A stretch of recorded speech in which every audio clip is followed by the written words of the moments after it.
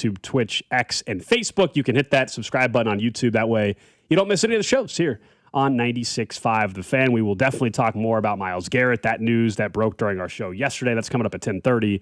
And we'll discuss it from a different angle with A.J. Brown and Myles Garrett both being traded. And when could the next big trade happen for the Chiefs, as in they're acquiring the big veteran? It has been longer than I think we realize. So we'll get to that in just a little bit. But let's start with Patrick Mahomes, who, of course, is going to be the number one headline of the offseason in the NFL, really, just in terms of his recovery from the ACL and LCL. The next step will be probably at training camp, ultimately, and how does he look at that point in time. And there was a comment last week from Patrick Mahomes that I know we discussed a little bit, but I want to dive deeper into it, which was his acknowledgement of, hey, right now he's forced to kind of stay in the pocket. And right now, that maybe helps with his footwork. And so the question is, this next era of his career, next iteration of his career, is this year and moving forward going to be the beginning of him just running less? Or is this a short-lived thing where, hey, it's going to allow his feet and footwork to be better, but when push comes to shove and when he's feeling right later on in the season, no, he's still going to be willing to go fake that he's going out of bounds near the sideline and he's going to go run for 25 yards. I guess part of the reality is that at some point he was going to go to the less running phase portion of his game. Now, I don't want to make it seem like he's Josh Allen or Lamar Jackson. And the way that we talk about their running games and how eventually that will be a big part of their game that is missing. And I also don't want to make it seem like running is not a part of Patrick Mahomes' game, because it is, especially or more so probably in pivotal moments, in pivotal games. That seems to be when he goes for it the most and the most often and when he's been the most effective. But he ran for 422 yards last year. That's a career high. In other years, 272, 308, 389. I'm not saying it's nothing, because it's not. It's like 20 yards per game. But my instinct is, unless he gets to like 35 or 36, that's staying. And that this injury is not going to change that, Gold. And by week 6 or 7 or whenever, he's feeling 100%, and there's no questions. He's going to break that pocket, and he's still going to go for it. Do I think it'll end up more in the high 2s, low 3s range? Probably. Yeah, probably. But I don't think that he's getting ready to turn that phase over. I think we're years and years and years, don't you? Away from like maybe we'll take the running game out of it, versus like Lamar Jackson. Him and Josh Allen need to start thinking about that transition over the next 3 years. It's way bigger part of their game. They run for 1,000 yards a season sometimes. For Mahomes, a lot of it really increased in the playoffs anyway, right? His willingness to be, frankly, last year when things weren't going well, a big reason why I think he got hurt was because he was forced to take some more hits and forced to make more things happen because the offense was not effective. And normally in his career, it was the postseason. He's willing to take the hit, lean his shoulder in near the sideline, and deliver some contact himself. That kind of stuff I think we'll see much later on in the season. I don't think in September we're going to see, in October, we're going to see that kind of Patrick Mahomes, but I think he will get back to that version of Mahomes by the end of the year. You don't think he's just going to get rid of it? Make the transition? Because you and I both 39 years old. You know what I mean? But maybe the practice makes him think about staying in the pocket more. He was talking about that. We were talking about that in OTAs, where he is forced at the moment to not scramble even in practice situations, Gold, in which he would typically scramble. Right. No, I think it helps with the footwork and maybe the antsiness, if you will, in the pocket. But in the past, when the Chiefs' offense were at their best, the only time Mahomes really was running was in the postseason. And when he gotta have it type of stuff. Well, you would like to think that Kenneth Walker and some more explosive plays out of the run game in its own right will not force Mahomes to feel like he has to go and make those kind of plays on a more regular basis. Last year, he was asked to do that a lot because the offense was so bad. That's why it was a career high. And it's a big reason, and I really believe it's a big reason why he ultimately got hurt. So do I. I think he was probably hurt for a little while, as in like the knee was probably barking a little bit. And then they stretched it too far because he was constantly trying to, and I don't blame him for trying this, but he was constantly trying to save the season. Like he was actively trying to save the season for the Chiefs. And if it wasn't for his running at times last year, they'd have had no offense, I wonder, at times. Or they wouldn't have been able to sustain drives or anything else that kind of comes with it. And so they needed it last year. They got to find a way to not need it for at least this season. And if they find a way to not need it for a season, well, maybe Gold that maybe they don't need it as much as they used to, unless it comes to postseason time. I would like him to begin the transition of, I use it as a weapon. Close, late divisional games, close, late games that could fight me for the 1 seed, playoffs. I don't need to see you running for the first down against Jags. It's fine. You can just stay in the pocket and throw for that one. I don't need him running the amount he has been running, you know? Assuming he's playing week 1, it's Monday Night Football, it's against the Broncos. Is he going to be able to help himself, though? In that moment, wanting to prove to people, instinct, but also prove to people that he's good to go. Like, I guess the other part is he's young enough. I doubt it'll matter. But I was just thinking about how Gold. We always joked he was one step faster. Like Mahomes was as fast as a half a step faster than the person chasing him. Does that stop after surgery? That half a step, that like tiny little bit that you seemingly get past the defender every time. Does that stop? Thus, the running becomes less effective. Therefore, you can't maybe. And I think some of it is because he's shifty. He moves in a way that confuses defenders. Yeah. He's a deceptive runner, and it makes it difficult for people to try to get a hand on him. And so, like, he's good at manipulating his body in a way that they think they got him, but they don't quite got him. Because Tom Brady was slippery, too, in the pocket. I don't want to make it seem like you can't do that from inside the pocket. You definitely can. But the question always inevitably is, when do you run less in your career?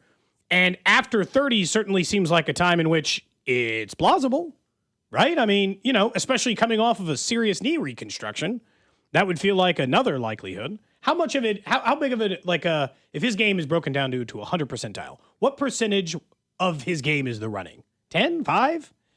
Importance versus that it has been or what we think it'll be? What it has been. Yeah, I mean, I think to this point in time, it's been 10 to 15%.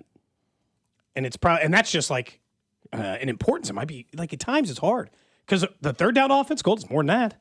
It's probably 25% of third down offense. One of the many highlight reel plays that Mahomes has had. The one that I will never forget, I'm sure you won't either, is in the 2019 AFC title game against Tennessee, where he's not out of bounds yet, and he ends up running it in for a touchdown. Right, like that's one of the epic runs of his entire career. It's an all timer. I just don't think he's going to stop doing that.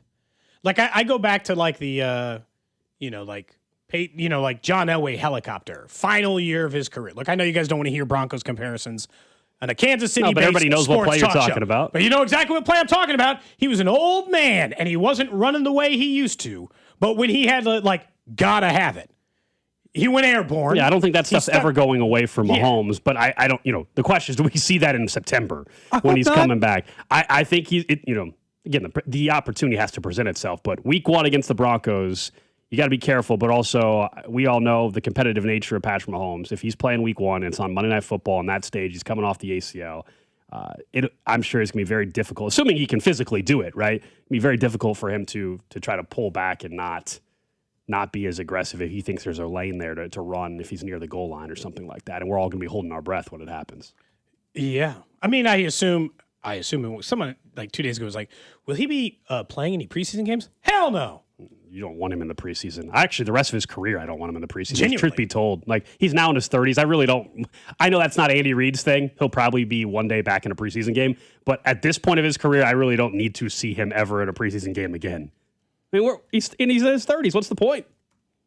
This year, it's a no-brainer because of the injury. But even next year, assuming Andy Reid's still coaching, next year there might be 2 preseason games instead of 3 anyway. Just keep him out of it. If you got to play 18 regular season games and you're Patrick Mahomes, so you got the risk of playing 3 or 4 more postseason games. No, I'm good. I don't need him even breaking a sweat in a preseason game. Throwing to the likes of, I don't know, Justin Ross or whoever else. I don't think he's around anymore. Jody Ford, whoever was barely on the roster. I don't think he's around either, Cody. Who's your new name? Who's the new name? Give me a new one. We need somebody new that you can use in this example now. Who was the guy who was the undrafted guy who was a free Brownlee? No. This year? Yeah, this year. Brownlee's still around, though. The undrafted free agent from this year for the Chiefs. Oh, gosh. You and I are the worst about this. Chiefs fans are better about knowing the undrafted free agents. Callaway or something? We do not. Yeah, Callaway. Him. Is it him? I don't need him. I don't know. I just don't want to agree, so I don't have to look. Caldwell. Jeff Caldwell. I don't need them. I don't need Patrick Mahomes breaking a sweat trying to throw a fade route to Jeff Caldwell in a preseason game in August. The opposite. For the rest of his career, genuinely. I don't need any of that in my life. And I hope that they keep that in mind for the rest of the way. Hey, Texan's probably going to hate us. Yeah, we'll get some text here in a second. Don't forget, coming up on Friday, June 12th, you can join us as C-Dot and Rob are broadcasting live from the Peanut in the Northland starting at 2. We'll be giving away coolers and other prizes for those in attendance. Hang out and watch USA play. They kick off at 8 o'clock that night. Our watch parties this summer are presented by Truly, the official seltzer of U.S. Soccer. I know I'll be out at that one as well. We'll have other people from the station out at various watch parties throughout the next month or so watching the U.S. All right, let's pivot a little bit to the Royals, and not so much about last night, which, yes, anytime you can win a baseball game, especially when you had lost 6 in a row, it's a good thing. The offense broke out. Let's talk about Jack Caglione. We already were planning on discussing the lack of power from Cags before he hit a home run last night, but it still applies. It was nice to see. Enough. How about that? The home run off a lefty, huh? Oh, he can do that? He did. He's capable of hitting a home run off a lefty. It is possible. It is possible. Look, it is, to me, other than like the obvious, the Vinny Pasquantino or some of the ones that you're like the obvious mysteries. I think it might be the single biggest indictment on Zumwalt and the Royals hitting development. A guy used to hit the ball 4,000 miles every time he hit it. In the air, 4 home runs at every single level. High school, college, A, AA, AAA, the whole way. And then he gets to you, and it goes away. Forget the batting average or the on-base percentage or the strikeouts. Joey Gallo, who was not a very good big leaguer and had plenty of problems with those things, striking out, not getting on base, all that stuff, not hitting for a high average, he still put the ball over the wall. Where did Jack Caglione's home run numbers go? Is, I think, one of the biggest mysteries, maybe the second biggest mystery of the entire Royals season. So last night when he hit that home run, I'm like, yeah, that's kind of why I was planning on talking about this. For an offense that hasn't been able to score, you would think a guy like Jack Caglione being able to hit more home runs, because he's hit about the same number of home runs in about the same number of games as he did last year. He's a slightly higher pace, but not as high as he should be. He should instantly be a 30 home run MLB guy, or at least like Jorge Soler, who puts the ball over the fence for a large majority of his career, and I can't figure out why. I think it's a really bad indictment of the hitting. How did you take that away? Don't try to fix anything else before he just still hits homers. It's like they went to go fix stuff, overly complicated Gold. Now he can't put the ball over the fence. I mean, we had a conversation similar to this even in April, where you were going through and you were looking at, like, for example, I have it up, not to get too nerdy with it, but like you go and look at hard hit percentage. He's in the 99th percentile still. Barrel percentage, 91st percentile. Hits it hard. Average exit velo, 96th percentile. Bat speed, 95 percentile. He obviously has some bad numbers when it comes to whiff percentage and strikeout. He's the 9th percentile and the 8th percentile when it comes to that, right? That's the scouting report on him even out of college. But you're right. If you're going to have those kind of metrics, you would think the home run numbers would be more impressive. But early on in the season, he was hitting a lot of ground balls, and it still has happened quite a bit. There's probably more into it than just Alex Zumwalt, but my feeling there. I don't have to repeat myself again. I don't think he should be the hitting coach. Shouldn't have been the hitting coach at the end of last season either. And the biggest indictment is not on Salvi or Vinny not hitting. Those are vets that are established, that have been in the league, have had success. I don't put any of Salvi's struggles on Alex Zumwalt. No, those are established. But when it comes to Michael Garcia or Jack Caglione or Carter Jensen or any of the other new, Isaac Collins even, who's a new member to this team and is still a young player in terms of big league experience, those are the guys that I look at and say, where's the development from them? It's just surprising to me that's how could you take that out? How could you coach that out of him? I don't even understand how you could take that away. And again, maybe he's hitting less home runs because he's not putting the ball in play enough, like you mentioned, the strikeouts or whatever. But the fact that he is 90th percentile in barrel percentage tells me he's hitting the ball hard when he hits it. Why is it not up anymore? And look, you could say, well, it's movement for major league pitchers. They're forcing him to ground out by taking the ball higher. There's plenty of reasons to, try to imagine a world. Someone said, Jorge Soler only had 2 big home run seasons. That's fair. He had a 48 and a 27, a 36. Yeah, but I don't think you're saying that Jorge, that Jack Caglione. Not the career I want, but no, but you're not even saying that Jack Caglione needs to be hitting 45 homers this year either. You're saying can he get to 30 every year, no matter what. He should occasionally run into a 40, With his kind of power, just simply getting the ball in the air should not be that impossible. And I remember having the Adam Dunn conversation. Yeah, and he's about to hit 400 at-bats. We're still talking about a guy that hasn't even had 400 at-bats in his big league career. It's funny. I don't even blame him as much as I blame the coaching staff, genuinely. At no other stage was this an issue. So why is it an issue now? And I just don't, I guess from this perspective, I always assumed his floor was Joey Gallo. Is that there'd be problems, he wouldn't get enough hits. But here are Joey Gallo's home run numbers after when he turned 23, he was a full-time big leaguer, after he'd gotten 50 big league games. 41, 40, 22. He was hurt another year, 38-25. Like that? You telling me he couldn't do that through some seasons? That just feels like the layup numbers. Eventually, yeah, he stopped playing as much and he started becoming an 80-game bench home run guy. But how did he not do that? Joey Gallo hit 194 for his career, which is crazy. But the power was still there. Jack Caglianone might be hitting 194 for his career, but where's the power? And again, I think he'll hit better than that over the course of it because he's hitting 242 this season. His average, his on-base percentage, all of those things are actually acceptable. What aren't are his RBI numbers and his home run numbers. He hit 7 home runs in 62 games last year. He has 6 home runs in 55 this year. 232 at-bats or plate appearances last year. 7 home runs, 200 this year. So, he's right on pace for where he was last year. Batting average is up, on-base percentage is up. No power. How did you coach that out of him? Someone says, would you rather him beat Joey Gallo? That's not the point of the conversation. Than what he is right now? Yeah. No, I don't know about that. I don't want him hitting 194 for his career. All right, fine. But I guess, I want him to hit homers.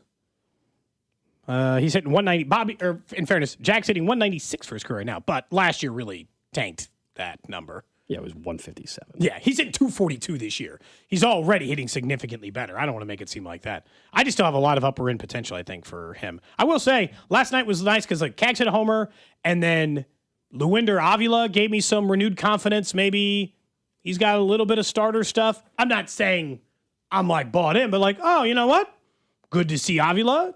Still because that's the juice. future. Because that's a look ahead to the future. Yeah. And what he might present. What else do I have right now? No, exactly. You look pieces of the future and what they might present for your rotation or bullpen moving forward. Fine. That's about all you can do right now when the team sits where they sit.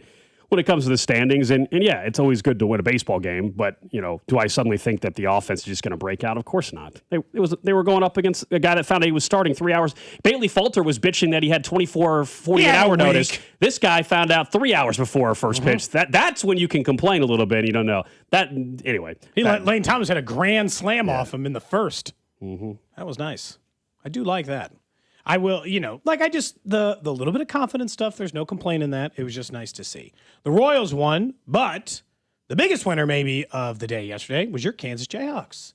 They're going to get to host a super regional. After I watched it live, Oklahoma hit a walk-off bomb. How cool is that? Murdered that baseball to dead center. That batter's eye is pretty tall out there in center, and he cleared it seemingly fairly easily, which meant Kansas gets to actually host this weekend in Lawrence. Saturday, Sunday, Monday, it looks like. Yep. Are the 3 games. Win 2 against Oklahoma, and you go to the College World Series. Sounds simple, doesn't it? They got an unbelievable opportunity. Oklahoma, of course, just beat Georgia Tech, so they're capable of beating anybody as well.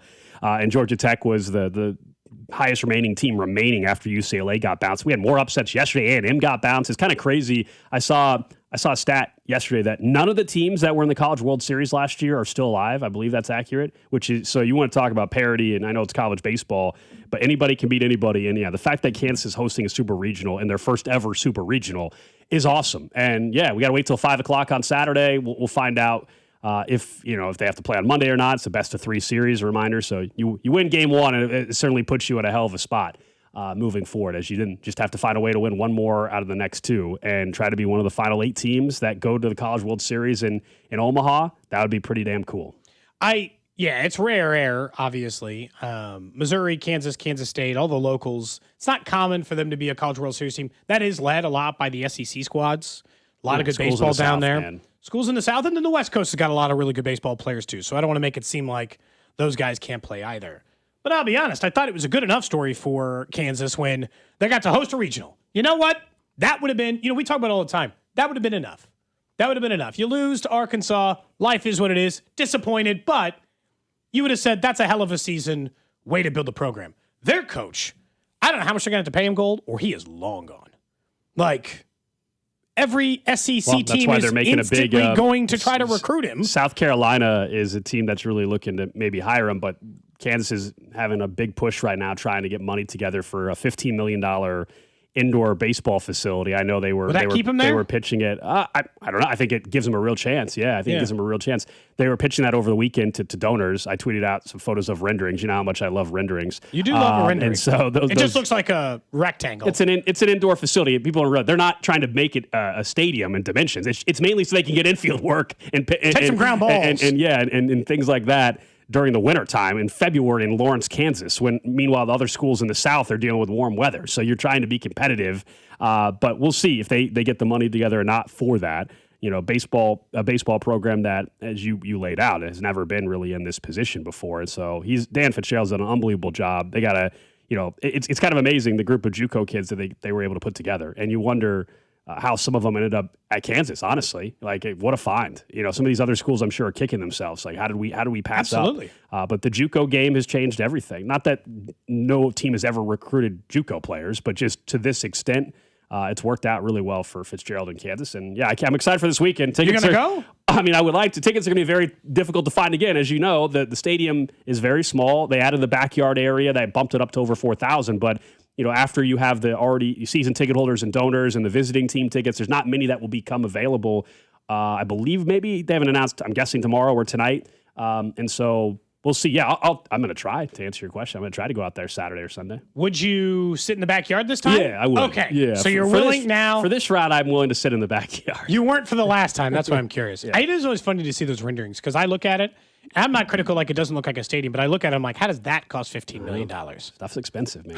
Is there Stuff's not? expensive, man. That's $15 million? Gotta build a brand new Just building. looks like a shed. The turf isn't cheap in either. 2026, it's the $15 million. The turf alone probably costs $1 million or a couple mil to install. It just kind of like hurts my feelings a little bit. I'm like, well, that? Just a field. And again, you're right. It's more to get infield work, not to, play an entire baseball game inside of there so that we can do it. But it is, obviously, it's a good local story. And are they favored to beat Oklahoma?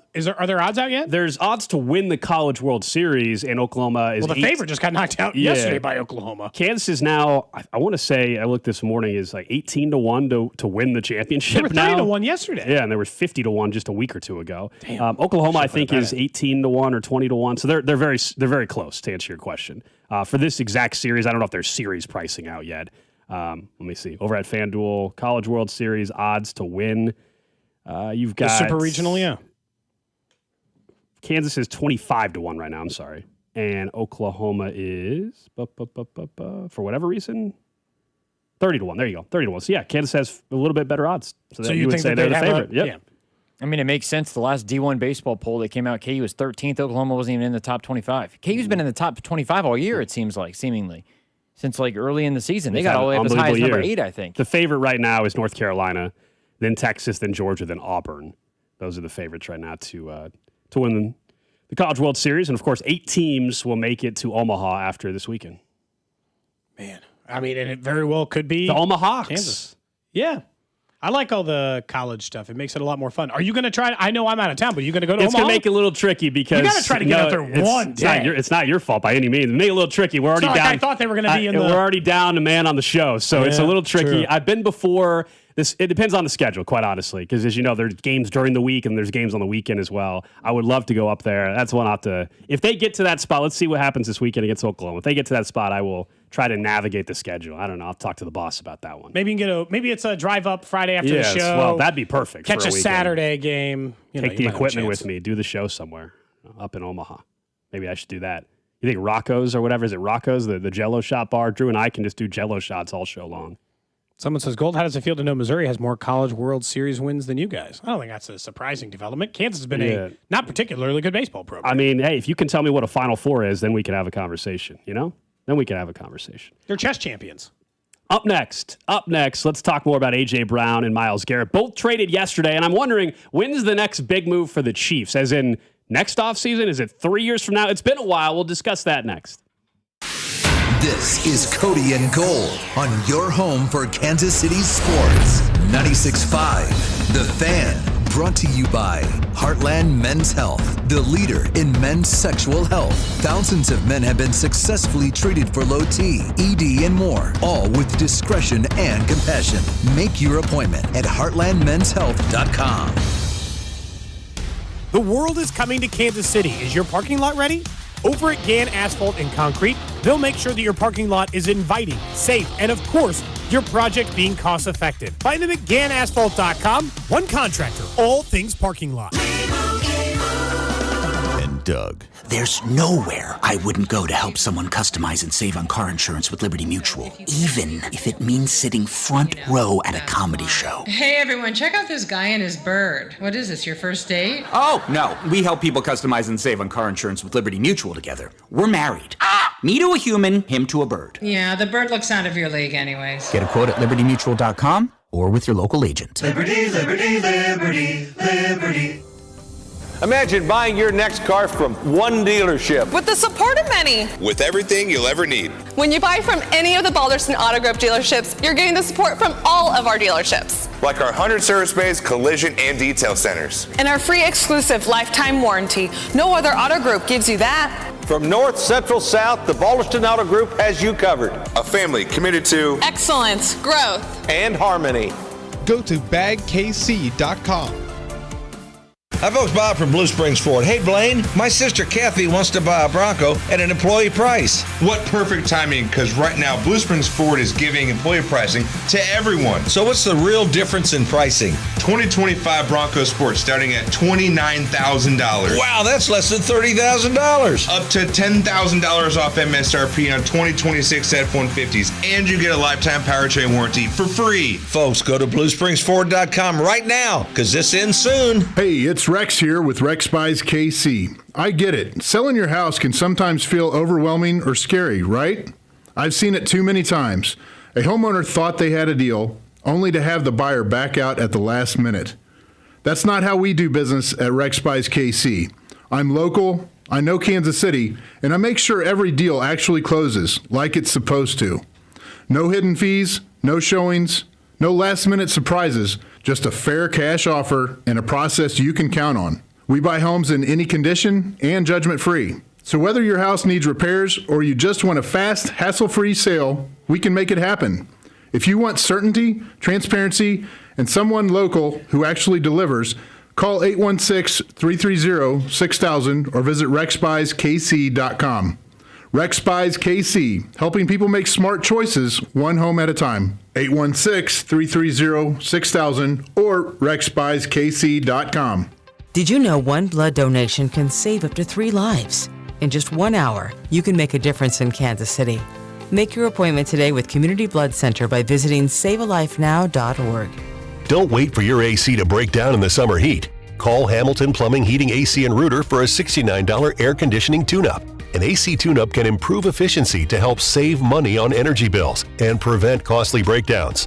Trust the local experts for reliable service 7 days a week. Over 40 years experience and more than 8,000 5-star reviews, plus our exceptional service guarantee, make Hamilton your right choice. Visit callhamilton.com/radio for details, terms, and conditions. Just hearing the word IRS can make people break out in a cold sweat. No one wants to deal with the IRS, and now you don't have to. The good news is Legal Tax Defense has been successfully negotiating with the IRS for more than 15 years. It doesn't matter how much you owe, whether it's $5,000 or $5 million. You deserve the best in the business on your side, and that is Legal Tax Defense. Even if you're working with someone else and just want a second opinion, there is no cost or obligation to call. They can prevent levies, liens, wage garnishments, even file back tax returns. And the best news about Legal Tax Defense is they won't take your case unless they know they will reduce or eliminate your tax debt. Call Legal Tax Defense right now for a free no-risk consultation. 800-323-8922. 800-323-8922. You have nothing to lose but everything to gain. 800-323-8922. I'm Piera Palazzolo, VP of Digital Marketing for the American Management Association, a company focused on the management training skills needed to enhance the careers of business professionals. We did our research when it came to the best companies for website development and chose AmericanEagle.com. And we couldn't be happier. AmericanEagle.com worked closely with us to understand the front and back end requirements needed to launch an e-commerce website that could handle the complexities of running thousands of seminars nationwide. Our robust new website and improved SEO saw immediate increases in site traffic and web revenue. If you're in need of managerial effectiveness and success, visit our website at amanet.org. If you're in need of a website that provides an unparalleled consumer experience, I highly recommend AmericanEagle.com. Transform your business today.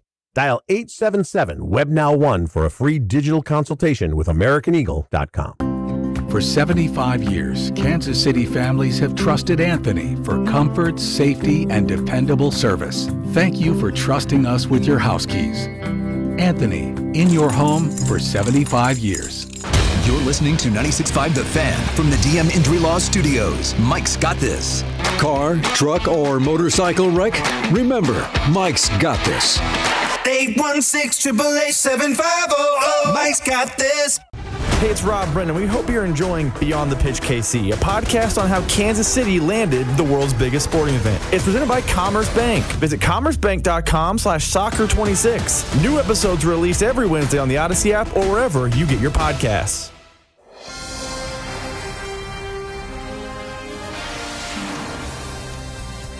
Remember this? This is the OG days. I don't even think they played this anymore for the College World Series. I don't think so. This reminds, remember the college baseball video game they had for 1 year? Yeah. NCAA baseball, like, 4? I don't even know. Right like around 06? When they had the head coach game and all the other stuff, they were really trying some sports. The college games. baseball video game was fun. I would love for them to bring that back at some point if college baseball continues to grow in popularity, which it has based off of their ratings. I know TV-wise during the College World Series. That'd be pretty cool. But yeah, I hadn't heard that in a long time. Good find there. We will get back into some baseball later on in the show. Before we pivot to A.J. Brown and Myles Garrett, you guys know a week from tomorrow is the 5th annual Cody and Gold garage sale. All proceeds benefit the Negro Leagues Baseball Museum. We're so excited to bring it back. We joke about it being the 5th annual because we had to take a 1-year hiatus, but we're back. We've told you the website would be up and running a week in advance. It is up and running. If you want to see the items and experiences, we're going to continue to add more. We have 98 of them already up. I think we're going to have like 130 by the time. Yeah, we're going to have a lot. By the time we get to next Wednesday. But if you go to the 96.5 The Fan website, and on the top right-hand corner, you'll see a tab that says like more, and then you'll see events. If you click there, and then you'll see a page that shows the Cody and Gold garage sale. It'll link you through. Hopefully, we'll just have a landing page on the front. They're working on that right now. Or some follow-through links on social media.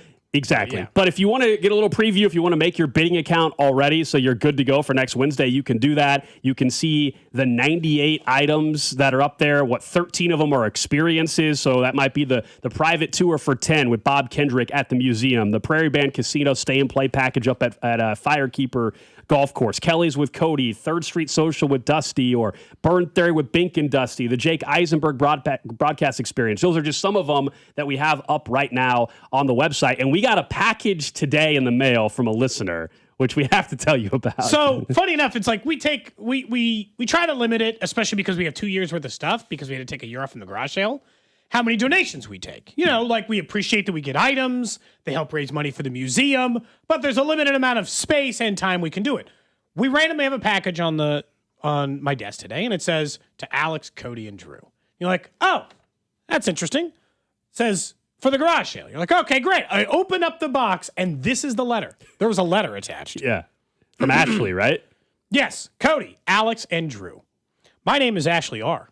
I've been a loyal listener since 2013. When I was in my 10-2 with Lake and Bink era. So a shout out to Lake and Bink era. Please consider adding these items to the Cody and Gold garage sale with multiple exclamation points. Long story short, these treasures belong to my ex-boyfriend. After we broke up, I was kindly helping him pack up his game room while he was ready to sell his house. Naturally, I asked what these mysterious items were. He told me they were part of a project for one of his digital art classes at UCM. At that moment, I politely informed him, maybe told him, that I would be taking them straight to the Cody and Gold garage sale. His response was, do whatever you want. So, as far as I'm concerned, that was a full blessing, verbal contract, and transfer of all ownership. Thank you, Ashley. So, thanks to her ex-boyfriend. I'll put it in the garage sale. He apparently designed a Negro Leagues Baseball Museum shirt for his outing, and then he designed some, like a bunch of posters for his digital design class, and then included was a used sketchbook, which will be a part of the item list. Is it a diary or a sketchbook? So it has sketches that the guy was working on, presumably for like the Negro Leagues Baseball Museum, right? Okay. And if you watch us on video on YouTube or Twitch, you'll see some of these videos rather than just us talk about it. You can see some of them, right? Oh, look a little bad. There are a couple of diary entries. I'm not really sure. I don't think we can read those. I don't think so. I don't really know what the rules are on that, but it feels like I'm probably... In fairness, it looks like it's just like a diary entry. It's mostly just writing stuff and then, just stuff that says, I need to clean my mind. And what a better way for me than pen and paper. Stuff like that. So you could read the private thoughts of somebody as well to go with this garage sale item. So if you'd like some custom created from some girl named Ashley's ex-boyfriend's project at UCM, great. Yeah, news. shout out to Ashley. I will include this letter, by the way, as a part of the prize because, we like to make things personalized on this show.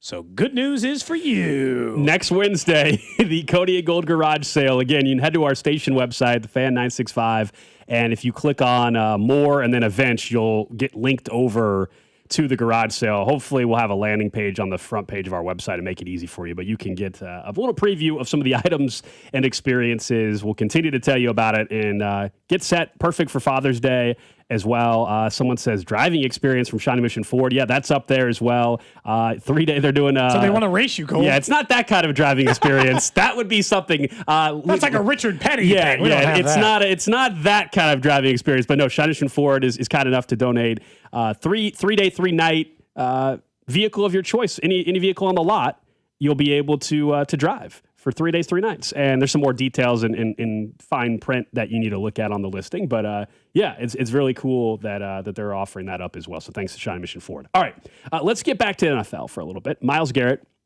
A.J. Brown, both traded yesterday. We all knew A.J. Brown was going to get traded. The shocker, of course, during our show, it broke that Myles Garrett got traded. That was just a bombshell of the entire offseason.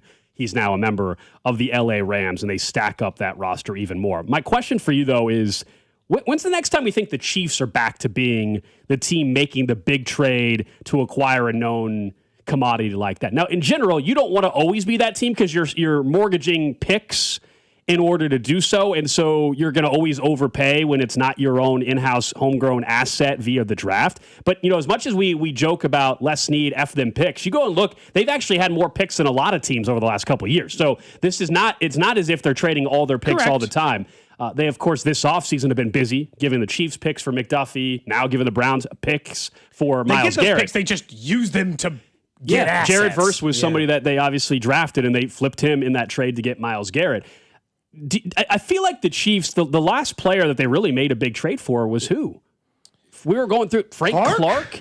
Yes, they've made in-season trades. I get it. Or traded up in the draft for guys like Trent McDuffie. Sure. Orlando Brown. That was a first-round pick. We shouldn't exclude that. That was a first-round pick. So those are the two off-season, Orlando Brown, Frank Clark. When do you think they're back to making that big splash again? I think there's a chance it's next off-season for a wide receiver. I mean, honestly, very well might have to be, except for next year's wide receiver class is supposed to be good, right, Drew? So, in the draft part of it, next year's wide receiver class, it's got a couple of absolute studs at the top. Like stars. So the guys you might be getting at pick 30 might be guys who normally be going pick 10 to 15 because Jeremiah Smiths of the world are going to be stacked somewhere near the top of the NFL draft. I do wonder if it's worth it because they need cheap. They need some position group to be cheap. Currently it is wide receiver. It doesn't always have to be. But currently is wide receiver. It's not offensive line. That's an expensive unit for them. It's not quarterback. That's expensive. Running back's expensive. Who's going to be cheap on this roster? Secondary right now and wide receiver are the two lists. Can it stay that way? Do you want them making this move? Because in the future, do you want them making that splash? Because it does mean you're going to likely have a veteran, not in all cases, that is going to be on their second contract already. Big time money. I know you brought up Brian Thomas Jr. He would, by the time you trade for him next offseason, he would be looking for his second contract as well. So you're talking about paying that player. They have been trying to get their cap under control after being all in for 3+ years in a row, and it resulted in them winning multiple rings and going to 3 straight Super Bowls. So it worked out. But I do wonder when's, the beginning of that dynasty run, they did trade for Frank Clark. They did, in the middle of it, trade for Orlando Brown Jr. So if we think that 2027, maybe it's not this year, 2027 is the start of hopefully the next iteration of a dynasty. Are they about to make a big move again next offseason? I think there's a chance, but it's not going to be a player that's in their 30s. That's not Brett Veach's mentality. They don't trade. They're not going to trade and give contracts to guys in their 30s that are not homegrown. They have only done that for Mahomes, Jones, and Kelsey. That's it. And I think historically, it's like they save it for when they know they are desperate. Like it is like a bad position group. Like when they traded for Orlando Brown Jr., they had no one to play left tackle. They didn't have a problem. They had a huge problem. I guess the other question is, how often do these things work out? The 49ers trade of Christian McCaffrey, that was probably one of the biggest trades of the last decade. I'd say that worked out. Yeah. Rams traded for Von Miller in 2021. Well, they won a Super Bowl, so I don't think they regret that. Those at least are two of the ones that come to mind. The most recent A.J. Brown. Honestly, got A.J. Brown twice, probably. When he went from Tennessee to Philadelphia, that one. Orlando Brown Jr., they won a Super Bowl. So, like, the crazy thing is, I'd say a lot of times it's working. Now, there are ones that don't. I don't think the Broncos would go back and trade for Russell Wilson again. I don't think the Browns would trade for Deshaun Watson. It tends to be the quarterback ones that have been the whiffs, other than the Matthew Stafford one, where, weirdly, it seemingly worked pretty well for both sides. So, like, that part of it at least changes it. I want them showing some... I want them feeling some pressure soon, but I would guess that this season would determine a lot on if they need to make that big trade for a wide receiver. It could just as easily be for defensive end, though. If you had told me that they could give up a first, second, third, and fourth for Myles Garrett, and Chris Jones had just retired, right? They had the money, I would have been begging them to do that deal. Begging them. I would have been fine with the amount of picks they gave up for Myles Garrett. They could have given him George Karlaftis, probably, and I still would have lived, and maybe less picks because he's more established than Verse, but Verse is a really good player. I'd have been interested in that, Gold. So, like, I'm not anti-big move for the Chiefs. It's just because they keep picking in the first round. The Rams have picked in the first round only 3 times in the last decade, and they've traded away 2 of those guys. One is Jared Goff, one is Verse.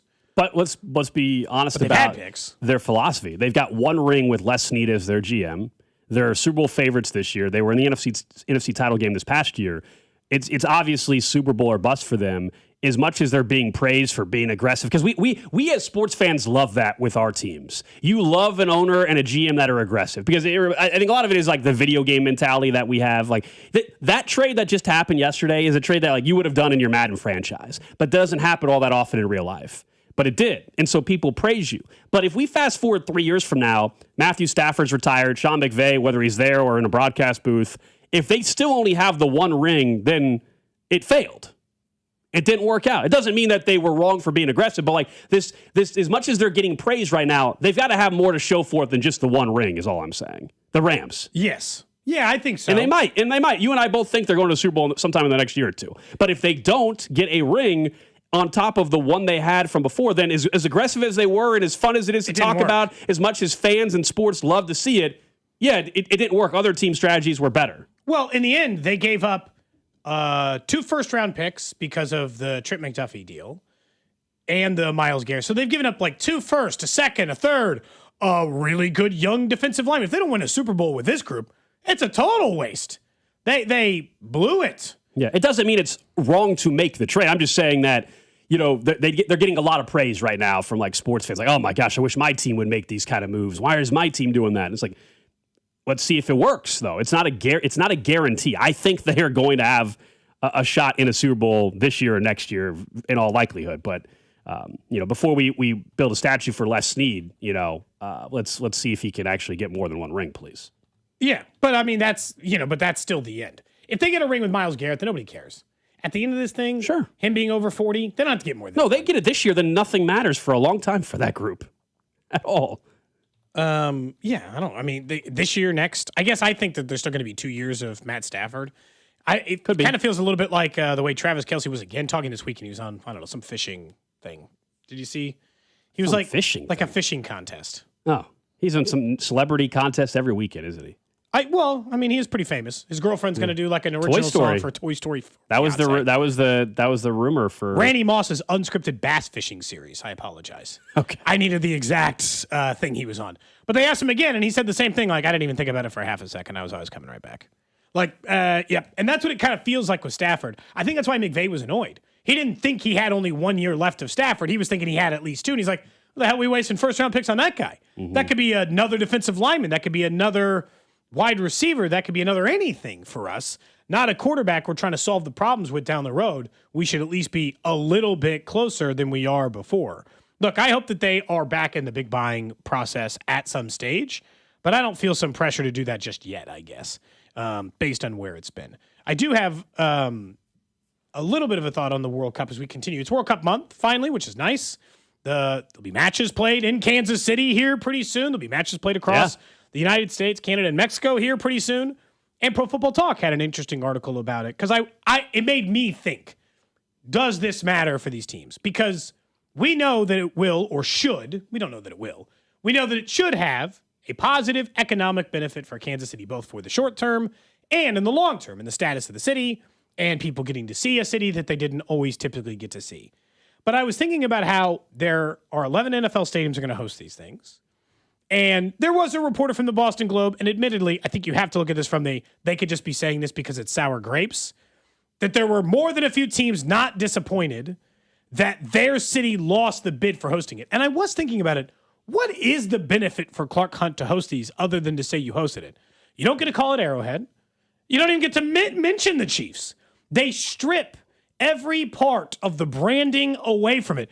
They're just borrowing your building. Is that enough of a benefit if you're the Chiefs? You have to change the field. You got to change the grass. You got to move the seats. You don't even get your name on the stadium. Like, is there enough side benefit to doing it? Or is this just kind of like a wash? I was just trying to decide what is other than hosting it, what is the thing that they like about it? I don't know what happened there. Dusty just brought in some headphones or whatever, and I doubt the laugh came across the. It was bursting through like the Kool-Aid man. Yeah, he was dropping off some headphones.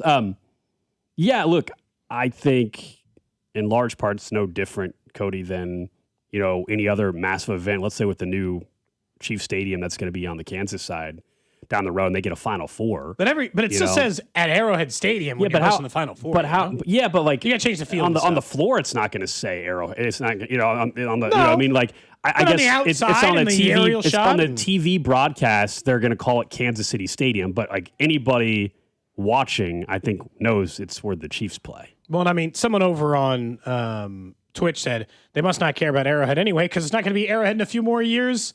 But then why? Wow. I don't think, and I also think they're just going to call it New Arrowhead, and then eventually they're going to drop the new in a decade. That's only me speculating. No, that might be exactly what happens. But people know it's your stadium still. People when they look at it, it's still your stadium, and there is something to the ego and all that when it's like, yeah, my stadium, even if it's publicly owned, my stadium hosted a World Cup. My stadium had Messi play in it for a World Cup. But that might be the only thing. But a lot of it is that FIFA keeps the sponsorship money, ticket money, suite money, merchandise money, concession, and parking. It's not like you're not getting rich off of this thing. They pay you rent. Can't Clark just do something without the benefit of it being for himself? Just one time. Most people don't do that. Just one time.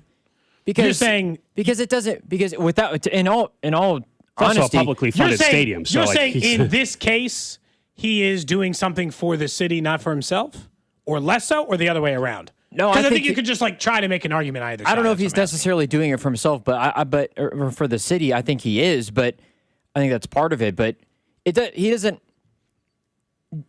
have to be about the Chiefs in this instance. It doesn't. It can be about the city or the world stage. Clark Hunt should not be worried about the Chiefs getting more publicity because the game is being played at Arrowhead. Because in fairness, without Clark Hunt basically kind of allowing this to happen, it wouldn't be coming to Kansas City anyways. The World Cup wouldn't be played anywhere else. It's a stadium I don't think it has to. He doesn't have to say, well, I really wish it would have had the Chiefs logo on it. I don't think you.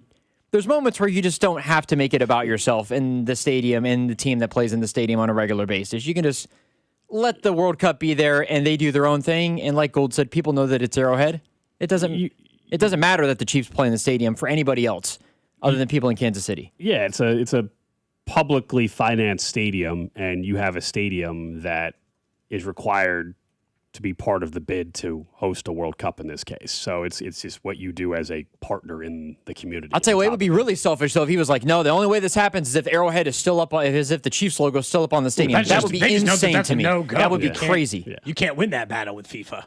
Yeah, they hold all the cards, But if that's the hill you were willing to die on, essentially, where I only want us to host I only want the world's biggest event, the sports biggest event in the world, to come here only if the Chiefs logo's on. That would be an insane hill to stand on for me. Yeah, you want to do. It's the same thing with the new stadium as well. I mean, you want to be able to have literally world-class events in your venue. There's still something to that. I use the word ego. Maybe that's the wrong word, but that's what it is. Ego, legacy, whatever. You want to have that. It's absolutely worth it for the Chiefs to have World Cup matches in their stadium, even if it doesn't say Arrowhead on the outside when you're walking in, or on the broadcast it says Kansas City Stadium. Yeah, they don't. It is totally worth it. When they do the aerial shot, people still know that's Arrowhead.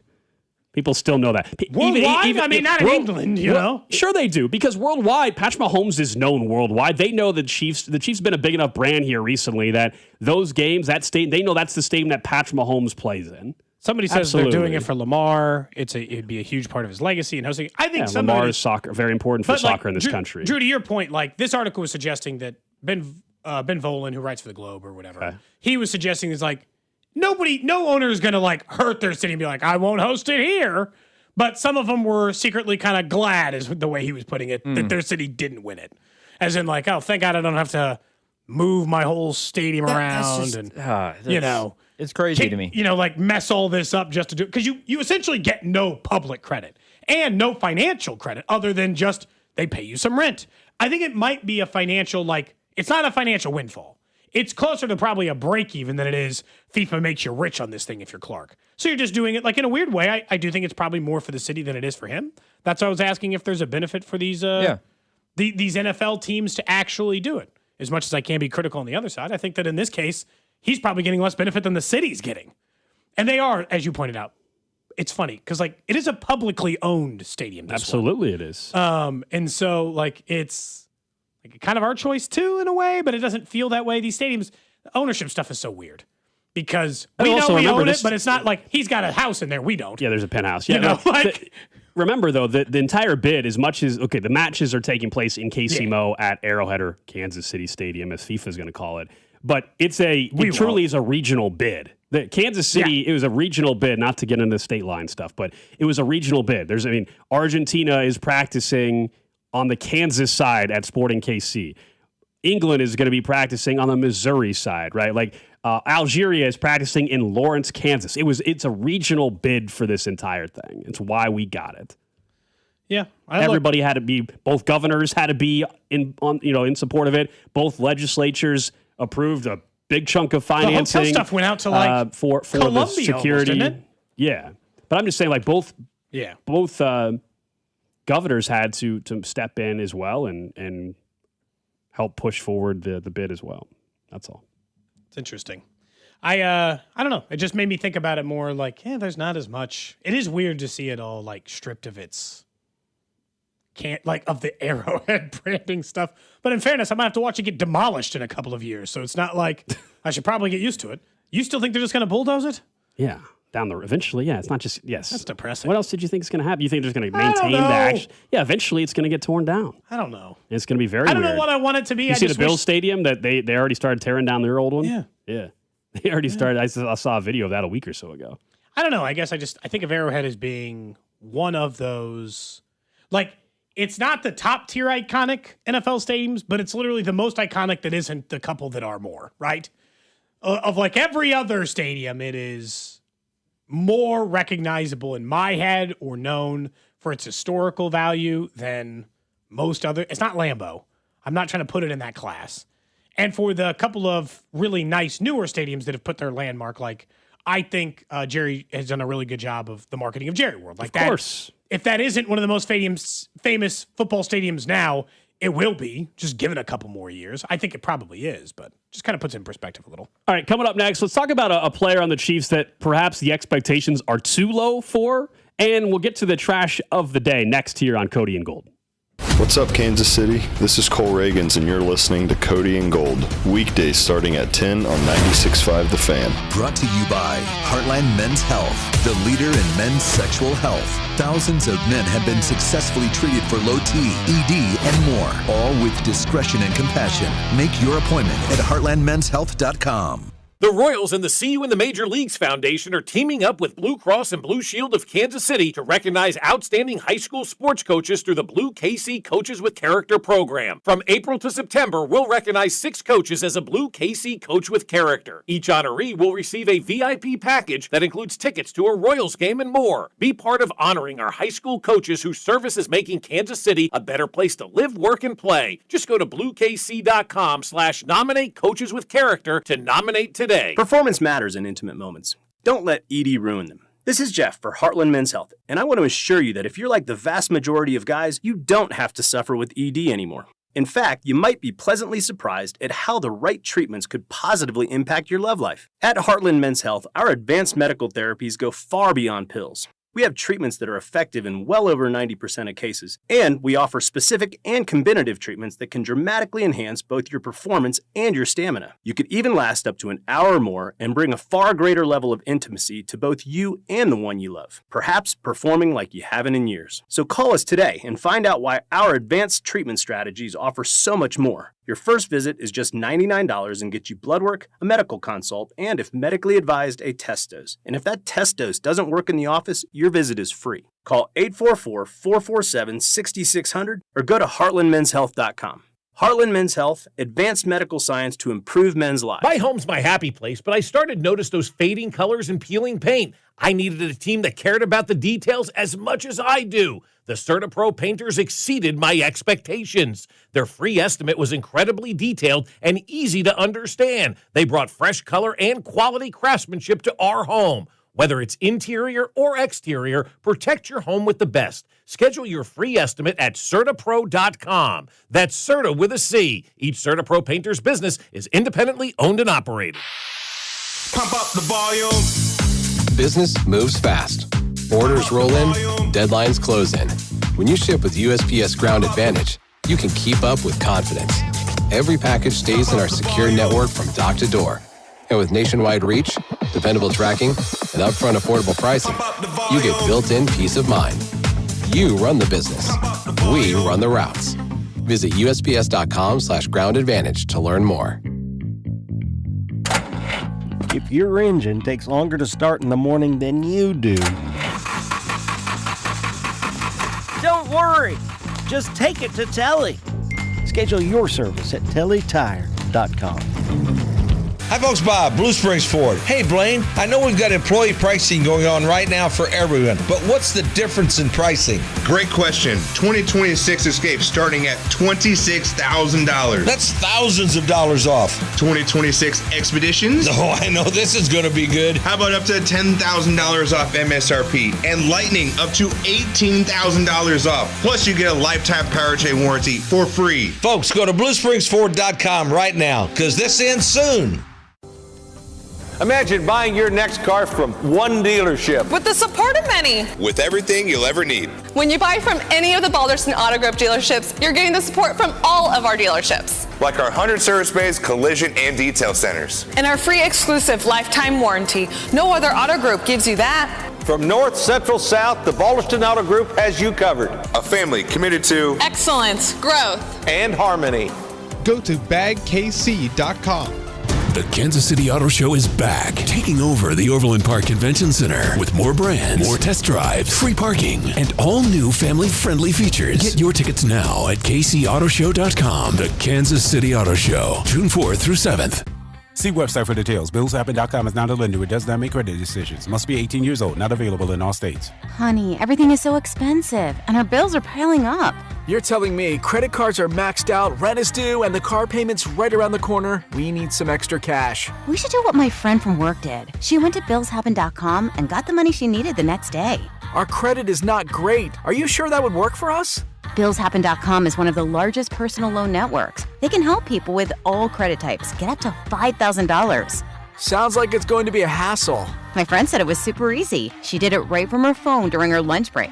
If you have a regular source of income, you can be approved for a loan for up to $5,000, and your cash can hit your bank account the next day. BillsHappen.com's lenders have millions of dollars to lend, regardless of your credit history. Guess what? I went to BillsHappen.com, and we're getting our money tomorrow. Wow, that's fast. Problem solved. If you need extra cash, go to BillsHappen.com. That's BillsHappen.com. BillsHappen.com. This is the story of the one. As a maintenance engineer at a beverage manufacturing plant, he starts his day knowing every line is ready to run because Grainger delivers the industrial-grade products he needs to keep mixers, conveyors, and packaging equipment moving. With Grainger's vast selection of bearings, belts, and motors, he keeps operations running smoothly, so nothing grinds to a halt. Call 1-800-GRAINGER, click Grainger.com, or just stop by. Grainger, for the ones who get it done. Did you hear? Allstate car insurance now costs even less.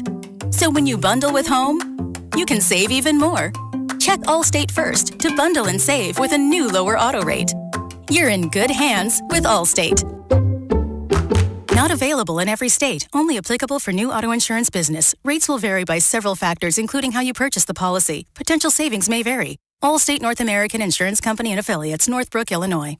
The Kansas City Auto Show is back, taking over the Overland Park Convention Center with more brands, more test drives, free parking, and all new family-friendly features. Get your tickets now at kcautoshow.com. The Kansas City Auto Show, June 4th through 7th. The 5th annual Cody and Gold Garage Sale is back Wednesday, June 10th, with all auction items benefiting the Negro Leagues Baseball Museum. This is your home for Kansas City sports. 96.5 The Fan, KFNC FM and AM, HD1 and HD2 Kansas City, in Odyssey Sports Station. 11 o'clock hour here on Cody and Gold. Alex Gold, Cody Tapp, Drew Nixon with you. We'll get to the trash of the day. I think you'll enjoy the trash of the day today. We've got another news story. I'll let the news story tell the story coming up 20 minutes. We're also a half hour away from the Chiefs Red Half Hour. Here on Cody and Gold, you can watch the show in 4K on YouTube, Twitch, Facebook, and X. Also, you can chime in on the Jays Southland Tow Service text line, 913-586-7965. We've talked a lot about the movement in the last 24 hours in the NFL, A.J. Brown, and what kind of year he could have for New England, and what Myles Garrett does for the Rams. The Chiefs' big offseason acquisition, of course, was one Ken Walker from Seattle, the Super Bowl MVP. And you think we're downplaying, or at least our expectations are not high enough for him? No, I was thinking more about it, and I don't even remember who it was. Somebody just correctly pointed out the kind of season he had last year, and I was like, yeah, he really did have a big year. And you're like, well, he was on a good team. Makes sense. But then if you start looking at all the ancillary stuff, as in they faced the third highest percentage of stacked boxes against him, and he only played like 49% of the entire offensive snaps. I think bare minimum, his total yards from scrimmage this season for the Chiefs should be 1,300. And you're like, he just had that last year, and that was his career high, 1,309.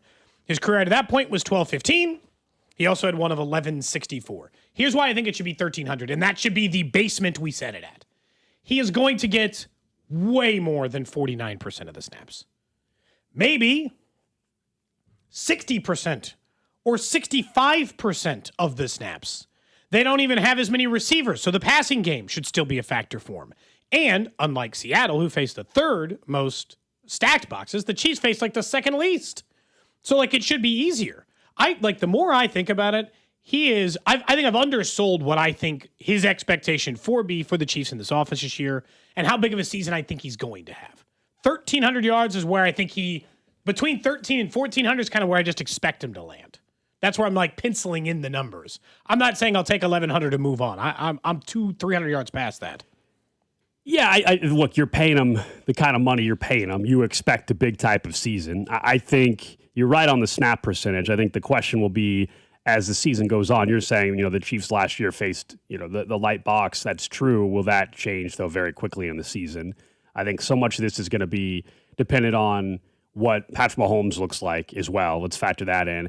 I'm not ready to sit here and say that if he doesn't have over 1,300 all-purpose yards, it was a bad year from Kenneth Walker. I'm not going to do it if he has 1,260. I'm not going to say that. I think, to me, the expectation you're saying bare minimum is 1,300 for you. Bare minimum for me is 1,100. Anything above that, now we're really cooking. 1,100 should be the expectation. I think 1,300 is a bit much to ask. It's like, that's the bar. He's done that 3 of the 4 years he's been in the NFL. The only way he didn't do that, he played 11 games. Yeah, but you expect it to get even better. I don't know if that's fair for the guy that's the Super Bowl MVP. I don't know if it will be. He was on a team that was the best team in football last year. He also, as you pointed out, though, look at the defenses that he was facing. You're acting like the way defenses played the Chiefs last year is exactly how they're going to play them this year. I'm not so sure that's the case. Why not, though? Like, the wide receivers should Do you trust that Andy Reid is willing to give him the opportunities consistently enough, too? You can have the snaps, meaning he's on the field, but is he going to get the touches? Look, they're still going to run less than most teams. I don't know what the Seattle breakdown was last year. If you go back to last year, I went and I looked it up. The Chiefs threw the ball 59% of the time. They were also terrible. Now, they rank in the top 10 regularly. I just want to make sixth highest in the NFL were Seattle's the Chiefs last year. Seattle was third to last at 50.2%. I mean, almost a 10% more percent. Big deal. Almost 10% more often the Chiefs throw the ball than the Seattle Seahawks did. But Andy Reid, while he doesn't run it more, even in the year in which because people always point out the Kareem Hunt year. Right. Even in a year in which they had Kareem Hunt doing massive things.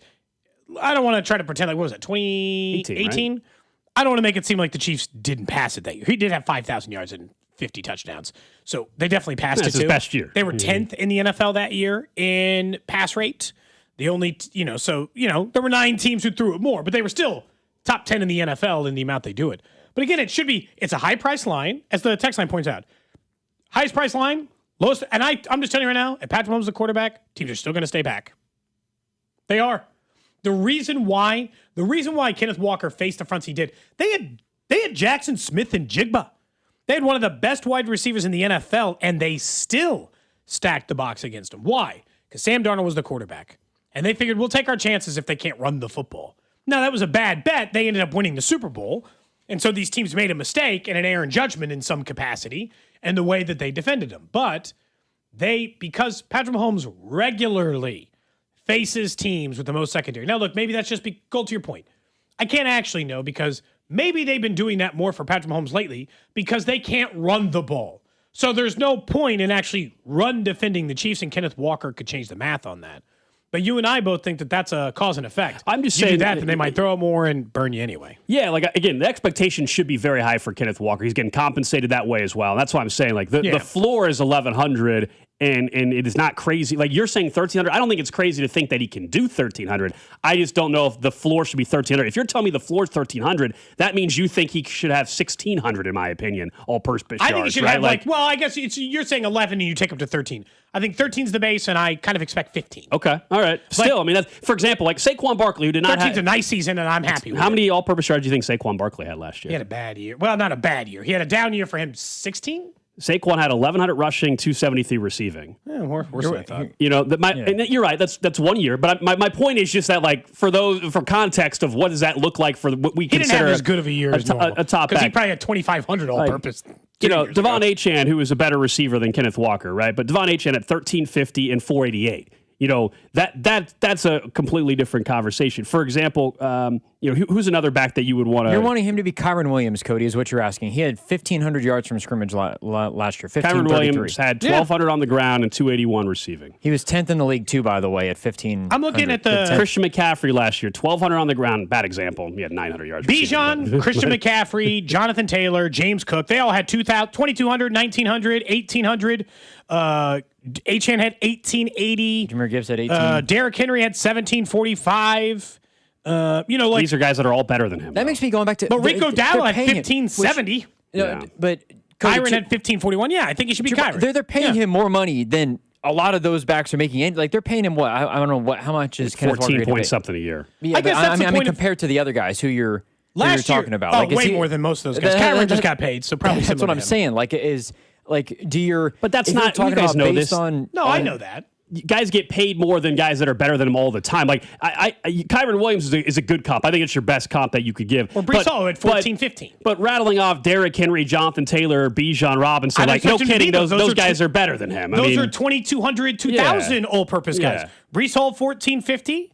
Kyren Williams, 1,541. Jalen Warren, 1,496. Chase Brown, 1,456. No reason why, I actually expect it, and this is not 1,300 yards, I'm fine. I accept. If he gets 1,050, he didn't live up to his hype. Jalen Warren had 1,400 yards last year? Yeah.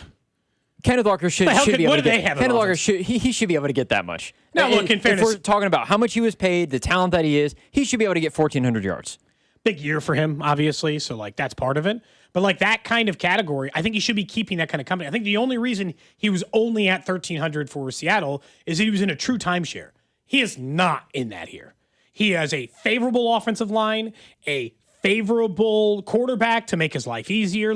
he has all the advantages, and he's highly paid. So I do think that with a paycheck, I expect performance. I don't expect him to turn into Bijan. I'm not delusional.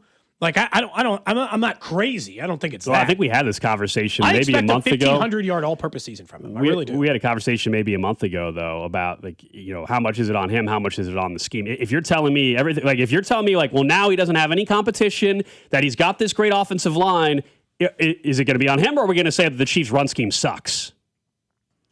It's probably more the scheme. I would assume.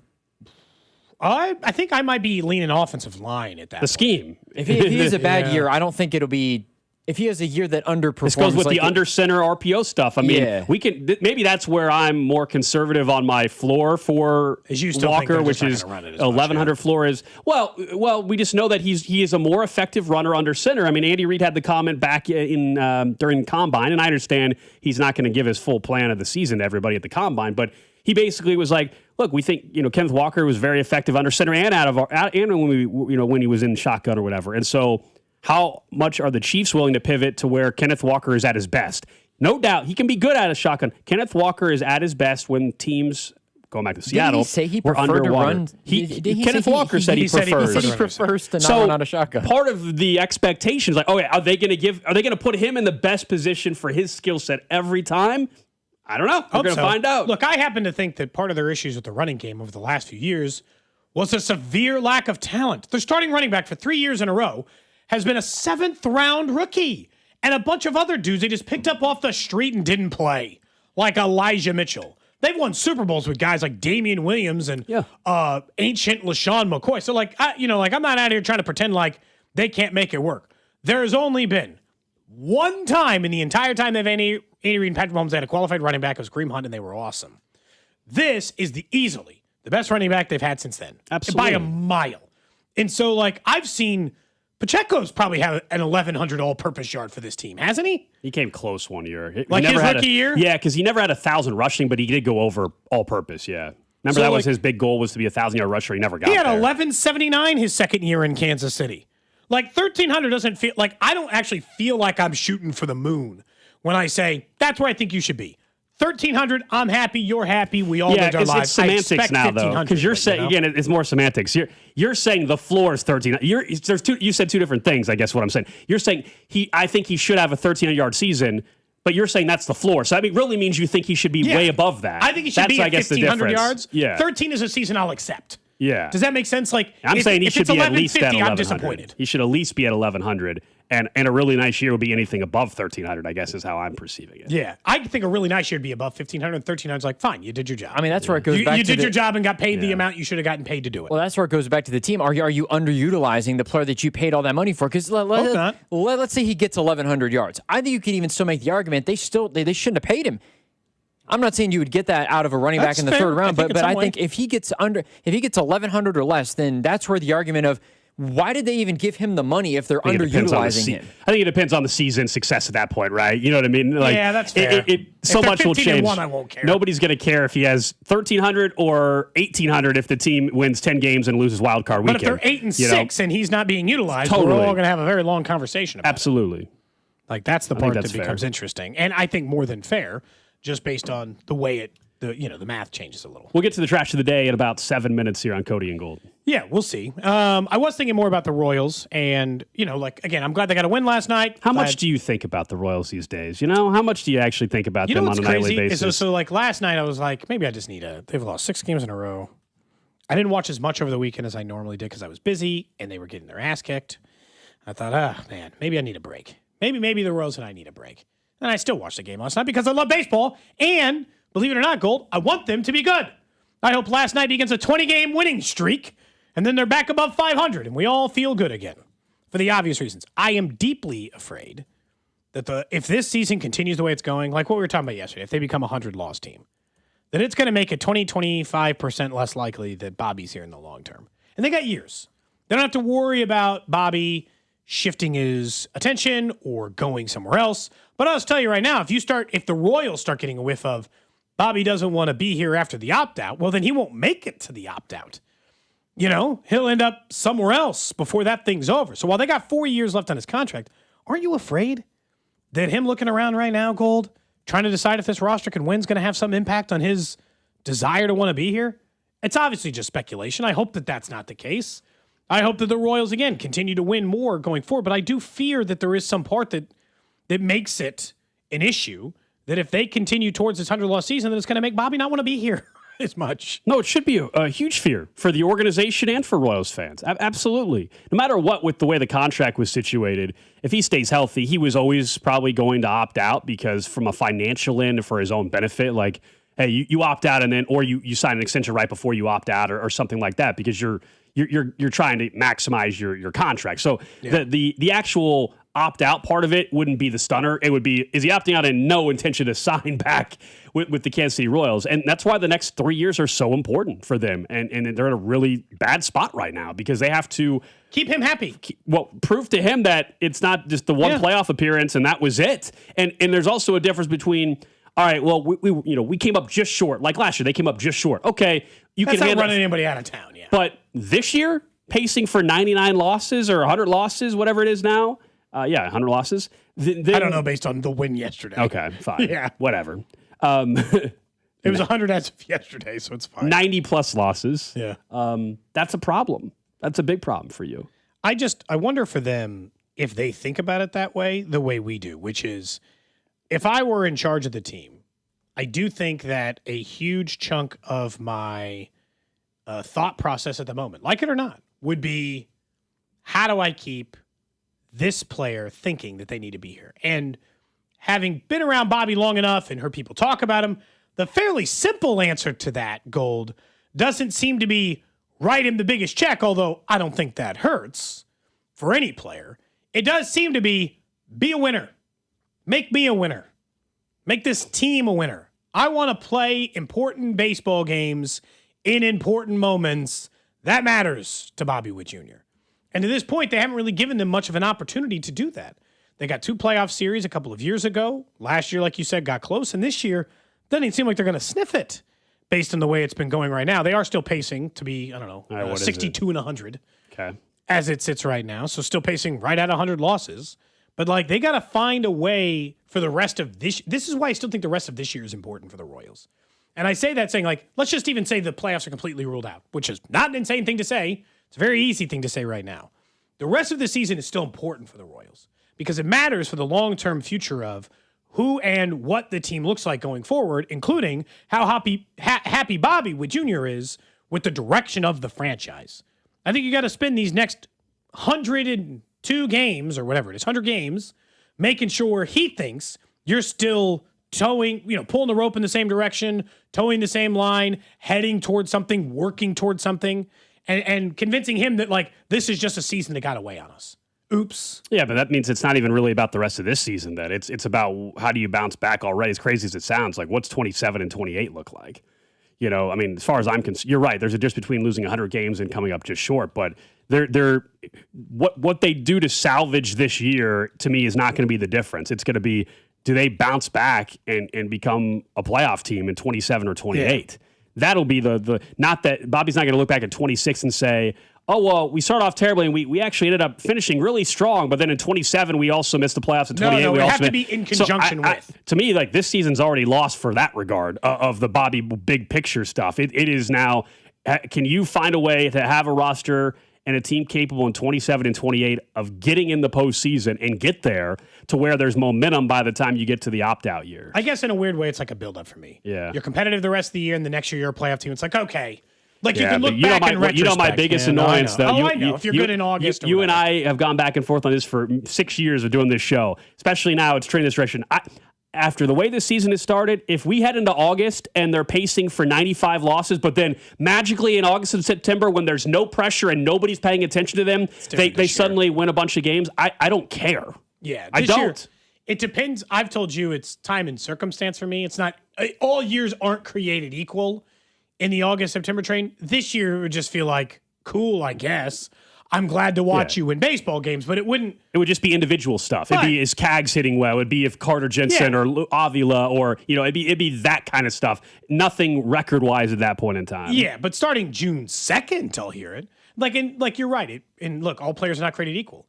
If Nick Lofton goes off in August, September, nice, cool. I hope he's a piece of the team. But That's not the same as Jack Caglione hitting 10 homers in September, you know? Yeah. Like the vibes. I'm so sick of the, they're playing great baseball in September in a lost season. I've seen that 20 times in my lifetime with this team. A lot of really bad teams who did that. A lot of really bad teams where John Buck just had an awesome August. John Buck.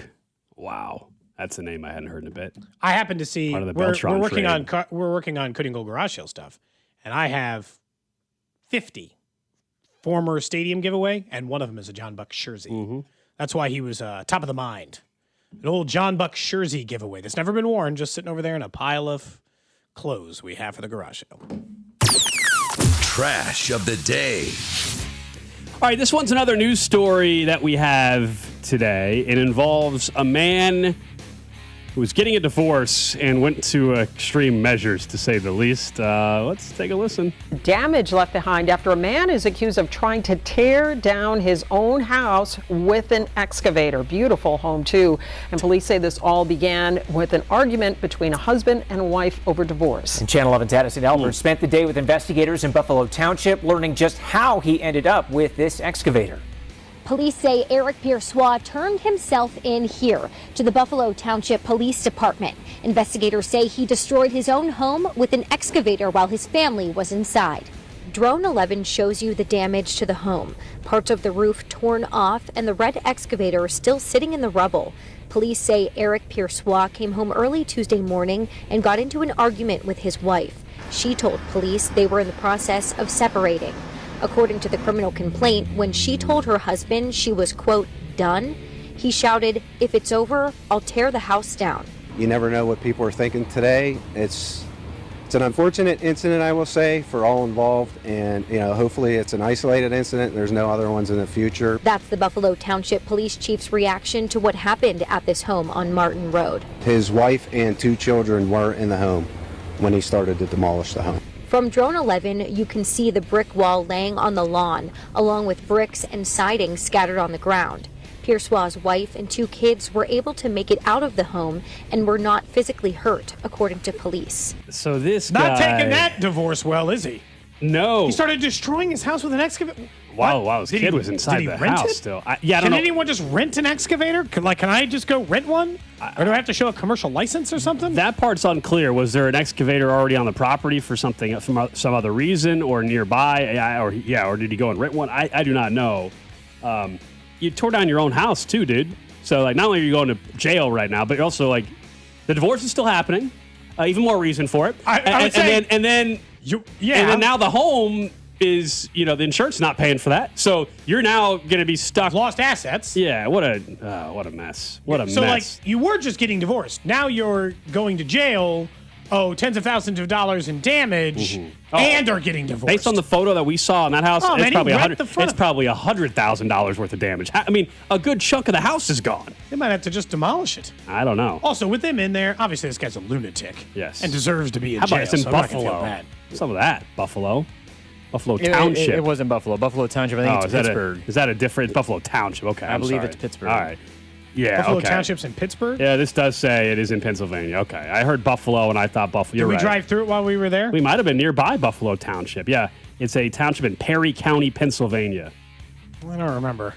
I don't remember any signs for it while we were there in Pittsburgh for the NFL draft. I don't either. So I'd have to go back through and look. But the point being, that guy's a lunatic. Don't destroy your own house. He's homeless now. I was driving past, one of those Duke's Rentals or whatever. You're down 35 and you see it's got a. And I asked my wife when we were driving. I said, "Would they let me just rent one of those cherry pickers if you just asked? If you rented it for real? Can anybody just rent those? Or do you have to be a real business? They can't just let me rent a cherry picker. I don't even know how to drive it. Do they ask you that? Or they just assume that if you're there to rent one and paying them thousands of dollars, you know what you're doing? Who's going to spend that kind of money that doesn't know what they're doing? Well, that's a fair point. I just thought I'd ask. I was genuinely curious. Have you ever rented equipment? I've rented a giant snake to clean a main line before. You did that. Okay. I did that once from a. People will rent, for garden. People you can go and rent auger or yeah. There was one other. Maybe there was one other power tool I've rented. For the most part, it's I try to borrow them from somebody who has one, or I own some power tools, so obviously I could just use them. But for mainline clean ones, I did like a 200-foot Someone snake or says, whatever. yes, anyone can rent anything, an excavator, etc. Really? Someone says, the world is your oyster, Cody. You can rent whatever you want. They don't even ask if I know how to operate it?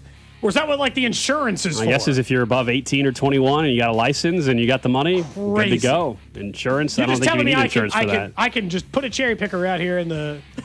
I can just rent that. That's crazy. You can go and rent a truck, to move things, but I don't, they but don't most ask what people you're don't doing with drive it. a truck. Yeah, but I think along the lines of they They don't ask rent what one you're doing every with year it. for hanging their Christmas lights, somebody They said. just take your ID and scan your ID and you're good to What's go. it cost? What's it Someone cost said to they rent like a rented cherry a picker? scissor jack once, had no idea how to use it. The guy gave him a quick 10-minute tutorial and let him go. That's it for a whole scissor lift? They just let you 10 minutes and they're like, hey, you'll figure it out, pal. It's really just up and down at this point. You're like, is there an emergency procedure? It's just up and down. Well, those scissor lifts, I mean, that's mostly what they're there for. There's got to be some safety protocol, though.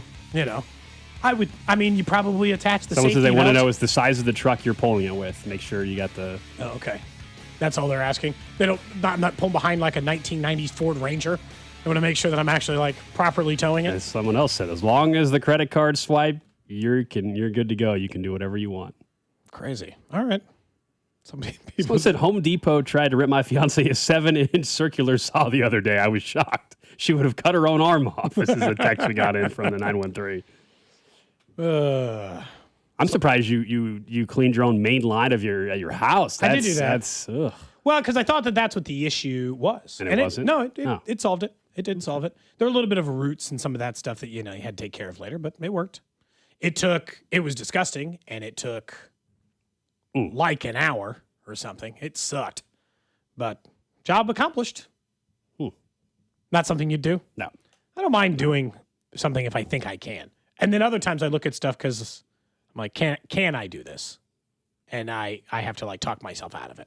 Like, no, you cannot operate a cherry picker or whatever. That is the trash of the day. Up next, Chiefs Red Half Hour. Let's talk more about the expectation for one of the Chiefs rookies. And is this the beginning of Patrick Mahomes being a little less mobile? We'll explain that next. This is Cody and Gold on your new home for Chiefs football. 96.5, The Fan. Brought to you by Heartland Men's Health, the leader in men's sexual health. Thousands of men have been successfully treated for low T, ED, and more, all with discretion and compassion. Make your appointment at heartlandmenshealth.com. That wreck really took everything off track. Can't work, can't help with the kids. The bills are stacking up. Then stop waiting. Call the Car Crash Kings, SWL Injury Law. Car crashes, that's what they do. Yeah? Yeah, they go to work so you can get your life back and get paid what you're owed. Don't get pushed around. Visit us at SWL Injury Law today for your free consultation. We're the Car Crash Kings. It's what we do. Visit SWLinjurylaw.com. The choice of a lawyer is an important decision and should not be based solely upon advertisements. Water backing up? Drains slowing down? It's only going to get worse. Head off bigger problems with a $79 mainline drain cleaning from Hamilton Plumbing, Heating, AC, and Rooter. Plus, a free video camera inspection to pinpoint exactly where that clog is. We'll clear the problem the right way and get your home back to normal. Over 40 years experience and more than 8,000 five-star reviews are great reasons to trust Hamilton. Visit callhamilton.com/radio for details, terms, and conditions. Hi, folks. Bob, Blue Springs Ford. Hey, Blaine, I know we've got employee pricing going on right now for everyone, but what's the difference in pricing? Great question. 2026 Escape starting at $26,000. That's thousands of dollars off. 2026 Expeditions? Oh, I know this is going to be good. How about up to $10,000 off MSRP and Lightning up to $18,000 off. Plus, you get a lifetime power chain warranty for free. Folks, go to BlueSpringsFord.com right now, because this ends soon. Imagine buying your next car from one dealership. With the support of many. With everything you'll ever need. When you buy from any of the Balderson Auto Group dealerships, you're getting the support from all of our dealerships. Like our 100 service bays, collision, and detail centers. And our free exclusive lifetime warranty. No other auto group gives you that. From north, central, south, the Balderson Auto Group has you covered. A family committed to excellence, growth, and harmony. Go to bagkc.com. Hey, it's Rob Britton from The Drive on 96.5 The Fan, and we're excited to announce the launch of Beyond the Pitch KC, a limited podcast series documenting the run-up to the World Cup with our friends over at 98.1 KMBZ. And Rob, I'm Scott Parks from Dana and Parks on KMBZ. Beyond the Pitch KC will feature the biggest names who made the World Cup in Kansas City possible, plus the biggest storylines heading into this summer's tournament. This is not a podcast about soccer. Don't get us wrong. This is a podcast about Kansas City. This is a podcast for Kansas City. And this is a podcast that'll tell the story of how our town is hosting the world's biggest sporting event. New episodes will be released every Wednesday starting on March 4th, as well as video clips that can be seen on 96.5 The Fan and KMBZ's social channels. Subscribe and download to Beyond the Pitch KC, a limited podcast series with myself, Rob Bretton, on the Odyssey app or wherever you get your podcasts. Jake from State Farm. I just beat my running PR, so I'm celebrating with the Banana Bonanza smoothie. Hey, and you can keep celebrating when you create an affordable price just for you by bundling your home and auto with the State Farm Personal Price Plan. Go bananas. I will. Hey, make it a large. Bundling, just another way to save with the Personal Price Plan. Like a good neighbor, State Farm is there. Prices are based on rating plans that vary by state. Coverage options are selected by the customer. Availability, amount of discounts and savings, and eligibility vary by state. With the new MyLowe's Pro Rewards American Express card, earn 3 points per dollar spent on Lowe's qualifying purchases for the first 6 months after card account opening. Plus, save 5% every day on eligible purchases at Lowe's and earn points on eligible purchases everywhere else Amex is accepted.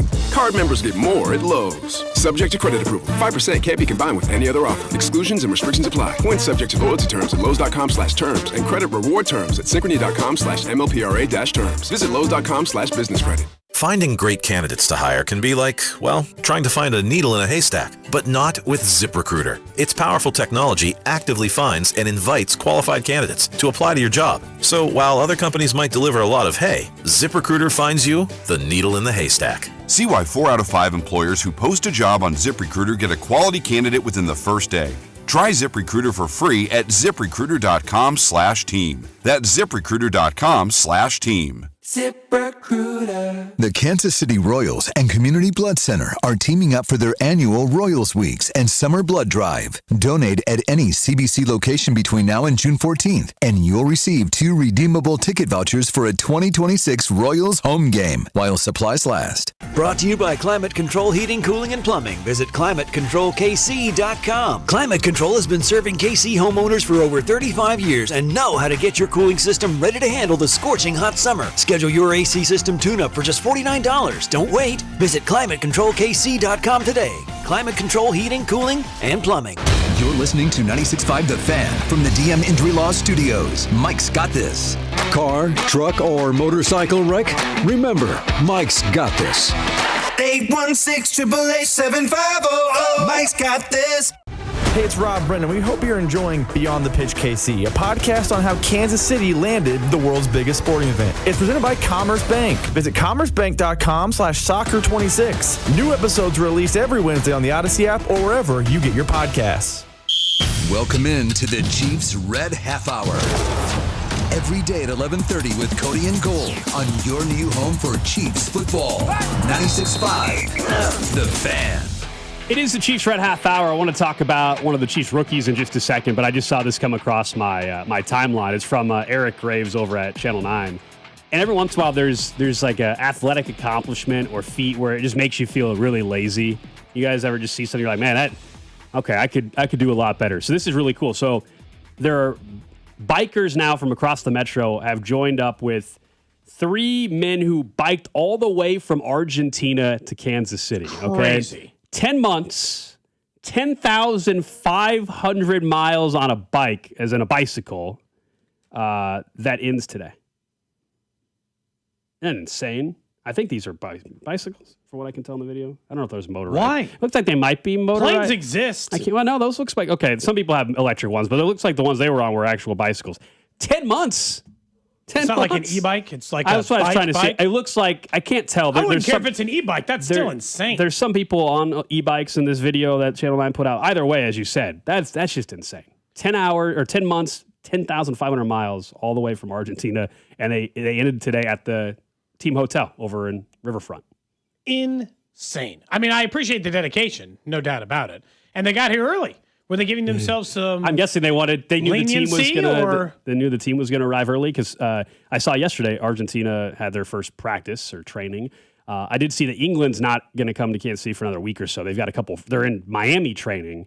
England's going to train there for a little bit, have a couple friendlies in Miami, 2 of them, and then they're going to fly to Kansas City. On the day of the Cody and Gold Garage Sale, June 10th, you can watch the Dutch, I think, train at the KC Current Stadium. Yeah, Riverside's so they're going to have doing like a lottery for tickets, though. Yeah, it's not open to the public per se, like where it's going to still be, you're going to have to get tickets through Riverside's going to do a lottery for its residents, I think, 150 tickets or something. And then after that, I don't know what it is. But yeah, and all the like Argentina's going to have an open practice as well. But again, you'll still probably need tickets, and I don't know how that process is going to work. We will have something from the KC Current for the Cody and Gold Garage Sale, including tickets to a match. So pay attention to that. Gold mentioned we have almost 100 items up at 965thefan.com. So if you want to start scouting which items you possibly want, you might want to do that. Drew, did you put up any Chiefs items today? I know you put up a number of items today. Did you put up any Chiefs things? There was one Chiefs pennant from the Hallmark premiere. The holiday touchdown? Yep. We had quite a bit of that stuff. There was a lot of Royal stuff that I put up. Yeah, a lot of autographed baseballs. Yep. Chris Bubich, Michael Waka autographed baseballs. So, yeah. There's a Sunday Night Football poster from Cody, what was it, 2015? We looked it up, it was 2013. It was 2013, yeah, sorry. I think our boss brought that in. Yeah. Signed by Carrie Underwood. It is like the preview poster with the entire Sunday Night Football schedule. It is from 2013. It has like Peyton Manning and Gronk and Jimmy Graham and a bunch of other people on it. And dead center is Carrie Underwood, and it's signed by her. Isn't that great? Best intro in sports. So if you want a Sunday Night Football poster from 2013 signed by Carrie Underwood, do I have the place for you? By the way, where else are you getting that thing? Can I even find that on eBay? I'm sure somebody on eBay has it, but yeah. You think so? That's about it. I don't She didn't just sign one, so some, you know what I mean. So it's out there somewhere. But how many? It's in great shape too. It's not torn. It's perfect shape. So. Cody and Gold Garage Sale, you can go to our station website now, click on the More tab and events, and you can actually go to the Garage Sale website and view items that are listed. We're still probably about 30 or 40 items away from being done, but we have 98 of them officially up on the website right now. From the 816, we're planning on getting Messi for fan club on Friday. Oh, yeah, guys. Drew's working on that. Yeah, Hey, hold on. Drew knows that is number one priority. Drew has been promised a big bonus. For a fan club. He's been promised a big bonus. If I got Messi on a fan club, what would I get? I'll buy you lunch for an entire week. Oh man, I'd probably go and dinner. I would expect for a full month paid vacation. You give me a month off. I get honestly not unfair. I get Lionel Messi sitting across from you guys. You get Messi in for a fan club, and fine, you can. Yeah, I think if I can give you my vacation, you can have a month off. Yeah, I think you should get like Cody and I and anybody else, we should all chip in and $1,000 bonus. Yeah, a bonus. You get Messi. That's unfortunately how unlikely it's going to be. Correct. That ever happens. The chances of that. I mean, we have a better chance. I mean, I'm trying to think. Who would be more likely to come in studio for a fan club, Taylor Swift or Messi? And I actually think Taylor Swift. Neither are ever happening. Neither are ever happening. Let me be clear. But Taylor Swift, I think, would be easier to get in studio than Messi. It might just be like on accident. You could get Taylor Swift. Yeah. I don't like. At least you see her walking into the stadium, Gold. Maybe she just feel like doing something quirky and weird. Yeah. Again, neither are ever going to happen. I also don't think we would be allowed to promote it either because the promote what? Sorry. If let's say Messi did agree, I don't think we'd be able to promote it because security. Because security, and when he got done, he would go outside and there would be the parking lot would be completely full. But I mean that would happen even if we just said Messi's in studio right now. Exact same thing. Yeah, it would be. Yeah, there'd be no way to promote. And this is also why he will never do that kind of stuff. Correct. Someone says, "Can you just get Christian Pulisic?" Now that's quite the step down. That's quite the step down. I'd still be happy to have him. Sure. Christian Pulisic would be awesome. By far and away the most talented American player we've had in maybe ever. But yeah, I think that would be extremely difficult as well. I think the best soccer player we could probably get is like Beasler. You want the truth? Wow, just fire a shot his way. No, I meant he played on a national team. He did, but the way you said that, I was like, the best. Well, he lives in town. No, I mean, he does. No, he does. No, We've had him on the show before. Well, I don't think Mbappe's coming to the show. Well, I'd also like Mbappe on the show. Mbappe would be a ton of fun. He's one to me. That's the only thing that stinks as far as the matches we have. What? I would love if Mbappe was playing. You know what? I'm going to get Lionel Messi, Harry Kane, and Virgil van Dijk all together in the same fan club. Nobody else is doing that. I won't even talk. That would they be can just do the show for an hour. Anyways, yeah, that would be the best panel in soccer history. It really would. Yeah, it really would. On a local show in Kansas City. On a midday sports talk show. Would be unbelievable. Currently ranked the 12th handsomest. Or whatever we decide. Are we up to 12? On the handsome rankings, we've really cratered in the regular rankings. Yeah, the 4K. Unranked. I don't know if the 4K is doing us favors or not. We get those 3. We're number 1 midday in the country, hands down. I don't care what the ratings say. Skyrocket to the top. Anyway, someone says Drew has a better shot at getting Joe Burrow on the show. Yeah, that's probably true. Probably. Might get him on a radio because he might just stumble in a Radio Row. Yeah. You know? Yeah, you'd be more likely to come on in Kansas Dan City. Marino, Jerry Rice. I mean, do you realize how absurd? If we're ever on a Radio Row again for the Super Bowl, again, the tricky part is Burrow would have to be there promoting something in order to be on Radio Row. But if we were ever there and Drew was walking around like he was 3 Super Bowls ago, or whatever it was, and trying to get people to come on our show, and Joe Burrow was there, do you realize we would lose Drew for the day? Like we would lose him for the day. And somehow, if he convinced him, I'm a diehard Bengals fan. I produced a show in Kansas City. And somehow Burrow came on the show. Do you realize that interview, Drew? He would need Blue Chew for life. He'd be set. Do you think we have to let him be a part of the interview? He would. We'd have to let him sit down with a headset. Do you think the text line would dislike you guys more if you guys did get Joe Burrow? I think our listeners would appreciate having Joe Burrow on the show. Would there be a disappointment in you two level of? No, because you can get any star athlete of that stature on your show. I don't care what city you're in. Okay. You know what I mean? Again, Tom Brady's coming to town, he's not coming to town. That'd be awesome. But he's opening a card show, card store in Kansas City. Get Tom on, you told me he was in town for the grand opening and we could get him on the show, are you kidding me? Yeah. Any athlete. 100%. I don't care who it is. That stature, Hall of Famer, future Hall of Famer. Yeah. Anyway, all right, let's talk some Chiefs football. Got a little sidetracked. Yeah, we did get a little bit of sidetracked. We were dreaming. It's fun to dream, that's you know? Okay. We were talking a little bit about the defense yesterday. And is this an unfair statement? The Chiefs' plan on defense, as in how they're planning on being good this defense, relies on Mansour Delane being immediately very good. And if he is just average, that is a huge problem for them defensively. Oh, by the middle point of the season, he needs to be one of the top 20, top 25 corners in football. So you think they can get away with a 6 to 8 week run of? Yeah, because that's what it's been. He's learning. That's what it's been. But I mean, he's the 6th overall pick. We're not talking about somebody they took in the second round coming around eventually. Hell, Trey McDuffie was a top 20 corner the second he stepped on a football field. Yeah, and he was taken in the 20s. Again, but once this goes back to the Kenneth Walker thing, you're saying immediately week 1 he has to look like he's the best corner in football. Essentially, I'm not asking for that. As the season progresses, he has to be playing like he's one of the best corners in football for this defense to get to where they need to get to give them a chance. But this is also going back to the larger theme of what I think this season is. These are all these questions we keep asking. This is why I do not think 2026 is going to be that season. I think it is more set up for 2027. They can be a playoff team this year, but being a true Super Bowl team, I think if we're talking about Mansour Delane needing to be this, he's still a rookie. Think about 2027 when it's his second year, when it's R. Mason Thomas's second year, and it's Gelati who we have questions about still, and Omar Norman Lott, and we're right now asking what is Kenneth Walker season year 1 going to look like. A lot of this feels like it's all more going to come together in 27 than it is in 2026. But, part of making the job easier for Mansour Delane in week 1 is if you tell me that Chris Jones is back to being Chris Jones. If George Karlaftis is George Karlaftis and one of these guys on the other side emerge or they do assign a Cam Jordan. We know part of the issue with pass rush, you can either have the pass rush make your secondary look a hell of a lot better, or your secondary can make the pass rush look a hell of a lot better. And early on in the year, I think there's a chance the pass rush is going to have to help out the secondary. Maybe by week 8, week 10, Spags has a track record. Usually it's like week 5 or 6, but where the defense does get better as the season goes for him. I will say we looked this up when they took him.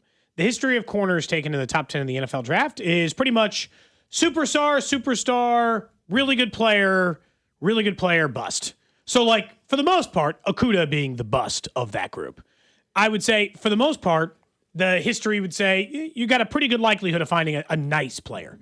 And in some cases, one of the best players, right? You know, Sauce and some of these other guys who were taken in the top 10 who certainly are some of the better corners in all of the NFL.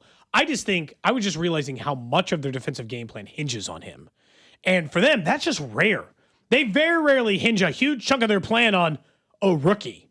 And look, I will say, my confidence in it is not overwhelmingly scared because it does happen to be the position they are better at evaluating than any team in the NFL and a position they have developed better than any team in the NFL. So I have a hard time imagining, based on their history, that they didn't know that they misevaluated Monsoor Delane and traded up for him and drafted him. Like, in my mind, how could they have possibly gotten this wrong? What part of their history would suggest they screwed this? No, there should be a lot of confidence, but know? I think fans have to remember, and most fans, I think, recognized it the day they drafted him, is he's more likely to be a shutdown Trent McDuffie type corner than he is a guy that's going to have 6 interceptions. Yeah, that's fine. You know, because I think a lot of times we judge, because this was the problem in the first 2 years of McDuffie. How many times, guys, did we get on the text line when we would talk about how good is Trent McDuffie? And what did we see on the text line all the time?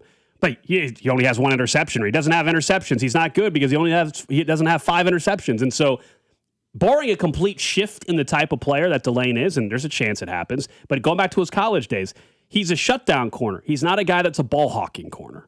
And that's fine, but I'm just saying, I think people get lazy with their analysis of corners at times, and it's like, well, he didn't have 5 interceptions and lead the league in picks for a corner, so he's not a top-tier corner. That's not what they're necessarily asking him to be. I would love that, and that'd be awesome. But also, like, that's not what Sauce they're not does. They're not going to throw his direction, hopefully, is what happens. That's what you hope. You want him to shut down a side of the field. I think they'll spend the first month or 6 weeks finding out if they can throw his direction. Someone will test him. I think they'll spend the early part of the season being like, let's throw at this kid. Go back to the Let's find out if he's got it. But what's funny is, I don't know. If I were a team, I'd still be testing Noah Williams. He's not the 6th overall pick. He's a good player. Yeah. And, looks to be a good player, but I'd be testing other people before I tested Mansoor. Mansoor's not going to get really tested till the Chargers game, though. I mean, they open up Bo Nix, Daniel Jones. Bo Nix, Jalen Waddle. I'm talking from quarterback, though.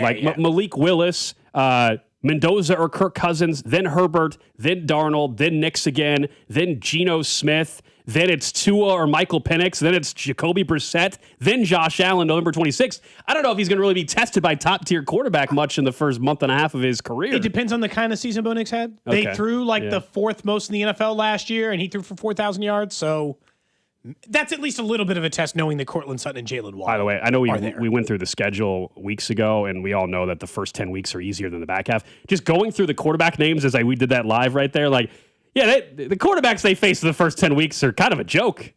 I mean, in the sense that when I'm predicting a team to win a game in the NFL, sometimes it is just, what is the quarterback they're facing? Is anyone scary you? Bo Nix, Daniel Jones, Malik Willis, Mendoza or Cousins, like you said. Herbert scares me a little. Herbert and Allen are Darnold, the team is good. The quarterback doesn't strike fear into my heart, but the team is good and the quarterback's good. System is good in place. But then Bo Nix again, and it doesn't. The real quarterbacks don't happen to week 12. Yeah, then it's Josh Allen, Burrow, Allen, Stafford, Burrow, May, even Purdy to a point. It's like, sure, that's a much tougher group. But Purdy lands in the Bo Nix category for me. So that's what I'm saying. I don't fear him the more hope is the defense comes along by the time you get to the back end, and they're just in a much better. They're going to be tested more, but also hopefully some of the young guys in this secondary have ramped up. Yeah, which has happened under Spags throughout his career. Yeah, some of the better defenses they got going early, but I just assume they're going back to the first 8 weeks will look a bit dicey, and then they'll lock in. And that's largely because of how young they are, especially in the secondary, but also along the defensive line. All the 4 guys we mentioned the other day that are taken in the first, second, and third round, they're all first or second year players. So they got a young defense. They got to have to figure this out for some time, probably over the next little bit. So that'll change it a little. See, the Chiefs social media put out a thank you post for Juju Smith-Schuster yesterday. We mentioned that he had signed with the Giants.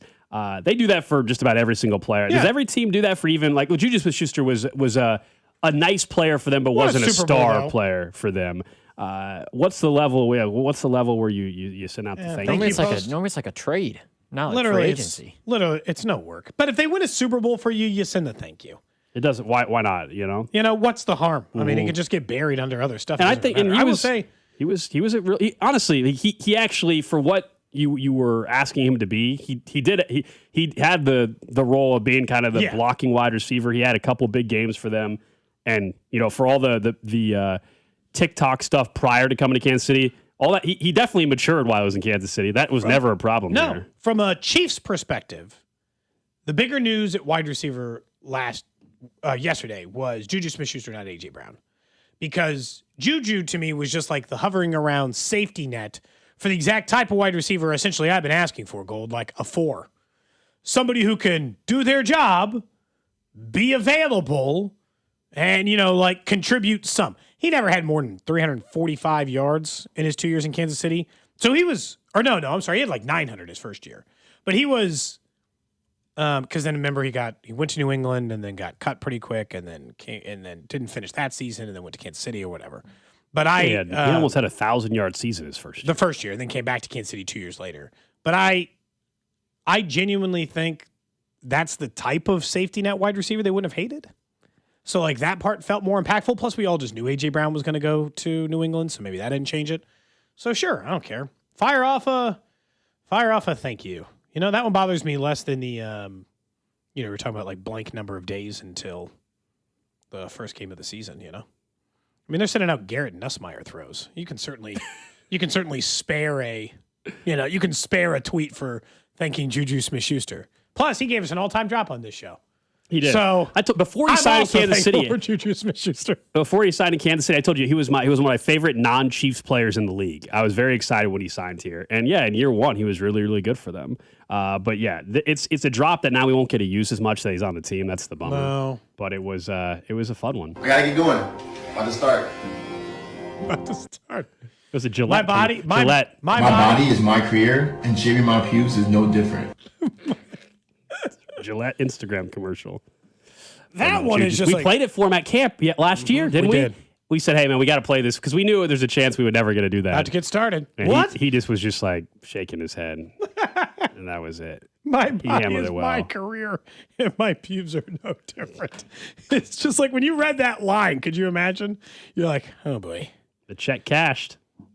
How much money do you think he got for that? It's got to be a good amount. 100,000? Got to be a good amount. I don't know about 100,000. Gillette's a big company. But it was an Instagram ad. Oh, that's true. Maybe 5,000. For you to say that though, and knowing what's your cost? Do that same ad. You got to shot for shot remake it. $5,000. Yeah, I was like, it's not going to take that much. Yeah.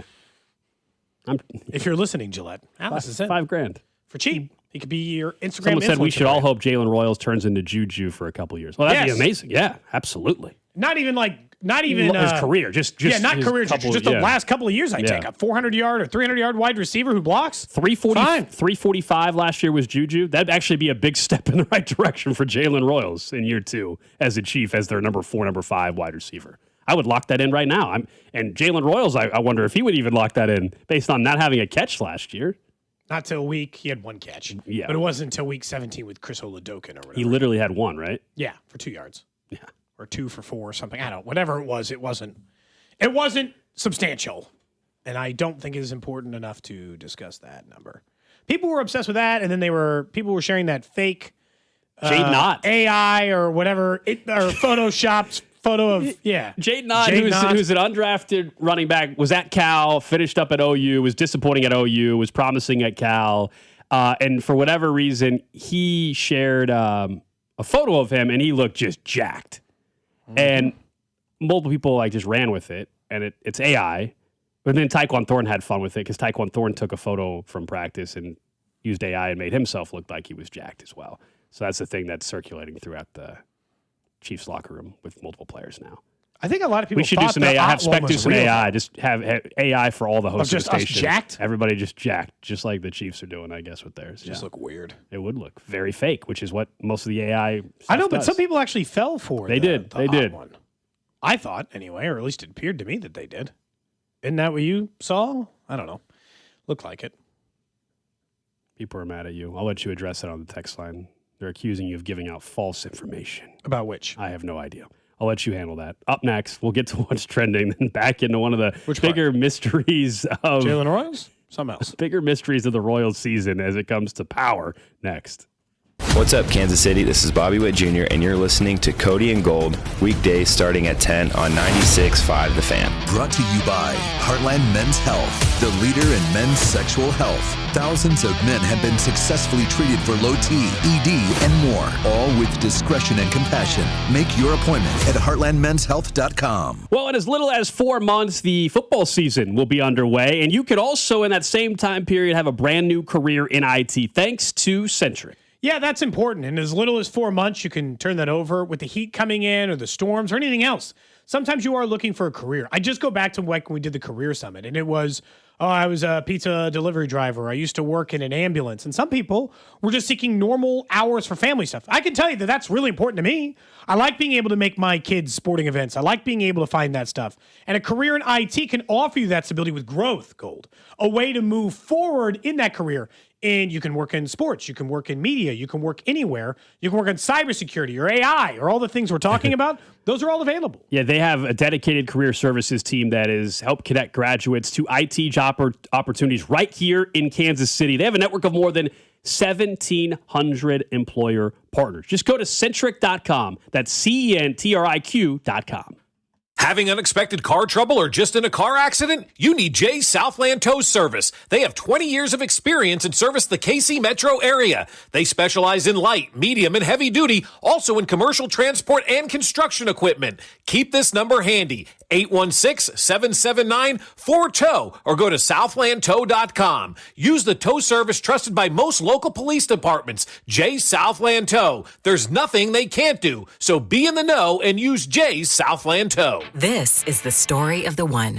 As a maintenance engineer at a beverage manufacturing plant, he starts his day knowing every line is ready to run because Grainger delivers the industrial-grade products he needs to keep mixers, conveyors, and packaging equipment moving. With Grainger's vast selection of bearings, belts, and motors, he keeps operations running smoothly, so nothing grinds to a halt. Call 1-800-GRAINGER, click Grainger.com, or just stop by. Grainger, for the ones who get it done.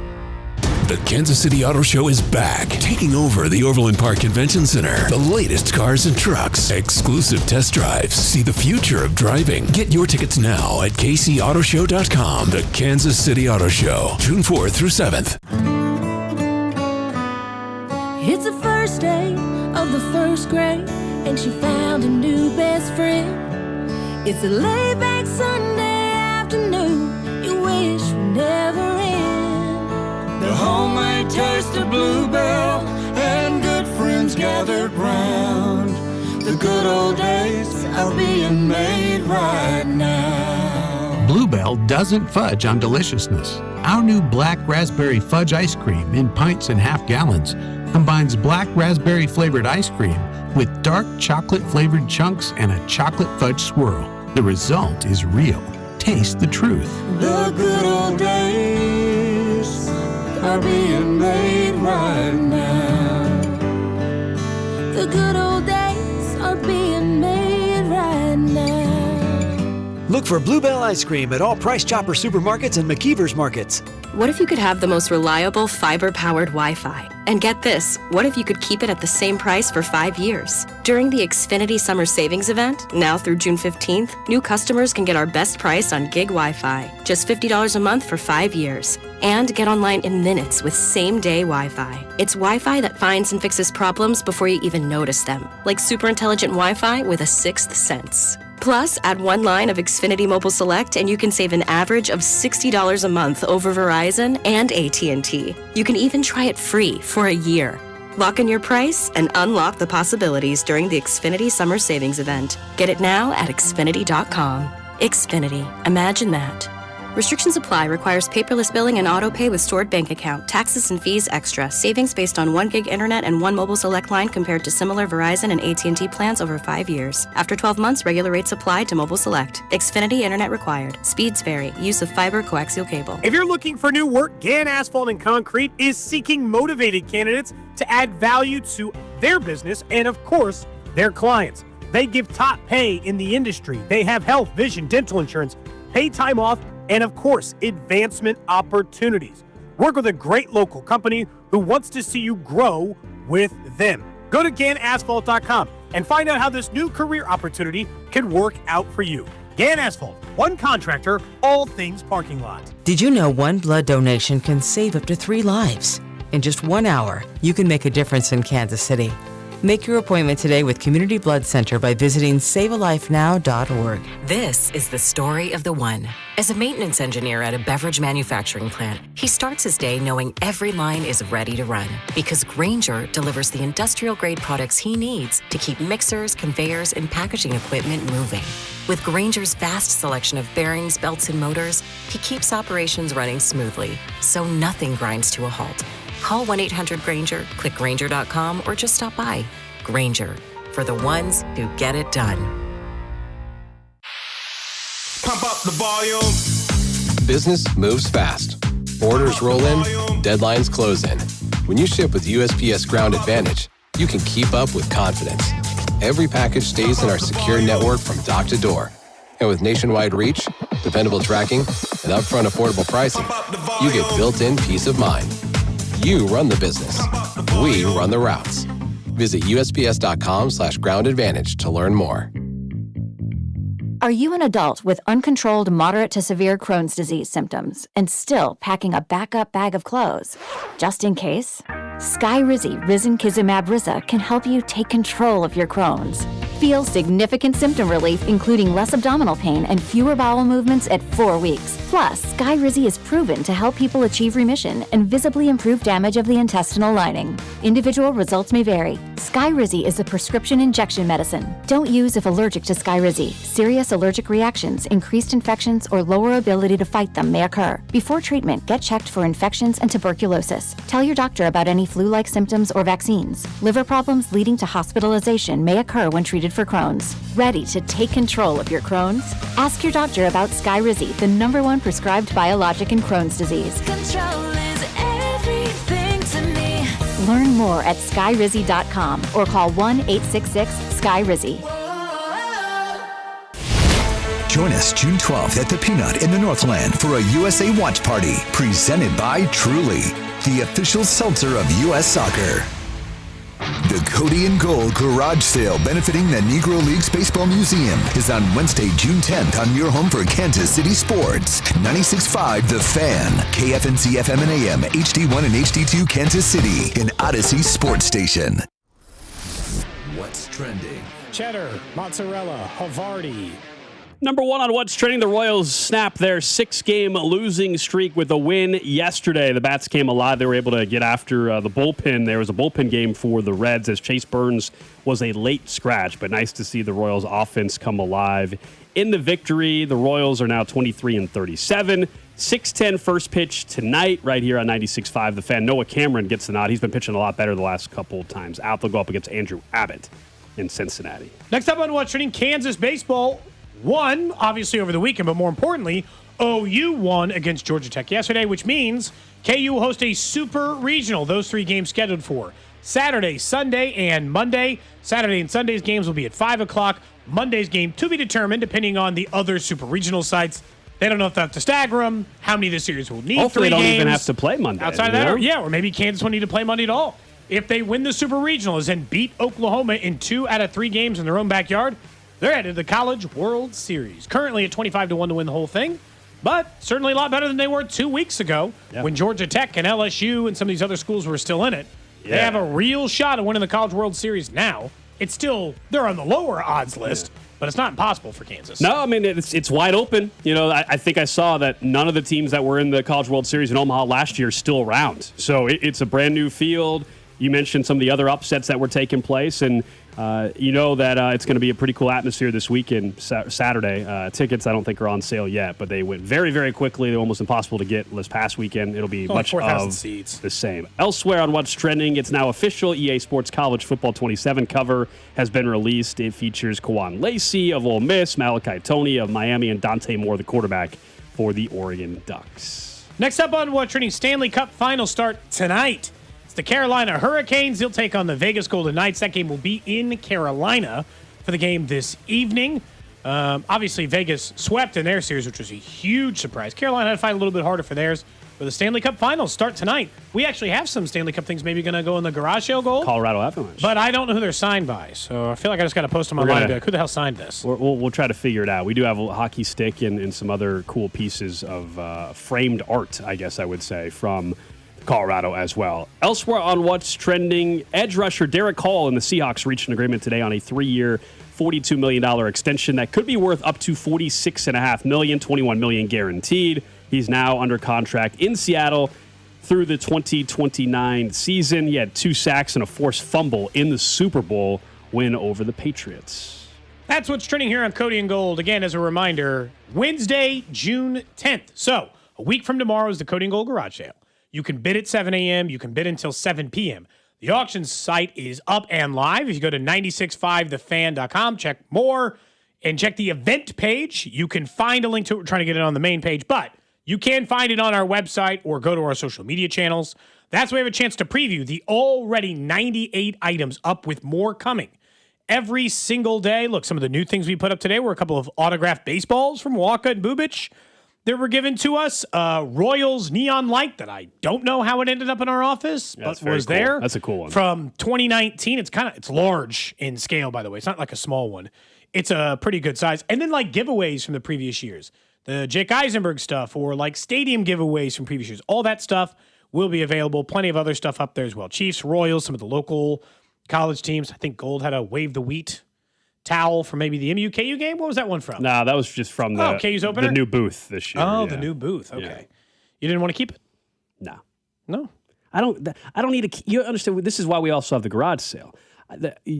Why people have garage sales in general. I can't keep every bobblehead and every giveaway and every. You know what I mean? We get a bunch of stuff over the years, and we got a package today from a listener. You know, we don't encourage you guys to just mail stuff to the station, so please don't. Yeah. But somebody did mail something to the station today, and I gotta say, if you missed it earlier in the show, the fact that it came with a note, Gold, I did kind of like. It said, Cody, Alex, and Drew. My name is Ashley R., and I've been a loyal listener since 2013. And I was in my 10 to 2 with Lake and Bink era. So she's been a long time. Yeah, 6'10", now 96.5, the fan listener. hard. I love it. It said, please consider adding these items to the Cody Gold garage sale. It has all exclamation points. That's what I put it. Long story short, these treasures belong to my ex-boyfriend. After we broke up, That's the best part. I was helping him pack up his game room, and he was ready to sell his house. Naturally, I asked what these items were. He told me they were part of a project for a digital art class at UCM. At that moment, they're all like Negro Leagues insignia. At that moment, I informed him, told him that I would be taking him straight to the Cody and Gold garage sale, and he said, do whatever you want. Obviously, they're in the middle of a breakup, so that makes sense. So as far as I'm concerned, it was a full blessing. Verbal contract and transfer of all ownership in one. Thank you, Ashley. So she sent us a box full of Negro League baseball stuff. And now things like this will be in the garage sale. We always have a mix, I'll say, of very nice things or nice-ish things because we want to raise money for the Negro Leagues Baseball Museum with 100% of the proceeds going there. And stuff like this. I did find a laminated photo somebody sent of me losing the hot dog race to Nate Taylor. The first time, the second time, the third time, or the fourth time? That was my fourth race. Gotcha. When I lost to Nate Taylor, it said never forget, and it was me in second place right behind Nate Taylor. And I think it should be in a garage sale, but I need Nate Taylor to sign his part of the photo. I'll sign one half. That'll happen. We'll have him sign both, and then you can have one, laminated sheet. You can losing view all these items. We got 98 of them already up. We hope to have 130 items or so by the time we get to next Wednesday. We're still in the process of uploading it, but if you go to the Fan 965 website, click on the More tab, then go to Events, and you will see the link to go to the auction site. You can already make an account, so that way you're all set for next Wednesday and the garage sale. All right, let's get back to the Royals just a little bit. More so an individual than the team. And yes, it was nice to snap the 6-game losing streak, and the bats came alive. One of those bats was Jack Caglione.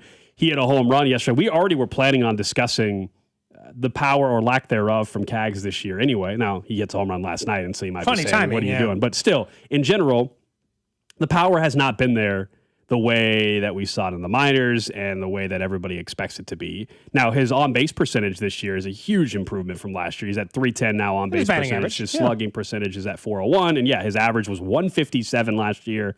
It's at 242 right now.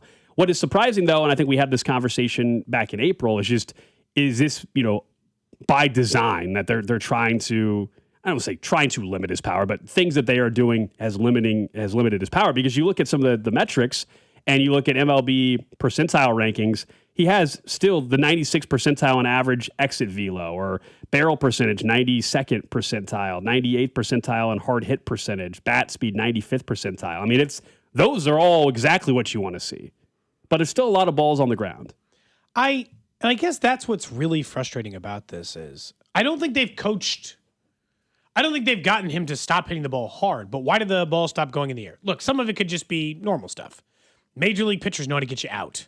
They know how to have late action that dives down. They can do things to prevent you from putting the ball in the air. But the man's been able to hit a home run at every single level he's ever played at across the board.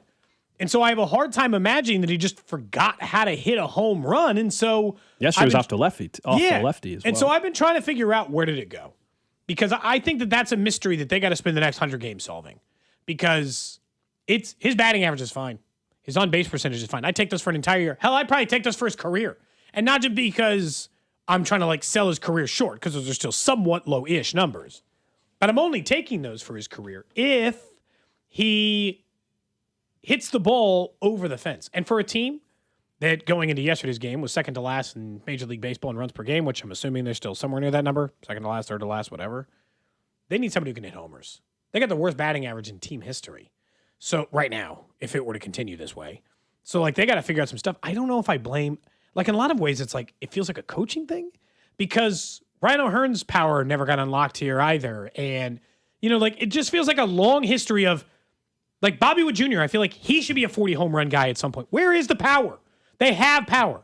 Then he hit 30 home runs last year. He was 7th in baseball. No power. Now look. He's also just having a terrible year. Yeah. With players who establish it more, they're where is the power? I think you're right on the coaching development side of it. Alex Zumwalt in particular, I keep mentioning his name because he's the hitting coach. They brought in 2 new hitting coaches during the offseason as well. Tim's and the local guy? Yes. Connor the name is escaping me.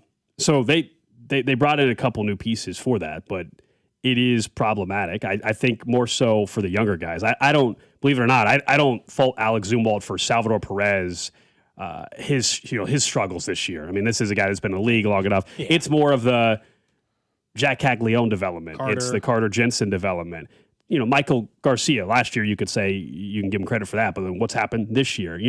There's elements to that, and it's not as if this offense and the power has been fine for a couple years, and this is just an off year. This offense has been bottom tier for multiple years in a row. Heck, even the playoff year, it wasn't like they suddenly were a top 10 offense. They were middle of the road. They were average. So it's not like they've been able to get to that level even when they made the playoffs in 2024. So right now, just doing the short math, Bobby Witt Jr. has 9 home runs. Salvador Perez has 9 home runs. They've played 60 games, right? So those are the guys who are at least leading the way. But I don't know. It's is that going to be enough? Right now, that's pacing for 24. 24 home runs for Salvi, 24 home runs for Bobby, 20 for Carter, even less for Jack. That is concerning to me. Now, look, they've played 5 less games and have less at-bats than those guys, significantly less at-bats than Bobby. Bobby has 237 at-bats, Salvi 218, Carter only has 175, Jack only has 182. Then he has 211, who also has 5 home runs. They have power. And at times over their careers, it feels like it gets... they don't get guys and then they get more power here. They get less. The last guy I can remember who came here and power got unlocked was Jorge Soler in what was a one-off year that makes no sense based on the rest of it, at least in the J.J. Picola era of things. There's some other guys who obviously had some good years here outside of it too, so I got to figure out which version. But, MJ Melendez's power never got unlocked. No, but somebody texted in. Let's be fair. Someone says Melendez got better. No, he didn't. He had a walk off the other night, but he was 4 for his last 55 or something heading into the walk off. I like MJ Melendez, and it's awesome he got the walk off. But we don't need it. There's enough example of guys getting better leaving. We don't need to make some up. MJ Melendez has not gotten better in New York. He just had an awesome walk off hit the other night. But I swear, it was 4 for 50 or 4 for his last 55 before that bat. I saw Justin Maxwell get a walk-off hit. That doesn't mean that you're, good. Yeah. He's hitting better than the 083, I guess he hit in Kansas City last year. But he's hitting 205 with a 323 on base and a 707 slug. Essentially his 24-age season in Kansas City. He's a .2 WAR player. He has 3 homers. We don't, he's a part-time player and for a reason. But there was supposed power that never fully got unlocked. He had 18 homers, 16 homers, 17 homers, and everyone was like, that could be a 25, 30 home run guy. Didn't happen. Unlocked for Vinny last year a little bit. So, like, I've seen it come to fruition a couple of times, but it's coming up short. So, like, is it a talent thing? Is it a coaching thing? And look, I'm assuming they're all sitting in their office here trying to unlock whatever the problem was. I'm assuming they're desperately seeking some answers. So, like, for as much as, like, yesterday I said, trade for someone, trade someone away, do something, right? Like, do something to prove that you're in it. I'm not assuming those conversations aren't taking place. They're just not willing to take action yet. Or at least take action we can see. They might be taking action, but like action, Gold, you and I can comprehend, not some change to a process internally that we can't understand. But it's like that part of it, I don't know. I'd like to see Jack Caglione. I want to see him go through a stretch that I know he can, where he hits 8 home runs in a month. He has like 13 total in his career. I don't think it's crazy for him to have can he just have 8 in June? He has 1 now. I'll give him the one yesterday, June 1st. Undefeated in June. Problem solved. Yeah, fresh slate. Fresh slate. Mm-hmm. Let's stay undefeated in June. Yeah. Will you buy back in if the Royals do not lose a game in June? Are you back? Obviously. But else, is there anything short of that would buy you back in? Yeah, they go 20-5 in the month of June. Sure, I'm go. in, Cody. Yeah. They'd be 500 if they did that, I think. Yeah. So that's not great. But what other pipe dreams do you want to throw my way? No. I mean, but that's what's crazy is that I don't think Jack Caglione hitting 8 home runs a month should be a pipe dream. Oh, that part's different. Not all the time. Yeah. That's not something you do every month. But I don't understand why he can't be a 30 to 40 home run guy at some point in his career. And there's plenty of time. This is not to say that can't happen for Jack Caglione. I guess I just thought that would be the part of the hitting that worked right away, and that the rest of it would have to come along. That the on-base percentage, that the batting average, that lowering the strikeouts, lowering the chase rate. I thought that's all the stuff they had to fix, but the ball would still go over the wall. That was the part that surprised me. That part? Why the hell are we having to refigure that part out? I wonder if yesterday, I mentioned to you, the home run was off a lefty. It's like, okay, does that send a message a little bit to the coaching staff? That, okay, we've talked so much about his numbers against lefties, and his numbers against lefties are not good, but he had a home run off when it's 1 home run. But does that give you some confidence that, all right, let's give this kid more of an opportunity, please? Late in the game, you might still just run and into it was a bullpen day for the Reds. This was not off of Chase Burns. And they were up. Yes. Already in that game when they let Cags hit that ball, so it's different. Like if it were the 9th in a 1-run game, you don't think he's hitting against that guy, do you? I don't. No. To sum up, to answer your question, how we started the conversation about Cags, like why the power is not there. I think a lot of it is the approach that the coaching staff is asking him to take and the tweaks that they have made. Can I point out his on-base percentage is a lot worse. It's 248 against righties this year, 224 against lefties. But in a third of the at-bats, he has half the number of home runs. So he's actually, technically, the home run part has been okay against lefties. He strikes out more, and he doesn't get on base as much because he has 0 walks against left-handed pitchers, which is not great. But he still runs into a home run sometimes, which late in the game, sometimes the Royals, maybe the numbers bear this out. This is where, I'd have to ask somebody, JJ or somebody who runs the numbers for the Royals. If you need 2 runs in the 9th inning, and there's a runner on first, are you more likely to get those 2 runs pairing together 3 singles, a double and 2 singles, whatever you're going to have to pair together to get it, or hope that Jack Caglione gets lucky and connects?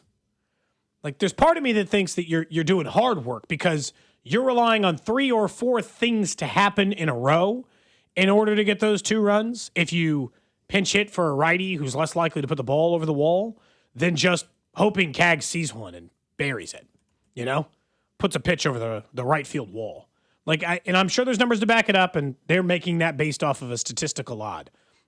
But I think they're doing it based on a statistical odd of who have success in this one individual at bat, not how many things have to go right in a row in order for it to be successful. That's all. All right, coming up in about 12 minutes, we'll get back into the Chiefs and their running back situation. And maybe the expectations are too low for a running back for me. Cody thinks the expectation should be a little bit higher for Kenneth Walker. We'll get into the numbers on that in just a little bit. You mentioned during What's Trending the news yesterday, which is that Kansas is going to host a super regional. That's because Oklahoma had the upset win against Georgia Tech down in Atlanta. And the way the College World Series or the tournament works is Kansas, based on seeding, would have had to go play a best-of-3 series against Georgia Tech in Georgia. But because OU advanced, which was an epic walk-off win for the Sooners come to Lawrence, and they're going to play Saturday, Sunday, and if necessary, Monday in a best-of-3 series in Lawrence. And we all saw the video and the photos from the atmosphere this past weekend. I can only imagine what's going to be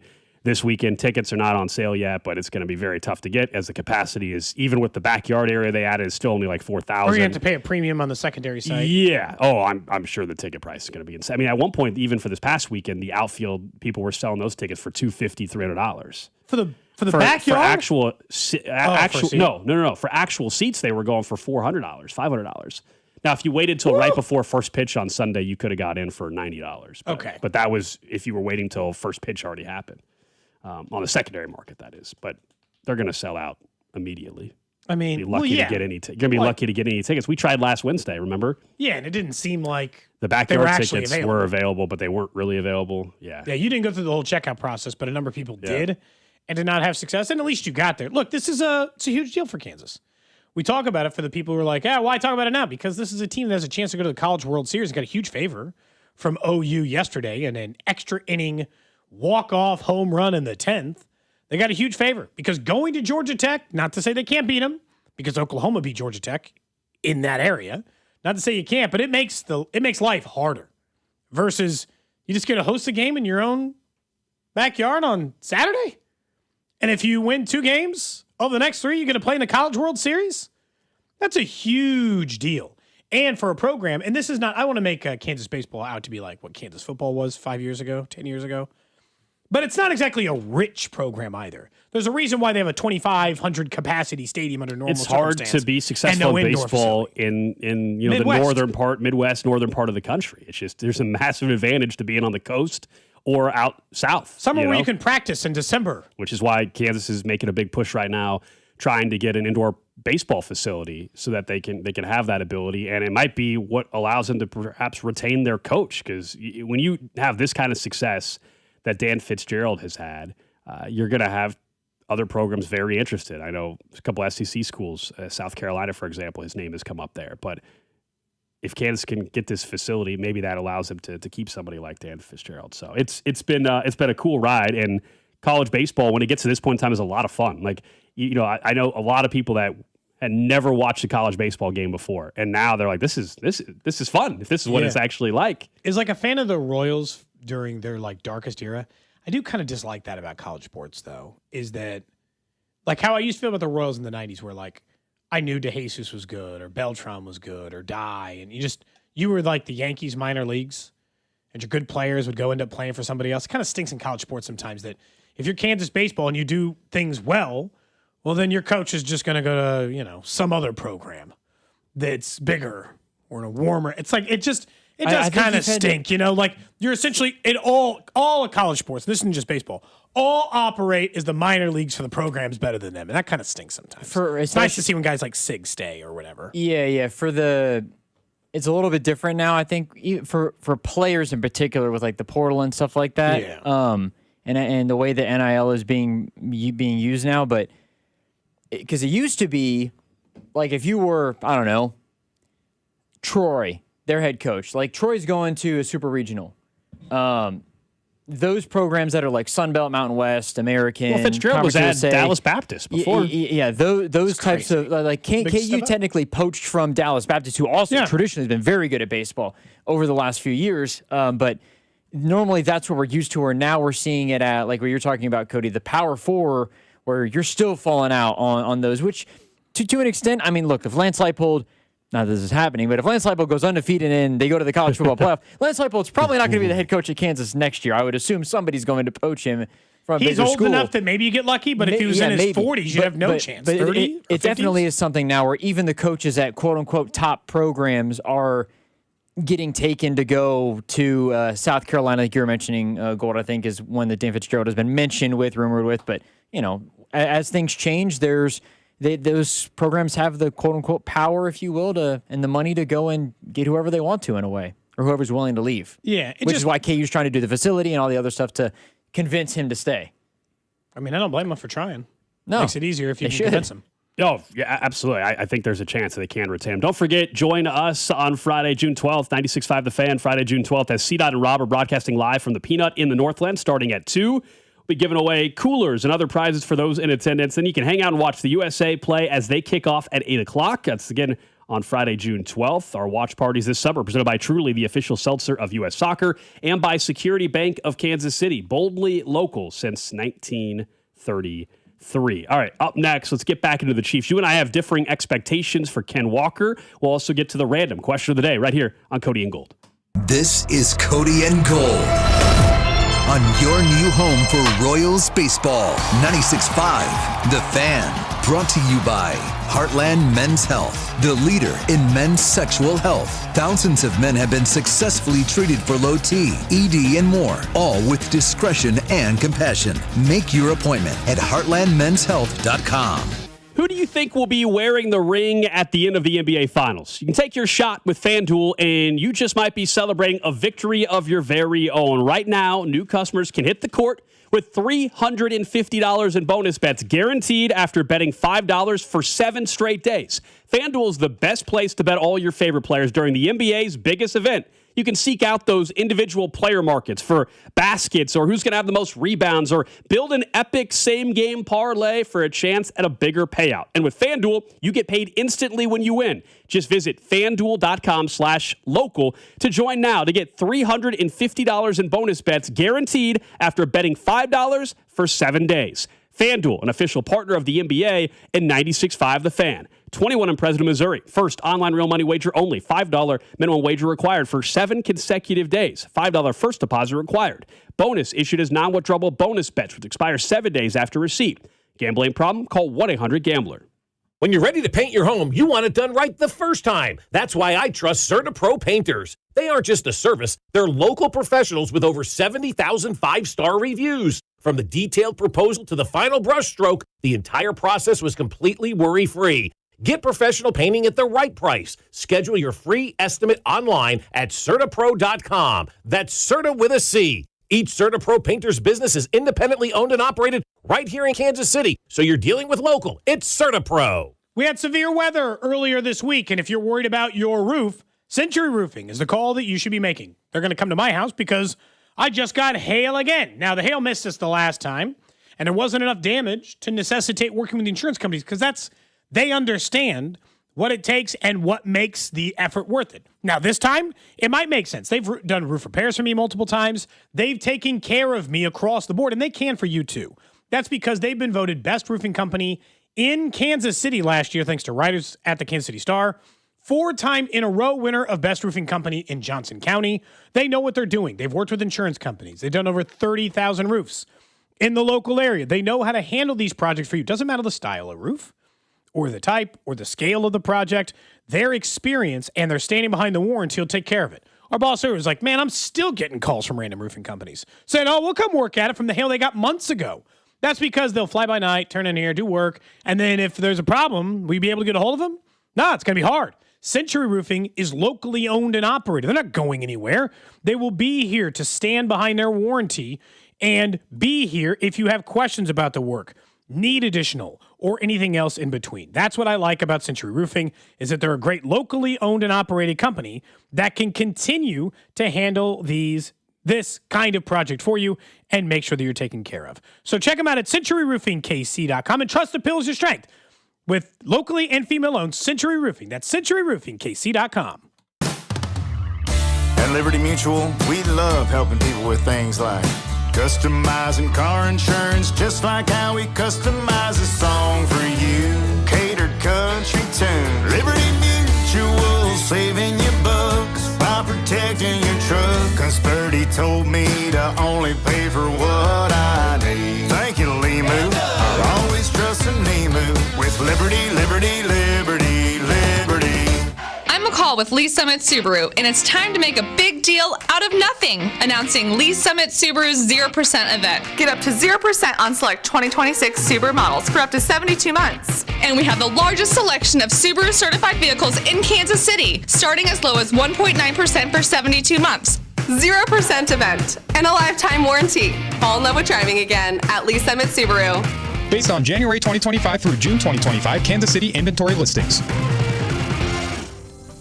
Imagine buying your next car from one dealership. With the support of many. With everything you'll ever need. When you buy from any of the Balderson Auto Group dealerships, you're getting the support from all of our dealerships. Like our 100 service bays, collision, and detail centers. And our free exclusive lifetime warranty. No other auto group gives you that. From north, central, south, the Balderson Auto Group has you covered. A family committed to excellence, growth, and harmony. Go to bagkc.com. Hi, I'm Amanda, your friend and jeweler at Shane Company. As director of bridal design, I travel the world for inspiration so that your engagement ring stands out from the rest. My team of in-house designers and I work alongside skilled artisans to curate the most beautiful collection of exclusive engagement rings. At Shane Company, you'll find the ring that's a reflection of your unique style. No cookie-cutter designs here. See our selection in-store or at shaneco.com. Because a friend wants you to get exactly what you want. Shane Company, your friend and jeweler. Within the cities we call home, Busey Bank is more than a name. It's a commitment to your dreams. With Busey, trusted guidance is tailored to empower you every step of the way. Whether it's seamlessly managing your finances or planning for your future, Busey is dedicated to your financial success. Busey Bank, building business, growing wealth since 1868. Member FDIC. This is the Game of the Week report, brought to you by Hyundai. It's final season across the pro sports landscape. In these best-of-7 championship series, the top teams in basketball and hockey will face off with the title at stake. While both series are shaping up to be some of the most anticipated matchups in years, the biggest storyline is New York's return to the finals for the first time since 1999. The Game of the Week report is brought to you by the all-new Hyundai Palisade Hybrid. Learn how it's so much more than just another SUV at HyundaiUSA.com. While the world watches the stars at the FIFA World Cup, Hyundai has its eyes on the next generation of talent, the future stars who are already turning heads at age 14. Because next doesn't wait for an invitation, and neither do we. Hyundai has always moved the future within reach. We did it when we made advanced safety standard on every vehicle and engineered EVs with ultra-fast charging capability, and we're still doing it every day. Because the future isn't some far-off concept. It's already here. Next starts now. Hyundai, an official partner of FIFA. As a fitness coach, my active psoriatic arthritis can slow me down. With Skyrizi, risankizumab Riza, I'm treating my skin and joint symptoms so I can keep moving. Skyrizi, a prescription-only injection for adults, helps me move with less joint pain, stiffness, swelling, and fatigue. And for those who have plaque psoriasis, 90% clearer skin is possible. With Skyrizi, there's no daily dosing. It's just 4 doses a year after 2 starter doses. Don't use if allergic to Skyrizi. Serious allergic reactions, increased infections, or lower ability to fight them may occur. Before treatment, get checked for infections and tuberculosis. Tell your doctor about any flu-like symptoms or vaccines. Thanks to Skyrizi, there's nothing like clearer skin and better movement. And that means everything. Ask your doctor about Skyrizi. Visit Skyrizi.com or call 1-866-SKY-RIZI to learn more. Royals coverage is brought to you by Blue Cross and Blue Shield of Kansas City. Brought to you by Blue KC is the Coaches with Character program. Do you know a rock star high school coach in your district? Nominate them for the Blue KC Coaches with Character program at bluekc.com/nominate coaches with character. Let's make our coaches feel special and make our community a better place to live, work, and play. You're listening to 96.5 The Fan from the DM Injury Law Studios. Mike's got this.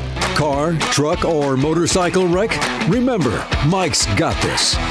816-888-7500. Mike's got this.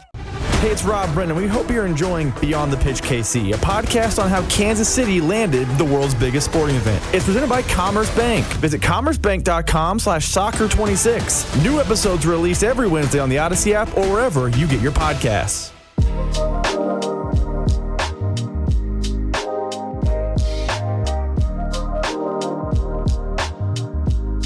Back here on Cody and Gold. Hope you're having a good Tuesday. Alex Gold, Cody Tapp, Drew Nixon with you. We'll get to the random question of the day here in about 8 minutes or so. Saw the first video of A.J. Brown catching a pass from Drake May. Wasted no time. Yeah, he's there right away. I guess already passed the physical. What? It's almost like he was in New England and Boston just waiting and ready yesterday. I swear, I'll tell you, he is He has a title, but this man is James Harden. He might be James Harden of the NFL. Okay. You think he's only But good he to won stay a somewhere ring. a couple of years? But he won a ring, That's what though. I'm saying. He did win a ring. Minus the ring. It feels very James Harden-ish that, I got traded all of a sudden. I'm healthy. I'm ready to go. It's only his third team, though, he's catching right? passes. It's only his third team. James Harden went to 15 teams. It feels like. Yeah, James has bounced. It feels though that he's only been in the league. and I don't think he forced his way out of Tennessee necessarily. But if he did, I can't even remember. But let's say he did. He forced his way out of one situation, kind of forcing his way out of another situation. Not necessarily, the greatest rapport relationship-wise with the team. And all of a sudden, the day after he gets traded, he's already there catching passes. Like, everything is fine. Life is good. Feels very James Harden-ish, if you will. 3 in Tennessee, 4 in Philadelphia. Now we'll see how many he gets with the Patriots. So certainly there. Now you're going to make me look at James Harden. James Harden spent 3 in OKC. Then he was in Houston for 7 years, 8 years. That ended ugly. Then he started bouncing everywhere. Then it was Houston, the Nets, Philly, Clippers. Yeah, obviously he's more tenured than AJ Brown 17 is, years in the league or whatever. Obviously, but it feels like that. I did see. He was only 2 places. Dead serious. I saw yesterday after the tweet. Somebody had quote tweeted it and said Drake May and AJ Brown. They're I forget their signs. Like AJ Brown is a Aquarius or Capricorn. AJ Brown is a Cancer, and Drake May is a Virgo, which is an A+ chemistry fit apparently. Wow! So things might actually be very good in Boston. We did have Foxborough. We did once have astrology with the astrology. We did have an an astrologist or whatever on the show once. Do you know your sign? Yeah, Libra. I'm a Capricorn. You knew that quick. Well, January. How's what's our pairing like? Should we be looking up there since they're doing this? That actually would be funny. I'm a Virgo. All right, Capricorn and Virgo. I'm right on the edge. Compatibility, but see, 21st. compatibility is usually a relationship. It's not what we're. Yeah, like, but we get 20 hours a week. Yeah, it's true. We do spend more time together than most. If you got a new girlfriend tomorrow, we'd still spend more time together than you and your girlfriend. Yes. So, like, in fairness, that's true. All right, this is a quick Google search. Virgo and Capricorn typically rated between 75% and 88%, making them one of the strongest and most revered pairings in the zodiac. Let's go. That's Look why at you guys us. have been doing this for They as share long a as you deep, have. practical understanding of each other's drive for stability and lasting love. The lasting love part's funny. But Yeah. know Shared each other values, very well. long-term goals, scoring up to 90% of this area. Both sides value look at loyalty, us. hard work, and financial stability. They function like a well-oiled machine. There you go. we got a better rapport than May and AJ Brown from the sound of it. Yeah. Maybe that's the problem with Rasheed Rice and Patrick This is Mahomes funny. this whole time. It says communication. The pair That would often be scores a unbelievable. perfect 100% in communication and intellect. Both are logical and prefer directness, meaning few misunderstandings getting in their way. Well, we're about to have a misunderstanding and a disagreement because I think your expectation for Kenneth Walker is a little too high. I think you've got kid gloves on for him, genuinely. And so, like, when we talk about Kenneth Walker and what his season's going to be, I think everyone has put on the kid gloves for a lot of offensive players for a number of years in this offense. And we pretend like a lack of higher level success. And look, sometimes it's fine because they're a rookie and we shouldn't go out of bounds and it makes sense, or we should have reasonable expectations. You and I say that. I think a reasonable expectation this year for Kenneth Walker on the low end is 1,300. All-purpose. All-purpose. Or yards from scrimmage is, I think, all-purpose technically includes like kick returns. But he's not returning But he's kicks, not going to return a kick, so it doesn't really matter. Yards from scrimmage are all-purpose. I think 1,300 yards would be like you had a nice season. You got paid enough. I think the expectation should be 1,500 yards from scrimmage. And anything below that, I think, is selling the man short. He has had, in his career, 1,300 only once. He's only been in the league 4 times. He's been in a timeshare this entire time. He would have been at between 1,100 and 1,200 no matter what, a majority of his career. And this is the most favorable position he has been in from an attention paid to him perspective and snap share than he's ever gotten. The only difference is he was on a better team last year. But in previous years, it's, he had 1,200 yards from scrimmage his rookie year, and it's not like the Seahawks were better than the Chiefs that year. Yeah, maybe you think it's too low. Obviously, you do think it's too low. I think, for me, we're actually not as far off as you think. My deal is I think his floor is 1,100. I'd be really he disappointed. Has a floor 1,100 all-purpose with the potential to be a 1,300-yard back, and I'm good with that. You're saying his floor is 1,300, which means you think he should be 1,500 or more. And look, I hope that's what he is. I'm just not willing to go into the season if he ends up with 1,300 yards or 1,275 all-purpose and say it was a disappointing year. So much goes into that. We also still have some more questions. It's not about him individually, but how they're going to utilize him. Look, he is somebody that is getting compensated very well, so no doubt expectations should be very high. But we also know he prefers to run under center. The Chiefs prefer to go out of shotgun. Patrick Mahomes is coming off an ACL. Are they really going to go under center that much early? What does that do for his production? We all know they've invested in the offensive line, but are we going to find out that the run scheme just sucks for the Kansas City Chiefs? I hope not. But so it's not as simple. You say he's in the best situation because teams had the light box against them a year ago for the Chiefs compared to the opposite in Seattle. That's true, but how are teams going to handle that now? The other part of it will just be, well, the explosive plays he provides is why they signed him, and I'm excited for that. Are the Chiefs going to run the ball enough for him to get to the number you're talking about? I hope so. Look, they're still going to pass a lot. I'm not trying to claim that, but because the Chiefs face the second worst situation for any running back in the NFL last year, and the Seahawks, best, and the Seahawks faced one of the worst. I'm literally only asking him to be league average. I'm not even asking him to jump into he's being paid like it. Sure. I'm not even asking him to jump into the upper echelon. The I'm leaving out Bijan, McCaffrey, Taylor, Cook, Gibbs. I'm not even entering those into the conversation. 1,500 yards is the same as Kyron Williams, Chase Brown, Breece Hall. That to me the Rams should be, now Saquon's on this list, but he had kind of a down year. And Breece Hall, I think, is a better running back. Let me just be clear. 1,400? Breece Hall is also on a bad team. That's your strong argument. I was going to say about the Rams and about Cincinnati, those are two of the better offenses in all of football. Yes, but Chase Brown didn't even have a particularly good year until the second half. He was coming off a really bad year. And for and Saquon, who 1,400 in a bad, I think a bad year. Jaylen Warren had 1,291. Tony Pollard had 1,288 from scrimmage. And look, some of those guys catch more passes. So some of it, but have 600 yards. When I think 1,100, I'm like 900 on the ground and 200 receiving. Well, that's why it's the floor, Cody. That's why it's the floor. That's too low of a floor. I think 1,300 is a reasonable floor. Yeah, that's 1,300. I think that's fair. I'm not saying he's only going to have 1,100 yards. I'm saying that's the floor, which means I think he can have 1,350 or whatever. So we're off by we're off by 275, 300 yards or so of what we think the peak is from scrimmage for him. The part that we maybe will find out is how much of this was run scheme for the Chiefs. And how much was it, as someone on the text line points out, like, hey, just Isaiah Pacheco was post-injury was just awful. And we know no matter what the yardage, what the yardage total is for Walker, the one thing that he is bringing to the table is explosiveness, and that's the most important thing. That's why it's weird. The yardage is the counting stats is what we do. Is we all we have to base it off of something. But deep down, and if you are explosive, you'll have the yards too. But more than anything, it's, can he take that 5-yard run and turn it to 15? The 10-yard run turns into 30 yards. Those explosive plays that they just simply have not had from a running back in a very long time. Well, and like you and I'm willing to admit, just like we have always before, the stats matter less to me if you're winning, right? In fairness. Right. Yeah. So if he has... Nobody's going to care if he has 1,500, but they win 9 games. Yeah. Or if he has 1,050, but they win 15. Right. But I do think that if he has 1,050 and they win 9 games, I'm going to say you should have probably either not given him the money and use that money elsewhere, because you only get 1,050 at him, 1,100. I'm going to be like, why the hell did you even pay him? Pacheco had 1,100 yards from scrimmage his second year in the league. You could have just gotten any back. Rico Dowdle and all the other guys I mentioned, just like Algier. I think I could have gotten 1,100 out of Algier. Like, part of me, and that I think that's why I'm like, no, 1,300's got to be the basement. 1,500 is my expectation, yards from scrimmage. But I think 1,300 is like, that's a reasonable ask. I don't think that's saying, hey, I'm asking too much of you. It's asking you to perform, well. But I don't think it's like you and I talk about this all the time. We try to set somewhat reasonable expectations. Sack numbers for rookie guys are always the one that gets way out of hand. And rookie receiving numbers are the ones that get way out of hand.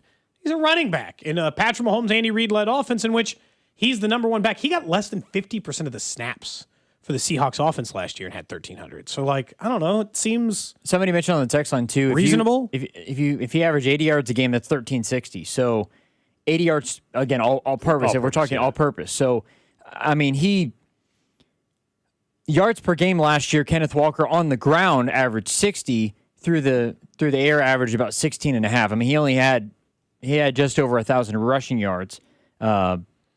It is going to be interesting to see the makeup of what the offense looks like, even because obviously, we've talked about it, beginning of the season compared to later on in the season. But yeah, he had 221 attempts on the ground last year. Kareem Hunt only had 163, and I mean, Kenneth Walker he only had 31 catches. Not that that's a lot, or not that that's not a lot, but he had 31 catches last year out of the backfield. So how involved is he going to be in the offense? Is it going to look similar? Is he going to have a similar amount of touches where you're, getting to 250 essentially? If he has 250 touches, how many of those are on the ground versus through the air? Is he going to catch the ball maybe a little bit more in this offense because of the way that Andy is utilized?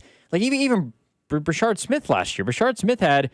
I think he's a non-factor this year. Oh, no, I know, but I'm saying Brashard Smith still had 25 catches last year. So... Yeah, and he's not even going to be involved, we don't think, in the offense. So is it 250 touches or is it... Yeah, how often is Emmett Johnson or Mercado on the field, though? I mean, I think on the receiving end, on the receiving end is going to be, I think, fairly tough for Walker to rack up the yardage. So I think a majority of that is going to, a huge chunk. It's got to be on the ground. 90% of it's going to have to be on the ground. 300 or so can be in the air, but a good chunk of it. And look, to your point, Gold, like Isaiah Pacheco's career rushing attempts high for the Chiefs was like 205. Technically, Walker had more than that last year. Not way more. He had 220.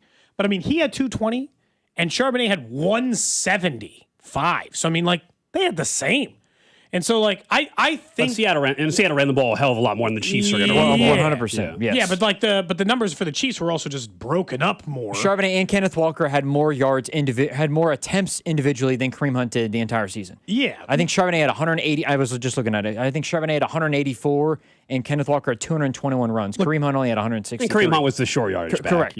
Yeah. Pacheco, I think, had 118. So, combined, they're not even touching what And Seattle Pacheco did, was hurt, but also... those two guys combined essentially equal one of them in rushing attempts. That's why they gave Mahomes had 64. Brashard Smith had 40 plus, and it's just two different offenses. It's two completely different. But offenses. I still think they're going to run plenty. I just Kenneth Walker's going to have all kinds of opportunity. Again, he's going to have very easily where he gets to the 1,500-yard mark is if all of a sudden he has the explosive plays. Someone's asking, and he takes as I said, he takes the 10-yard run and it becomes a 30-yard run, and that's just something that they don't have or haven't had, I should say, in the offense. What are the best running? So Andy Reid's two best running backs are Kareem Hunt his rookie year and the end of Jamal Charles. I'm trying to go back when he was still doing Jamal's. with Alex Smith. So Kareem Hunt his rookie year, they're like, how many total yards from scrimmage did he have? 1,782 his rookie year. I'm not asking for that. That'd be a lot. In fairness, before he got cut by the Chiefs in 11 games, he had 1,202. So again, not asking for that. 2013 is maybe the best year that Jamal Charles had. He had 693 receiving yards and almost 1,300 rushing yards. He but again, I'm not asking for that. No, you're not asking for that. I also, with all due respect to Ken Walker, I love the signing. He's not Jamal Charles. Agreed. Jamal Charles was All-Pro first team All-Pro. Agreed. That's Jamal Charles is one of the single most talented running backs I've ever seen play football. Again, I'm very excited for Ken Walker, but Jamal Charles is he averaged 5 yards a carry. We've had the debate about Jamal Charles if he would have been in the playoffs more often and stuff. He would have been Hall of Famer, right? Based on some of the numbers he was able to put up. He might not even be as good as Kareem Hunt could have been had he not derailed the early part of his career. But we don't know with Kareem because his career looked weird. Jamal Charles was ridiculous. He's one of the three best running backs in NFL history, I think. Just talent-wise. Out of full seasons, other than his rookie year, he just hurt. It's crazy. Out of all his full seasons, other than his rookie year, the ones where he played 15 or more, I'll give you that. He had 1,033 in 2014. That's more yards than Kenneth Walker had rushing last season. Yeah, he's a great player. It's if you could import a type of back into Andy Reid's system, it would be that. Oh yeah, Jamal Charles. It was just which is why I think that Devin Achane, I think, kind of fit that mold a little bit, like the Jamal Charles. Well, because he can catch CJ2K sort of. Yes, yeah. Yeah, that's the part. All right, let's get to it. Random question.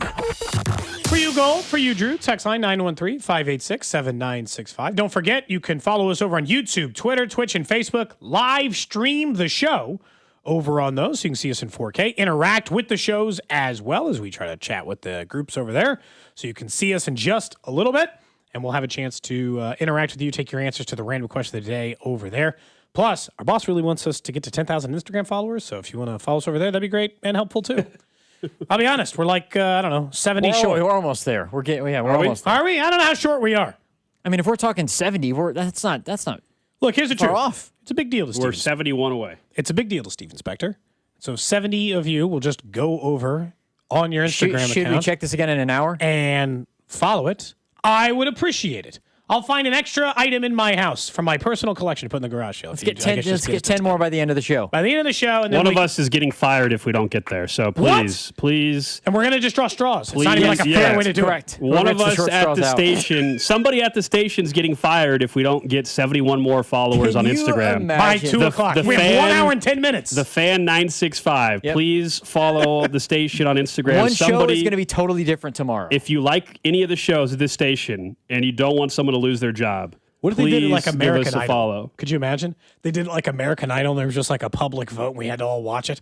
Oh, God. Oh, well, you mean from the listeners? Brutal. You mean it's like a Twitter poll? Yeah. Damn. Can you imagine how ice cold that would be? Oh, boy. I think I'd be a risk. I can't be putting myself at risk like that. That'd be kind of crazy. I need 71 of you to follow, so I don't have to risk that. Let's get to the random question. All right, good. We already made a nice dent. We just picked up 9 more real quick. Great. Let's go. Well, I'm trying to keep my job, so keep it up. But let's talk about this. The random question I have for you today is local to Kansas City and something that started taking place last night, which is when there's a new venue in Kansas City, what is your go-to time frame in which you feel the need you need to get to it? Morton Amphitheater opened up last night. They did their Yacht Rock open. It was supposed to be Megan Trainor who opened it. She didn't have enough ticket sales for all of her concerts across the country, so she just canceled the whole tour. She gave a different reason. The real reason's because they didn't sell enough tickets. So she didn't have a tour, but they did just like Yacht Rock. And then on Wednesday, I know for a fact, Rob Brenton's going to Kesha, who will be performing there. There's like 40 different shows this summer at Morton. Tons. So my question is, when a new venue like that opens up, do you say, I'll go to it in a year? Do you say, I want to get to it early and see something? How do you handle the news? I don't care if it was when Sprint opened or when a new stadium opens. How do you judge your timeline of seeing the new thing in Kansas City? You know me on this. You're immediate. You're always an immediate guy. I like to go pretty early, and I think I'm going here in about 10 days or whatever. I think it's Stone Temple Pilots or whatever are going to be out there. So, I want to check it out. It looks amazing, I must say. More than it looks really cool. It looks incredible. Yeah. It looks like it's going to be a top-notch concert venue for Kansas City. It's something we've never really had to that extent. I understand that there's other venues, but it looks pretty special. But yeah, I mean, whether it's restaurants, Cody, bars, or stadiums, you know you were me. trying to get opening weekend of 1587. I like to go when it's new and when it's something that everybody is kind of wanting to talk about. A lot of it is for our show. A lot of it's for our show too, because I feel like when it's something new, people want to hear our experience of being at some place they're about to go to, right? So whether it's a new football stadium or whatever, but Morton Amphitheater looks awesome. I kind of want to see, I got to see something down there. I kind of it's pretty close to me too. Dave Matthews Band's going there. It's not. Do we have any tickets to that? I don't know. In the building? We do for Stone Temple. I'm very inclined to go in the fall. Oh, you're gonna go see? So which one? Bryson Tiller.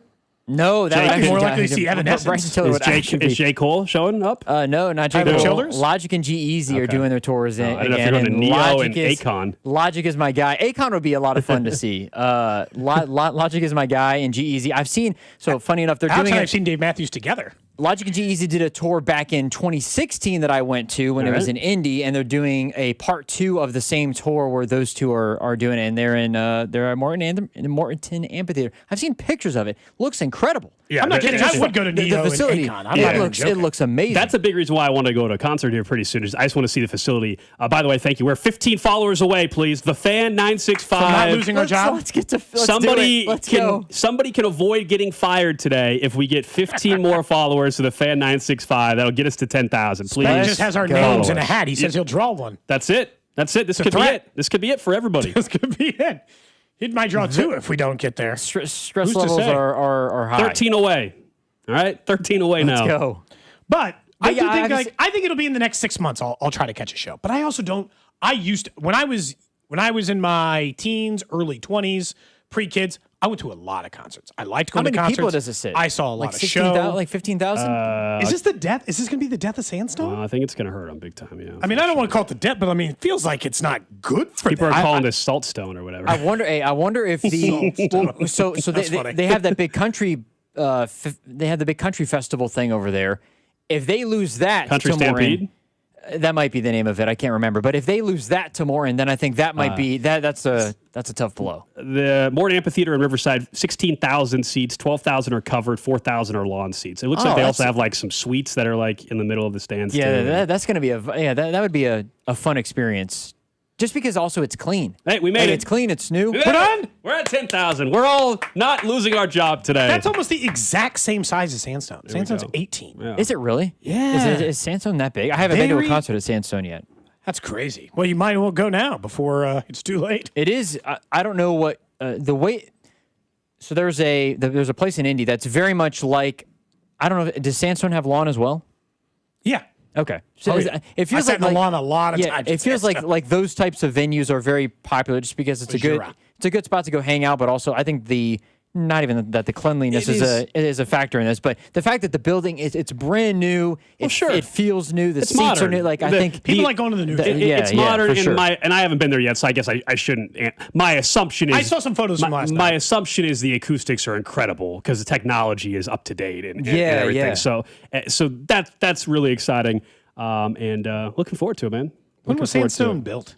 Oh boy! Someone said the Chiefs moving in across the street is what's killing Sandstone. No, if anything, those are different. Those are different artists. I will say the city. It does make you wonder with the between T-Mobile Center, Morton, Sandstone, Starlight. Like there are only so many concerts that can come to a city like Chiefs Kansas Stadium, City. Arrowhead for right now. But we might get more now. We'll get the stadium tour right stuff with the new stadium. Yeah, but we also lose out on a lot of the mid-size stuff. St. Louis gets more than we do. Chicago, even sometimes Louis, Tulsa definitely. gets concerts. I can't believe. But some of that is Aaron Ladd used to complain about it. It was pretty common. Some of that though is the promotion partners, right, and who runs each venue, right? Whether you're talking about Live Nation or whatever. Some of that is just certain venues are owned by certain touring, promotion companies that are backing a tour or whatever. And so sometimes it's like that venue is just they were never going to go to that venue because it's run by AEG or it's run by Live Nation or whoever. Deals, yeah. But you're right.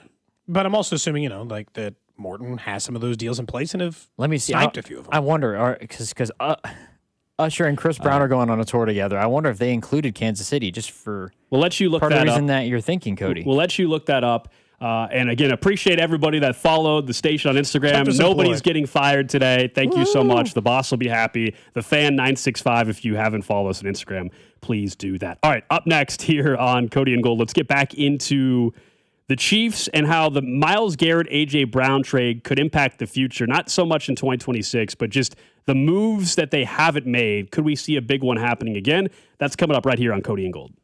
What's up, Kansas City? This is Vinny Pasquantino, and you're listening to Cody and Gold, weekdays starting at 10 on 96.5 The Fan. Brought to you by Heartland Men's Health, the leader in men's sexual health. Thousands of men have been successfully treated for low T, ED, and more, all with discretion and compassion. Make your appointment at heartlandmenshealth.com. You don't have to keep feeling not like yourself over at Low T Center. They can help you get back to the way you used to feel. Now, maybe it's low energy because of the workout. Maybe you just don't feel the same sex drive as you had before. That's because all of those things could be a sign of low testosterone. 1 in 4 men over 40 have low testosterone. I'm 41, right? So this is not an uncommon thing as you get older. I want you to think about that and why you should be taking care of your health. They take insurance. You can book the way you want to book. You want to do online? They can do online. It's discreet. It can be at your discretion and at the time for you. But what you need to do is book your free testosterone test so you can find out if that's what the problem is. Head to fixmylowt.com, book your free testosterone test, and find out for yourself how they can get you back to feeling the way you used to feel. That's fixmylowt.com. Is your garage door too loud and whining for help? Overhead Door Company of Kansas City will make it all better. They will perform their full 26-task garage door tune-up for just $79. That's just $79 for up to 3 garage doors and openers. You need this done once a year, so why not now? And for just $79. Call Overhead Door Company of Kansas City at 816-221-0072 or schedule online at overheaddoorkc.com. Hey, Mom, now that I have an after-school job, I think I want to buy a drum kit. Okay, Rockstar. Let's look at your account. When kids start making money, Chase has easy-to-use tools and expert bankers to help them learn how to manage it. And next month, I'll buy the bass drum and the cymbals. Oh, and maybe some noise-canceling headphones for you. Aw, you've thought of everything. Help kids save, budget, and build financial independence, all with Chase. That's good for kids and good for parents. Visit your local Chase branch and get started. Account subject to approval. JP Morgan Chase Bank, N.A. member FDIC. Train to push past the pain. Not athletes, just people. Men, women, and children trafficked every day in the United States. Sometimes by someone they trusted, sometimes by their own family. While millions watch the World Cup, they're fighting to survive in silence. Help us change that. Visit bluecampaign.gov/World Cup to help us break the silence. High energy bills? Can't get cool enough? Your HVAC system could be the reason. Save up to $2,000 on a new HVAC system with Hamilton Plumbing, Heating, AC, and Rooter. Smart homeowners know an old air conditioner can cost you more every month. Don't let it drain your wallet. Upgrade to efficient, reliable comfort with payment options that fit your budget. Put your trust in over 40 years experience and more than 8,000 five-star reviews. Visit callhamilton.com/radio for details, terms, and conditions. The Kansas City Auto Show is back, taking over the Overland Park Convention Center with more brands, more test drives, free parking, and all new family-friendly features. Get your tickets now at kcautoshow.com. The Kansas City Auto Show, June 4th through 7th. Wouldn't you like to take a vacation from your bills? Well, you can. With credit card balances at an all-time high and Golden Oak's 4.5% rate, you could be saving thousands of dollars after a simple phone call. Call today and get your cash in as little as 14 days and make no payments for 2 months. Call 913-890-GOLD. Golden Oak Landing cured my blues.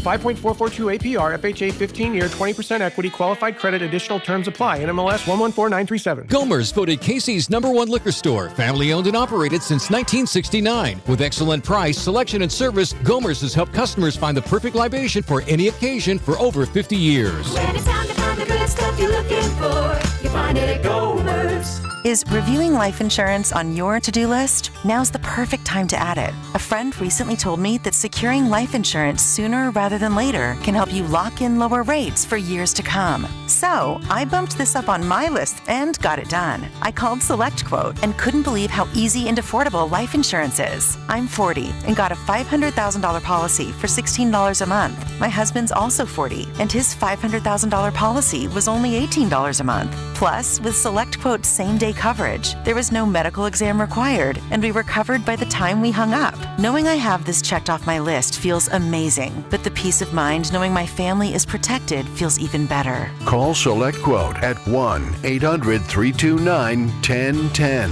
That's 1-800-329-1010. Or go to SelectQuote.com to get your free quote today. That's 1-800-329-1010. Details on example rate at SelectQuote.com. Baseball season is in full swing, and that means the summer heat is coming. The guys over at Climate Control have been serving KC homeowners for over 35 years, and they know how to get your cooling system ready to handle our scorching hot summer weather. You want to stay cool and comfortable this summer? Well, call Climate Control today at 816-265-2830. 816-265-2830 for all your cooling, heating, and plumbing needs. Don't wait. Visit ClimateControlKC.com today. Climate Control, heating, cooling, and plumbing. As a fitness coach, my active psoriatic arthritis can slow me down. With Skyrizi, risankizumab Riza, I'm treating my skin and joint symptoms so I can keep moving. Skyrizi, a prescription-only injection for adults, helps me move with less joint pain, stiffness, swelling, and fatigue. And for those who have plaque psoriasis, 90% clearer skin is possible. With Skyrizi, there's no daily dosing. It's just 4 doses a year after 2 starter doses. Don't use if allergic to Skyrizi. Serious allergic reactions, increased infections, or lower ability to fight them may occur. Before treatment, get checked for infections and tuberculosis. Tell your doctor about any flu-like symptoms or vaccines. Thanks to Skyrizi, there's nothing like clearer skin and better movement. And that means everything. Ask your doctor about Skyrizi. Visit skyrizi.com or call 1-866-SKY-RIZZI to learn more. Join 96.5 The Fan for a USA watch party at the Peanut in the Northland on Friday, June 12th as CDOT and Rob broadcast live starting at 2 with kickoff at 8 o'clock. 96.5 The Fan, KFNC FM and AM, HD1 and HD2 Kansas City, an Odyssey sports station.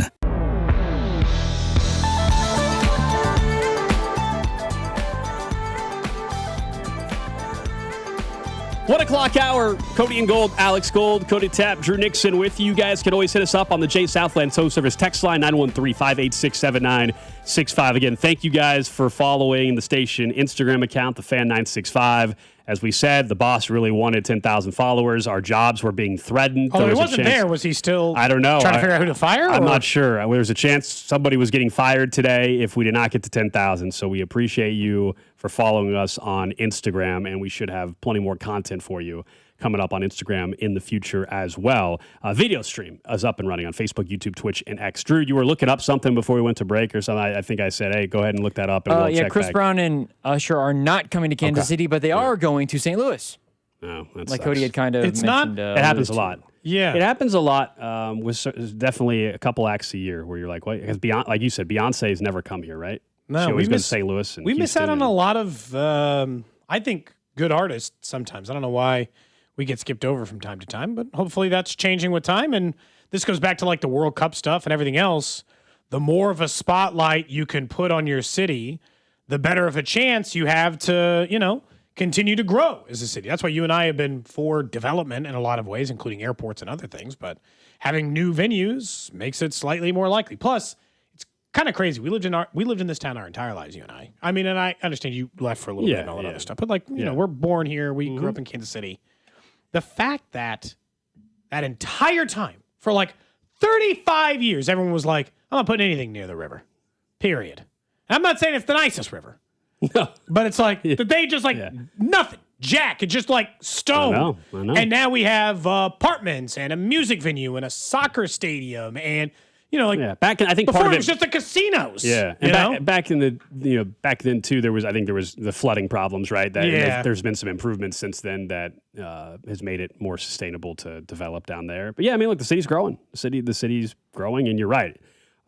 Having grown up here, it is kind of crazy to think where we're at now. It's awesome though. I love the fact that we've got a new concert venue in Morton Amphitheater as well. So we'll I'm sure talk more about it when one of us gets out there for a concert here very, very soon as well, and kind of share our experience. I know Rob, as you said, is going tomorrow night to see Kesha with his wife, which that actually should be a fun show. I know people are like, Kesha. No, they're hit after hit. You'd be surprised how many songs you know from Kesha. But let's talk some NFL, because A.J. Brown and Myles Garrett were traded yesterday. Myles Garrett, the big stunner, the bombshell trade, sending him to the Rams. A.J. Brown, a member of the Patriots now. And I was thinking about that trade, and I think the Chiefs have to be in a certain spot to do this again, but they definitely had done it. And that is, when's the next time we think the Chiefs are the team making the big splash trade to acquire a known commodity? Now, typically you don't want to overspend in free agency and do trades, because that means you're trying to play catch up a little bit, or in the Rams case, go all in. The Chiefs are not in an all-in position in 2026, so I'm not saying that they should have traded for A.J. Brown or Myles Garrett. I know some of you wanted them to, but I understand why that wasn't a possibility this offseason. I wouldn't have said no if Myles Garrett was here all the time. But sure, but probably I don't think not in the cards at the moment. Couldn't have made that work, I don't think. Anyway. So they did it for Orlando Brown Jr. back in the day, and they did it for Frank Clark back in the day. I feel like next offseason, they're back. There will be a big splash trade. Maybe it's for a wide receiver. Maybe it's for a pass rusher. I think the Chiefs will be back in that game again. It was the start of the last dynasty, and I think 2027 might be the start of the next run. And so I could see next offseason, the Chiefs are the team making the big trade for a known commodity in the league. I think if it's not next year, then when is it? The end of Mahomes' career? Because next year would be a logical time for it. They don't have long-term answers at wide receiver. Chris Jones would be a year older, so if none of the young guys developed into an elite-level pass rusher, you'd think they'd be in the market there. They're never trading for a corner. That would, honestly, I'd be mad. That would make no sense. Why wouldn't you just hold on to the one you had rather than trade for a good corner? Plus, they just took 1/6 overall. So it's like there are only two positions, Gold, in which it could happen, in my opinion. Defensive line or wide receiver. Now, those are the only ones I could see them making a serious trade, especially because Ken Walker's here for at least the next couple of years. So they're not even going to be in the, when one of the bigger trades of the last decade is when Christian McCaffrey ended up a 49er. So I don't even think that's going to occur. I guess some of this is also, do we think this is going to continue? They've been more likely to trade that player away. They've been a part of two of the biggest trades of the last 5 years in trading away Tyreek Hill and trading away all-pro corner Trent McDuffie. They've been more likely to ship him out. For sure. Now, in fairness, they traded a first-round pick for Frank Clark the first year that they were trying to get serious about winning here in Kansas City, and they traded, or 2 first-round picks for Frank Clark, maybe. I think it was just 1. And then a first-round pick for Orlando Brown Jr. So they have taken their shots, but they got to be, desperate. And the only 2 plays they can be desperate is there. Wide receiver, who are they going to trade for? Is it Marvin Harrison Jr.? Yeah, it's him. It's Brian Thomas Jr. It's some other receiver that gets disgruntled in the middle of the season. It's not Jamar Chase. He's not going to just want to leave Cincy. Some receiver gets pissed off this year. George Pickens' name, of course, will be one that comes up for a lot of Chiefs fans. But that would just be a free agent signing, hypothetically, Yeah. You wouldn't even, he's tagged right now. Yeah, but if they double franchise tag him, he might just be available. I'm trying to think about the guys that would be likely to get uncomfortable. Here are the guy who led in yardage last year. Well, I don't think Jackson Smith and Jigba is going anywhere. Puka Nacua, probably not going anywhere. Maybe because he's gotten a little bit of hot water lately, and they've been willing to let go of some players. Maybe they win, maybe not. I don't know. It's at least possible. Jamar Chase, I don't think so. Amon Ra, I don't think so. It's like I'm just going through the list. Justin Jefferson's the name. If you want to look for it doesn't work with Kyler Murray and his ass is sick of being in Minnesota. The problem is I think it is going to work. I know. But I hope it doesn't. Yeah. Well, same. Yeah, same. For this exact reason, if we're being honest. That's the name that Chiefs fans have been dreaming about for years. Yeah. But if someone like that becomes available, that's when I could see the Chiefs making the move. And I go back to when the Patriots got Randy Moss. Then they had to give up a ton. But that is the kind of move that could fundamentally change what has been a crutch for this team for years, which is making Mahomes work too hard. You know how much less hard, especially when Travis Kelce's gone. That's why it feels like if it was one of those 2 positions, Gold, it'd be wide receiver. That's the trade they'd make. That's the move. They'd trade for Drake London. Or that's medium, but that's not nothing. And people are chiming in. They're saying that it was Orlando Brown was a 2nd-round pick. Oh, I don't know. I thought it was a first. I apologize. I was thinking it was a late first. The Chiefs, we make fun of the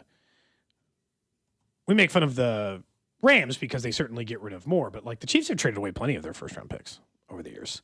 Not all, but they've missed a couple of years here and there for some of those guys. The last few years they've been taking them because they've taken Mansour, Woods, Simmons, Felix. So they haven't missed one in a little while. But that's also why I feel like it's going to be a wide receiver. They're trying on the defensive line. 2 more drafted in the 1st and 2nd round this year. Felix was a 1st-round pick in 2023.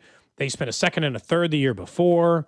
I don't know how we could argue that they're not making an effort in an attempt to do that. So at one point, are they going to give up a 1st in order to swing big? But this year also felt like a possibility because they had 2 firsts.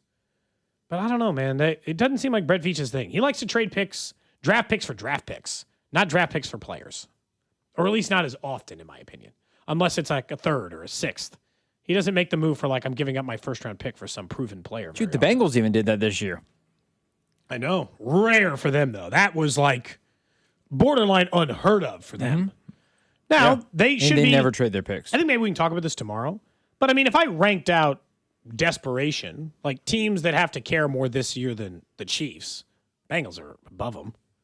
In the desperation rankings, Gold, The Rams feel like in a way just because the countdown, the countdown of Matt Stafford, obviously, and the moves that they've made. Yeah, they're one just because of what they've done. Mm-hmm. Other than the Bills, who probably just feel the Bills should be in there, but even still, DJ Moore is not blowing you away. Yeah, somebody said Rice and Worthy are pretty high picks, like you mentioned the defensive lineman. True, but they're running into trouble with Rice, similar to maybe Felix, but they're running into trouble with Rice in the sense that I don't think you can count on them long term, and Worthy hasn't taken the step forward yet. I'm not saying they haven't put anything into wide receiver, but I also think that they've had the Travis Kelce crutch for a decade. They've had Tyreek, but they didn't have, they had a guy. They had a weapon. Travis Kelce will retire sometime, right? What percentage chance do you think this is his last year? I think it's 70. No, we're not far. I was 80. Yeah, I was I'm not willing to go higher than that. Not as quick as he returned this previous season. I think if last year they won the Super Bowl, he'd have quit. I think if this year they win the Super Bowl, he'll quit. But I do think that he'll maybe talk himself into keep playing football if it's the other way around. How old is he now? 37, 38? I would say 85%. He turns 37 in October. He's 36 right now. Just because obviously we know that he's got a lot after football. We know that, of course, but it's just the grind of another offseason, another OTA, another training camp, another 17 games. Like, it's just a lot. I don't know. It depends on if you want to go through it again. I don't know, man. I think health is a big part of it. Yeah, it sounded that too. And he's very knock on wood. Yeah. He's played through injury, but he's been healthy. It's not even like, I think sometimes people think when you say not stupid, when you say things that seem ludicrous, that you don't mean them. I very much mean that I am convinced him getting with Taylor Swift taught him that convinced him to getting keep playing with football. Taylor Swift. When he logic, I understand what you're saying. It's hard to ever know. Well, I can't prove it. But I mean, I could see that. I could see that happening. Whether you're anybody, right? Like anybody, when you meet somebody, your priorities can change, and they motivate you in a different way. Yeah, for sure. I don't think that's crazy. I also think he just loves playing football. I think if he hated it, he would have retired. I also think he just loves being around, the locker room and teammates and what that is, and that's been his whole life. There's a huge part of that that's also true, but we'll see. I hope for what you're talking about, that they're in that market here. I think next offseason, it could be a brief moment. We can forget about the Royals' troubles and instead be like, yes, they won. But unfortunately, before they had won last night, I was thinking about Bobby Witt Jr.'s future, and I do fear that the rest of this season, even though I don't think they're going to the postseason now, and I think most people would probably be in that camp. Yeah. You'd have to be the biggest, most optimistic Royals fan left alive, I think, to think this is, or on the team, or a coach on the team. Like, fine, that's different. To think that they're going to the playoffs. Don't let it fall apart. The rest of this season does still matter, because part of your job over the next 3 to 4 years is proving to Bobby Witt Jr. that being a Royal for life is worth it. That it is worth your time. That what we pay you to stay here forever is worth it. This is a place that you should invest in being. And I think that finishing strong, the final 100 games, proves a little bit of that too. Not as much as going to the playoffs next year or the year after that, or being competitive in other ways, or making a big offseason signing and proving you want to do it. But you can't just give up on this year either. They're in a tough spot because by giving up this year, you prove to Bobby that this is not a good place to play. As you make the likelihood of him leaving a few years down more likely, 10, 20%. And I'm not willing to risk that still. Not for a player of his caliber. He's too good. You should be thinking about keeping Bobby happy. Well, sure. And in a season like this, it has detrimental impact on that. Yeah. I mean, I think fortunately for them, they still have a chance over the next 2 years after this, or 3 years, to get this thing corrected. But I understand we're all trying to search, like, what does that look like? And do they have the right people in place to do that, players and personnel-wise, and front office, coaching, et cetera? And we'll have our answer as the season continues. Some people already think they should have their answer, but the organization clearly does not, in their mind, have that figured out yet. And for Bobby, when you see how this season has gone after just being in the playoffs 2 years ago, and you're wondering, was 2024 the only time I'm going to get in the dance? And if that ends up being the only time in his first part of this contract that he gets in before the opt-out, then it is extremely troubling for the chance of him staying. Not to mention, we don't know what the CBA is going to change. I think that is the one, honestly, part terrified that of losing an might entire save year, you. Bobby. Yeah. Terrified of losing an entire year, but also, is there a chance? If there is, we don't know what it's going to look like. Is there going to be a floor? Is there going to be a cap? And what does that mean for the likelihood of retaining talent like Bobby Witt Jr.? There's a chance the new CBA could make it more likely, even if the team doesn't perform well, that you retain them. But the easiest way of keeping him, other than the money, is that your team is competitive. He wants to be on a competitive team that's in the postseason. And he's been in that one time as far as being in the postseason. And I hope that's not the only time. And right now, I understand from Royals fans, there's not a ton of optimism that they're getting back to the postseason right now anytime soon. He claimed, Bruce Meyer, the MLBPA rep, says that this is a $500 million pay cut, is what he claimed the most recent offer from the owners is. While I don't think it's a break even like some would suggest, I don't think it's a $500 million pay cut either. We can live in the reality world. But you're right. The way the MLBPA goes, if you lose an entire, the way the MLB discussions go, if you lose an entire, because like we're talking 4 years. 4 years is when he's a free agent. If by the end of that time, he's not convinced, Gold, that staying in Kansas City is worth it, well, then they have to trade him. And he's just going to have to opt out for that team. And that would be awful. Yeah, you can't let him walk and not get anything. So, yeah, he's got 2027, 2028, 29, and 30. And he'll be 31 the opt-out. But let's say you lose a year.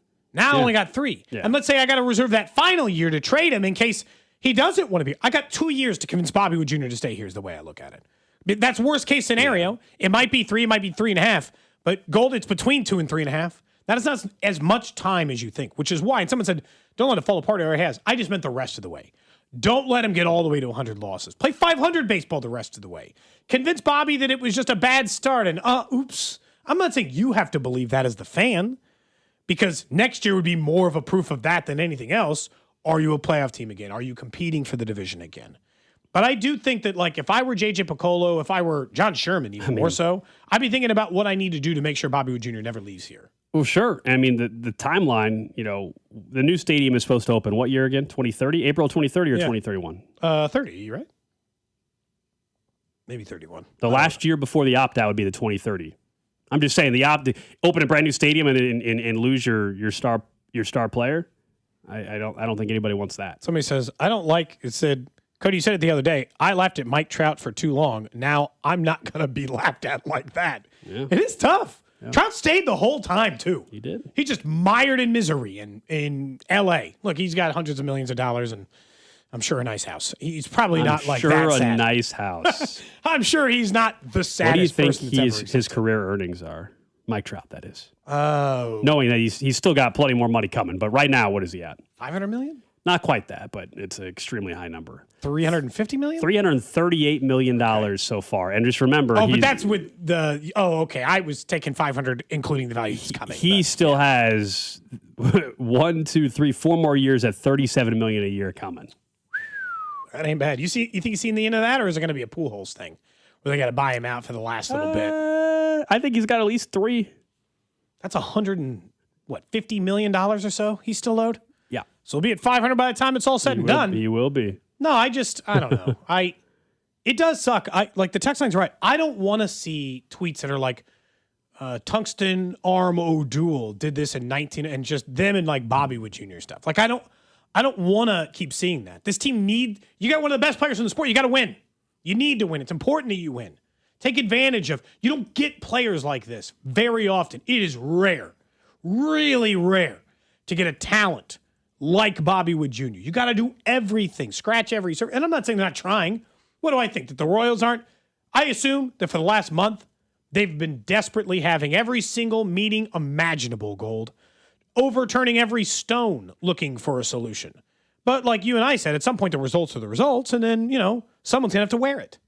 Yep. And it feels like we're heading towards that quickly. Sure. Really quickly? I don't know, man. They face a lefty tonight, so we'll see if Kaggs, who had a home run last night off a lefty, if he'll be in the lineup. Don't forget, coming up 1 week from tomorrow, the Cody Gold Garage Sale will be live from 7 a.m. to 7 p.m., but you can head to 965thefan.com right now and see the current 98 items we have on there. Going to add another 30 or 40 over the next couple of days. So just if you check today, don't forget to check tomorrow or the day after that and see some of the things available to you. We mentioned there's a Sunday night football flag poster signed by Carrie Underwood from whatever. There's some giveaways from Chiefs season ticket members, or when you and I were at the Hallmark Chiefs movie pillows and bobbleheads and autograph stuff by players that you care about and players that maybe you didn't realize you cared about, like Luis Reese-Zammit.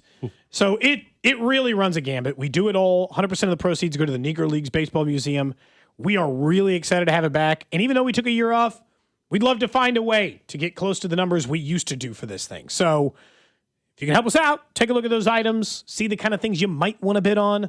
It's all up at 965thefan.com. You just got to click on the events tab and you'll get a chance to take a look at that. But I'm excited.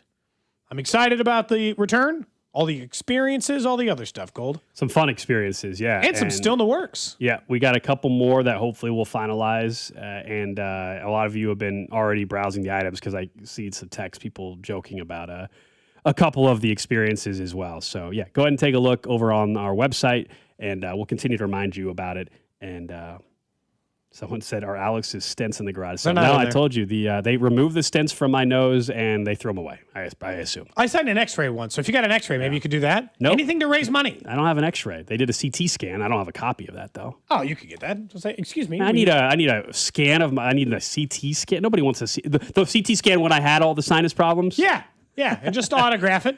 If someone promised to bid $9.65, that's our low, by the way. We switched stations. Bad news, no $6.10 items anymore. True. You got to pay up. $9.65 to the museum is the new going rate. Mm-hmm. Is there anything that you guys know you're going to bid on? Oh, there's a couple things I've looked. The fantasy football trophy is kind of interesting. I saw that. I like that one.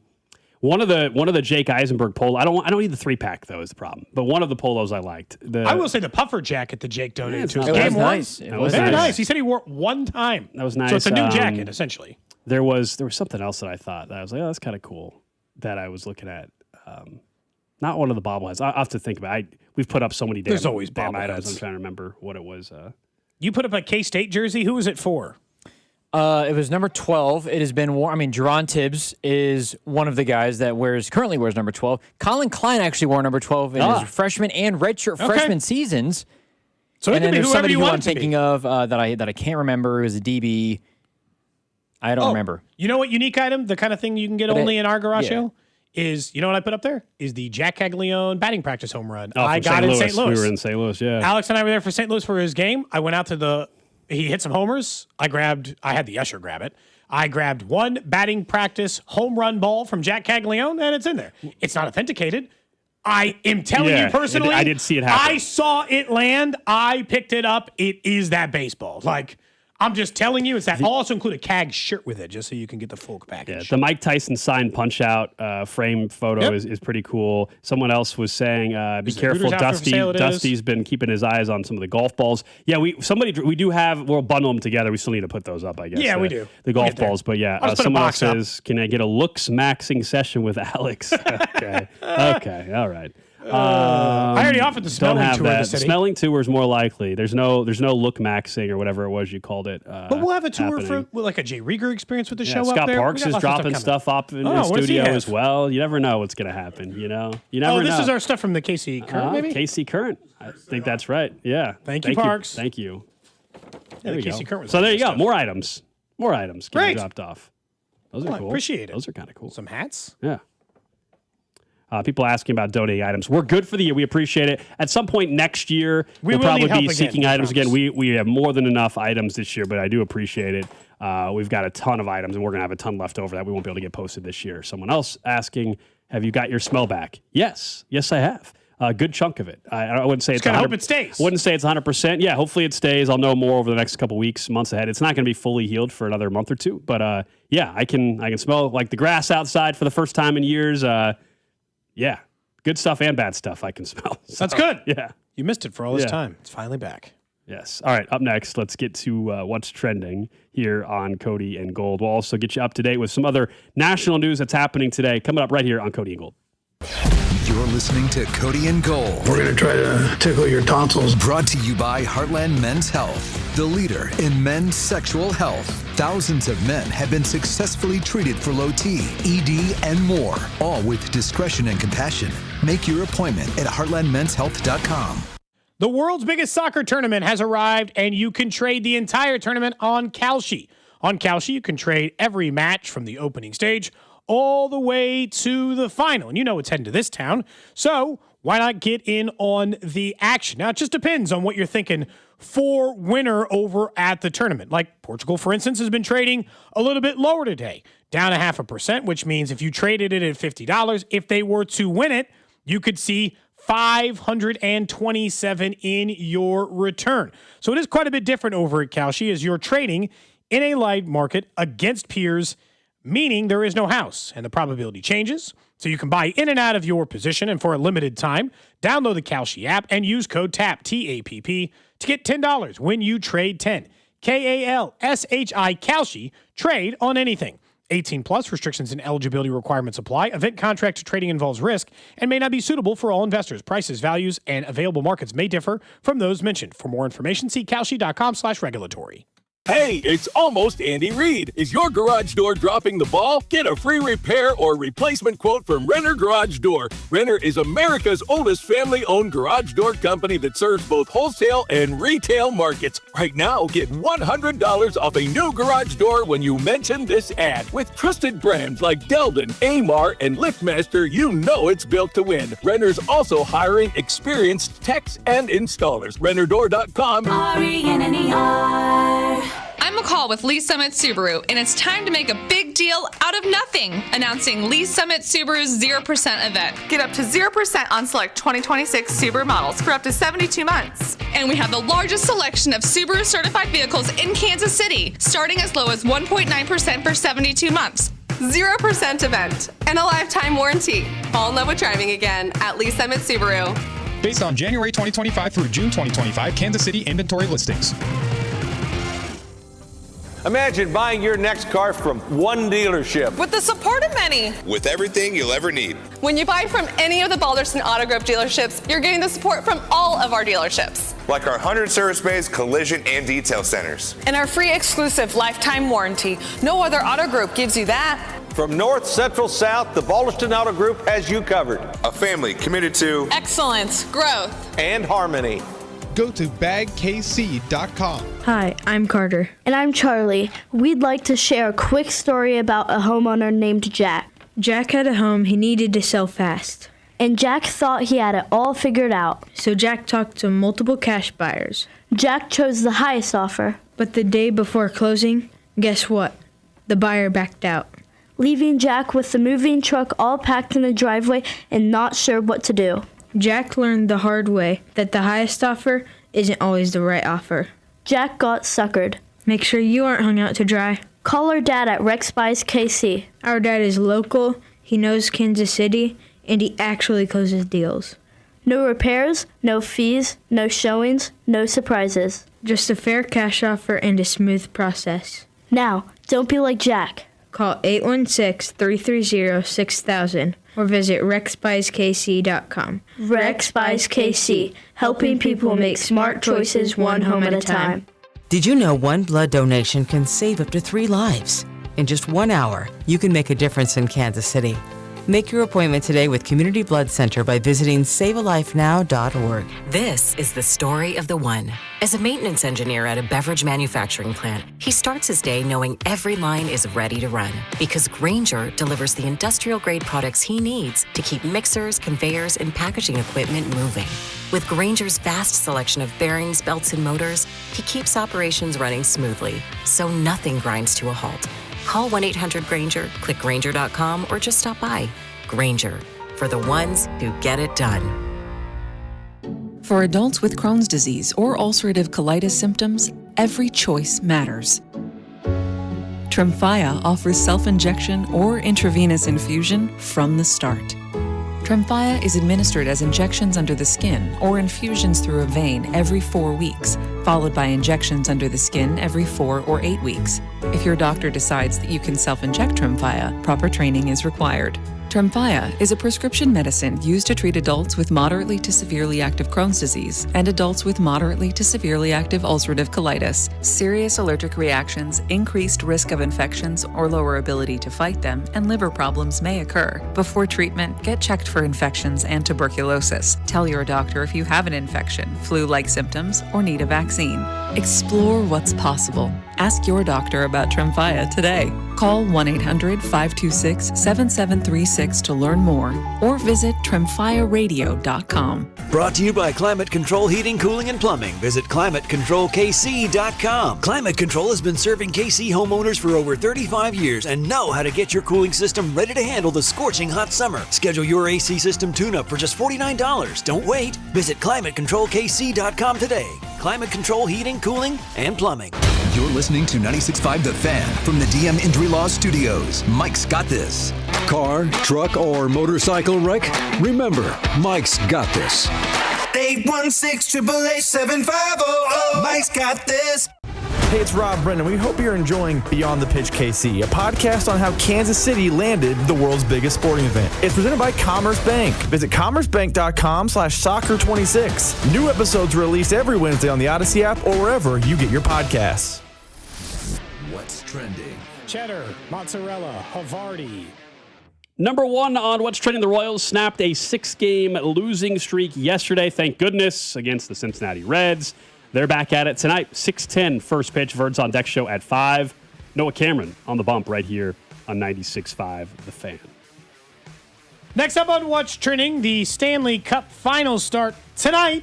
Not a big deal at all, right? No. Carolina Hurricanes, they'll take on the Vegas Golden Knights in the best-of-7 series, you can imagine. The first game, 2 games are in Carolina. Then they'll head to Vegas after those. We'll actually get the NBA Finals starting tomorrow night. But the Stanley Cup Finals underway tonight. Like I told you, we'll have some hockey stuff in the Cody and Gold Garage. I just got to get it listed. Yeah, we found out we had the stick, the hockey stick that's signed. We were trying to figure out who it was from. It is Adam Foote, who used to play for the Avalanche, I believe. Adam Foote.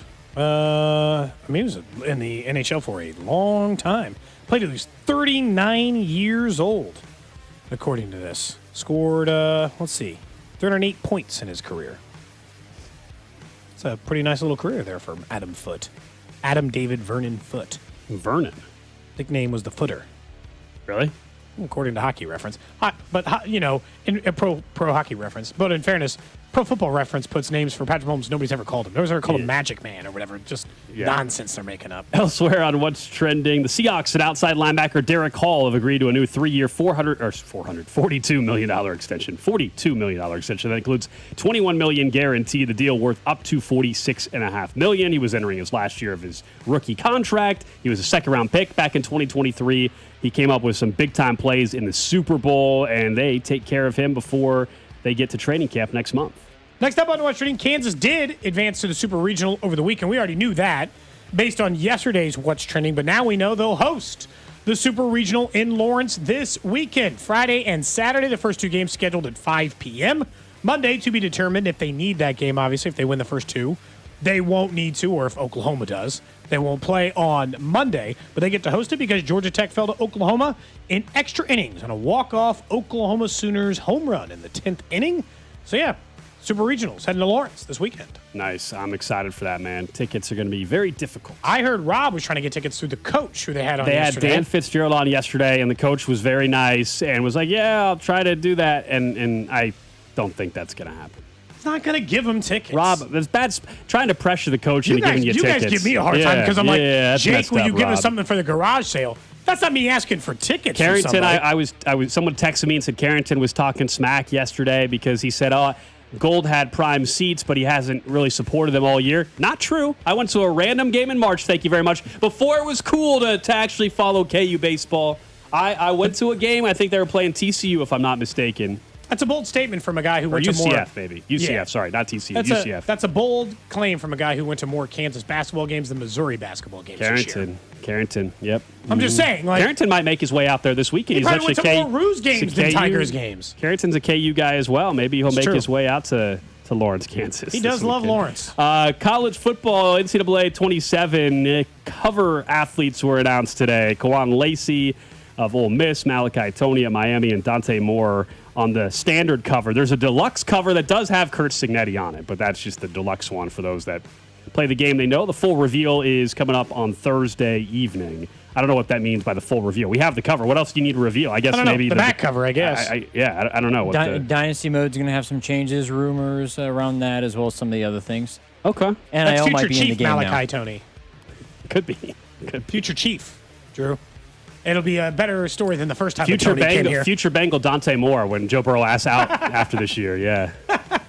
Oh, that'd be They might need to be better than where they normally are to pick Malachi Tony. They also are going to have to wait because he's not eligible this year. No, he's not going to be. He's going to be eligible in 2028. I said Future Chief, not next year, Chief. Future Chief. You sure you want another Tony on the roster? Does it not work out so great with Kadarius? I do think Malachi Tony is. Hey, they won a better. Super Bowl the last time there was a Tony on this roster, all right? That's true. They won a Super Bowl. He caught a touchdown in the Super Bowl. And then everyone was convinced he'd be good the next year. And had a great return. He did. He mattered in the Super Bowl. That's what's trending He did. here on Cody and Gold. Thanks again for those for helping us keep our jobs. Spec said he was threatening firing us if we didn't get to 10,000 followers. You guys helped us do that at the fan 965. We're over 10,000. I will say though, Drew, bad news for you is that because of that, Alex said that if he doesn't get to 1,000 followers, you're at risk. So You got till tomorrow. If Gold doesn't get to 1,000 followers, I'm at 925. He needs the same amount of people that we needed earlier. Yeah. So Alex Gold, is it Alex KC Gold? Alex KC Gold. Alex KC Gold on Instagram. You don't follow him. He says your ass is out. I would never do that. I value you as an employee, but that's what he said. You couldn't hear it, but that's what he said. I didn't say that, but if you want to follow me, I'll take it. I would like to get to 1,000 followers. Anything to get that follower number up. That's right. 925. Even if it threatens your livelihood, you know? Alex KC Gold on the IG, please. Thank you. Thank you very much. Do you guys ever think what you would do for part-time work if you lost this job? I think about it sometimes. For part-time work? How about I need full-time? I need a full-time job if I lost this job. I just meant 2 weeks, you got to make some dough. What are you going to do for 2 weeks? You're driving Uber? I would hope I have severance for a couple weeks. Well, you know what I mean. I'm just saying 2 weeks. Let's just say you had to work a gig job of some capacity. Okay. Yeah, I would. Which one would you do? DoorDash, Uber, work at I think I'd just try to get a bartending job or something and hope somebody would. You could do that. You have experience. I would do I think it's called is it Shipped or Shop, where you basically it's like you go and you just shop at Target for people and drop off. Yeah, stuff. that doesn't seem so bad. The Uber thing, I don't want people in my car and stuff. I'm good. I'm good. I think that actually is a fair dealing with people not via a messaging feels like a nightmare. Mm-hmm. But I do think bartending would at least be in play. You think they just let me teach more classes? I think definitely. You could definitely do the bartending thing. I think it'd be. We did the guest bartending that one time. I had a good time. That was fun. I enjoyed it. You get to talk to people and stuff. It's fun. We talk for a living anyway. The POS system. You were locked in. I had the POS system down. I need some work on my cocktail knowledge though. But you just go to this place that does shots and beer. I was putting in the food orders as well. We were rolling on the POS system over there at our friends in Waldo. Yeah, that was fun. That was a good time. We had to do that again sometime. Thanks for the follows. We're 70 away. Okay, we're 70 away. You're already one up. Wait, how many were you down? 75. Oh, 5 up. All right, great. God, Drew, I really hope for you, man. Drew's got 20 minutes. Hold on, I'm trying to figure out. I said he get out till tomorrow. Jamie only gave him 20 minutes. I said till the end of he's jumped the timeline on you. Well, Alex KC Gold on Instagram. If this is what we're doing while we're at it, I'm at 1,197 on Twitter. I need 3 more followers to get to 1,200. I mean, there you go. Sure, why not? Let's just follow everybody today. Cody, do you need a follower count to get higher? People go follow you on TikTok to watch the videos. That's the one that I've been actually careful following Drew on Instagram.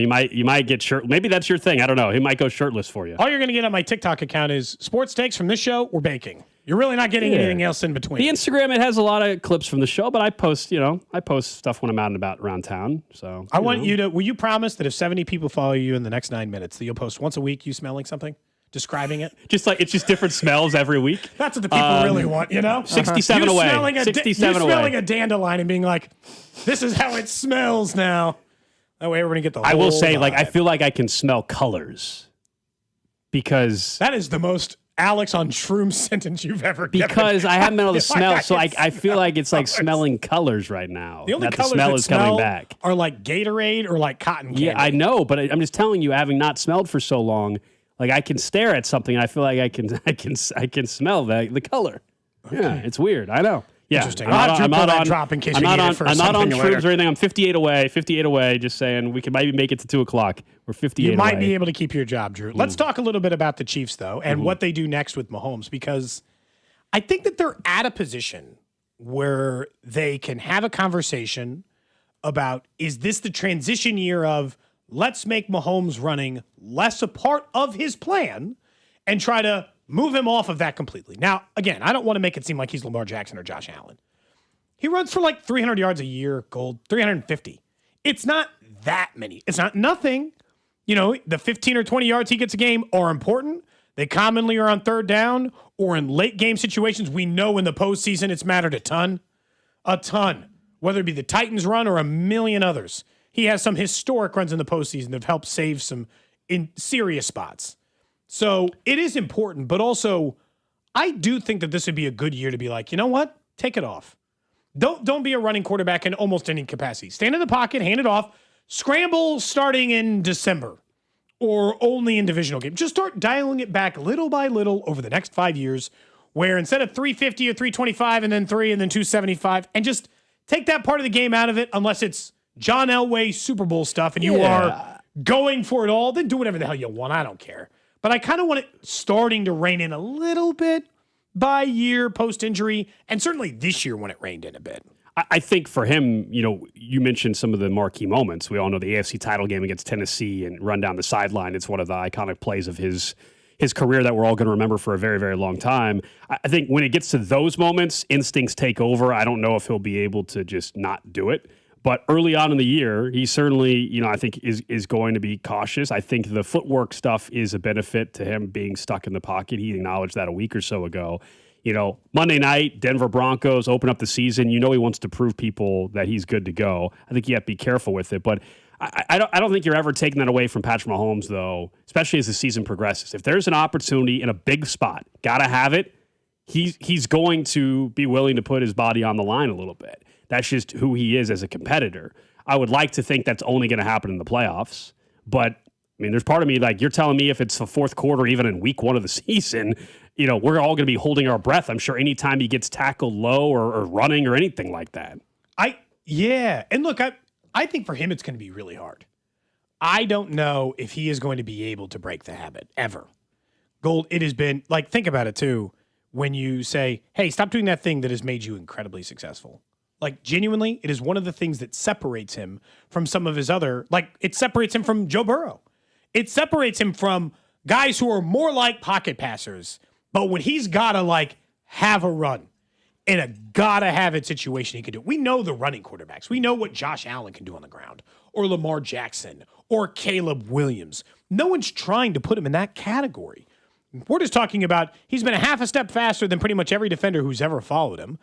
And then now you're saying, can you do it less? I think that's going to be a difficult thing to ask. I go back, and I guess maybe a good example would be, I think Donovan McNabb ran a very similar amount to Patrick Mahomes. Because I looked it up. Donovan McNabb, his best year was 629. That was when he was a rookie. Okay. His best year after that was 480. But then pretty much after that, he's like 300 yards. And especially after he started getting about 30, all that at 31, 32, 33, he was playing less. He wasn't as good of a quarterback, but it reined in. I think over the next 5 years, you'll see the slow, not diminishing returns, but the slow, like, reining in of that. And this just feels like a good year to start practicing that behavior. You have a running game. You have Kenneth Walker. You're coming off a knee injury. Like you guys had said earlier about Ken Walker, they're going to run it enough. If they're not going to run it now, then when? They got one of the highest paid running backs in the league and a guy coming off a severe knee injury. They should be, Patrick Mahomes be standing in the pocket all the time. I think in September or so, what happens in December? What happens if they're fortunate enough to be playing football games late into January in the postseason? I think then all bets are off. But yeah, I think early on in the year, as much as the instincts can take over, I think they're going to really try to protect him. Brett Veach back right before the draft acknowledged that, one, they had to be more explosive in the run game, but also in terms of protecting Patrick Mahomes, it's not just the offensive line, but the run game can do that as well. And I'm not even pretending. Like, I do understand that when, like the difficulty of saying, hey, don't do that as much. And he had openly said that if I'm on the field, I'm going to be 100% of me. Like, I'm not going to, if I'm out on a football field, I'm going to believe and attempt to do literally any of these things I've already done. But you and I have said, and I think it was maybe undersold because we're just shocked by the injury and then the team was falling apart and everything just kind of went awry last year. I think he got hurt because he ran too much. I think they asked him to run too much because they didn't put enough weapons around him. And I'll say that is part of why I was bothered by the draft plan, is that a guy had to run too much, ran around too much, didn't have enough weapons, and you added 0 wide receivers and 0 offensive linemen, and they did add Ken Walker, so I don't want to make it seem like it's nothing. But a lot of the other positions they didn't exactly load up. They're just banking on, for the third straight year, Xavier Worthy and Rashee Rice being better. Now, Rice needs to get out of jail and then stay out of trouble for the rest of the season, which is sometimes a big ask. And I still, kind of in the back of my head, fear some kind of suspension might sneak up on him. I don't think it'd be a lengthy one. Even if he got one, I kind of think he won't get one. I don't think he's getting one from the NFL. But if he did, I don't think it'd be a lengthy one. I don't think it'd be like 8 games. I think it'd be like 1, 2. But I also know that they need those guys to be good, so he doesn't have to run as much as he did last year. He was running his ass off last year. Career high in rushing yards, career high in attempts. Yeah, he was asking to get hurt. He was trying to carry the entire offense, and then eventually, shocker, he got hurt. When it seemed like he'd been favoring the knee for a few weeks anyway, he's popping up on the injury report with some problems, and then gets hurt. Yeah, it was a problem the whole time. And then he eventually ran and, as bodies do, gave out. And he got hurt. So, avoid that the rest of the time, I guess, is part of it with the rushing attack. And that is something we can't know. It's gonna be that whatever that I don't know if it's week 1, but whenever that first run happens, again, we're gonna be nervous. I think everybody's gonna be a little nervous. You get the first one out of the way though, then I think he's playing free from that point on. Someone says, when does Rice get out? June 19th. Or 18th, right? Or 18th. June 18th. Sorry, I looked this up yesterday. Yeah, I think it's 18th. Yeah, he went in May 19th. June 18th is when he gets out. Okay. 30-day, this works. It depends on the month. He'll be out soon.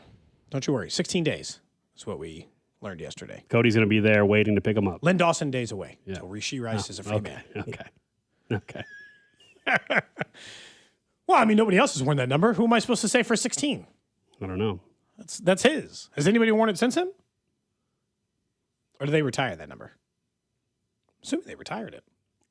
I do not know for sure, honestly. It's a good question. They're not going to let somebody else wear that number. Well, then they might as well get ready to retire 15 soon. It's literally just Lynn Dawson. That's it. And then it'll be 15. Yeah, nobody will ever wear that again. But the difference is because Lynn Dawson played when the team got founded, he's the only player to wear it. Associating Lynn Dawson days away for this sort of a situation also is kind of weird. What's that? Associating Lynn Dawson Cody. with this sort of a situation is Way to also... go. Of course it is. Well, Cody, we... Did you fall short? 43 followers away. Sorry, Drew. Alex... Well, I said you had till tomorrow, but he said I'll give him to tomorrow. Alex KC Gold on Instagram. I was going to say, if 43 this is by the end away. of the show, I'm give you 20 minutes. You know what? You guys have to come over here and 1,000. finish the show yourselves. I gotta go press the buttons. I need 43. I'm begging. Yeah, that's right. I am begging for followers. We got the station follower count up to 10,000 to keep our jobs. And now Cody has said that Drew's going to lose his if we don't get me to Not 1,000. me. So. I said that's what you were telling me in the break. Yeah. Do you want to know the Chiefs players to wear 15 before Mahomes? Sure. There's a guy named Randy Duncan. Doesn't even sound like a football player. 1961. Mike Mercer. Jackie Lee. These are not any players you'd be familiar with. Here's where we start getting into the category of people you've heard of. Todd Collins. Of course, Todd Rocked Collins. 15 from 1998 to 2005. Matt Gutierrez. Don't remember that. Wore it in 2009. Okay. He was apparently a backup quarterback. Don't remember him. Varen Tucker. Wore it in 2010. Okay. Steve Breston. Yeah, I remember Steve Wore Breston. it for 2 seasons. Definitely remember. A.J. Jenkins, the most recent to wear before him. A.J. And 13 Jenkins. and 14, and then Mahomes. Wow. But that is woof. I will say, and this is, I know for a fact, there was a local sports talk show in this station that was talking about the being afraid of Patrick Mahomes being successful because they didn't think he had a good number. What? Like 15's a bad number, like a bad quarterback number. It clearly isn't a bad number. No, it's not. But they couldn't think of it. Clearly isn't a bad number. But that was factoring into the decision-making of fear. Okay. Huh. Someone says, love the bio, Alex. Oh, now we're critiquing the... What's the bio What's wrong say? with my Instagram bio? It just is... It's very... I think it's fine. What's it say? It says, host dash at the fan 965 at Westwood One Sports. Collect baseball emoji, basketball emoji, football emoji cards. I was in a Hallmark Channel movie, born and raised in Kansas City. I think I'd put the Hallmark Channel ahead of the cards. Oh, you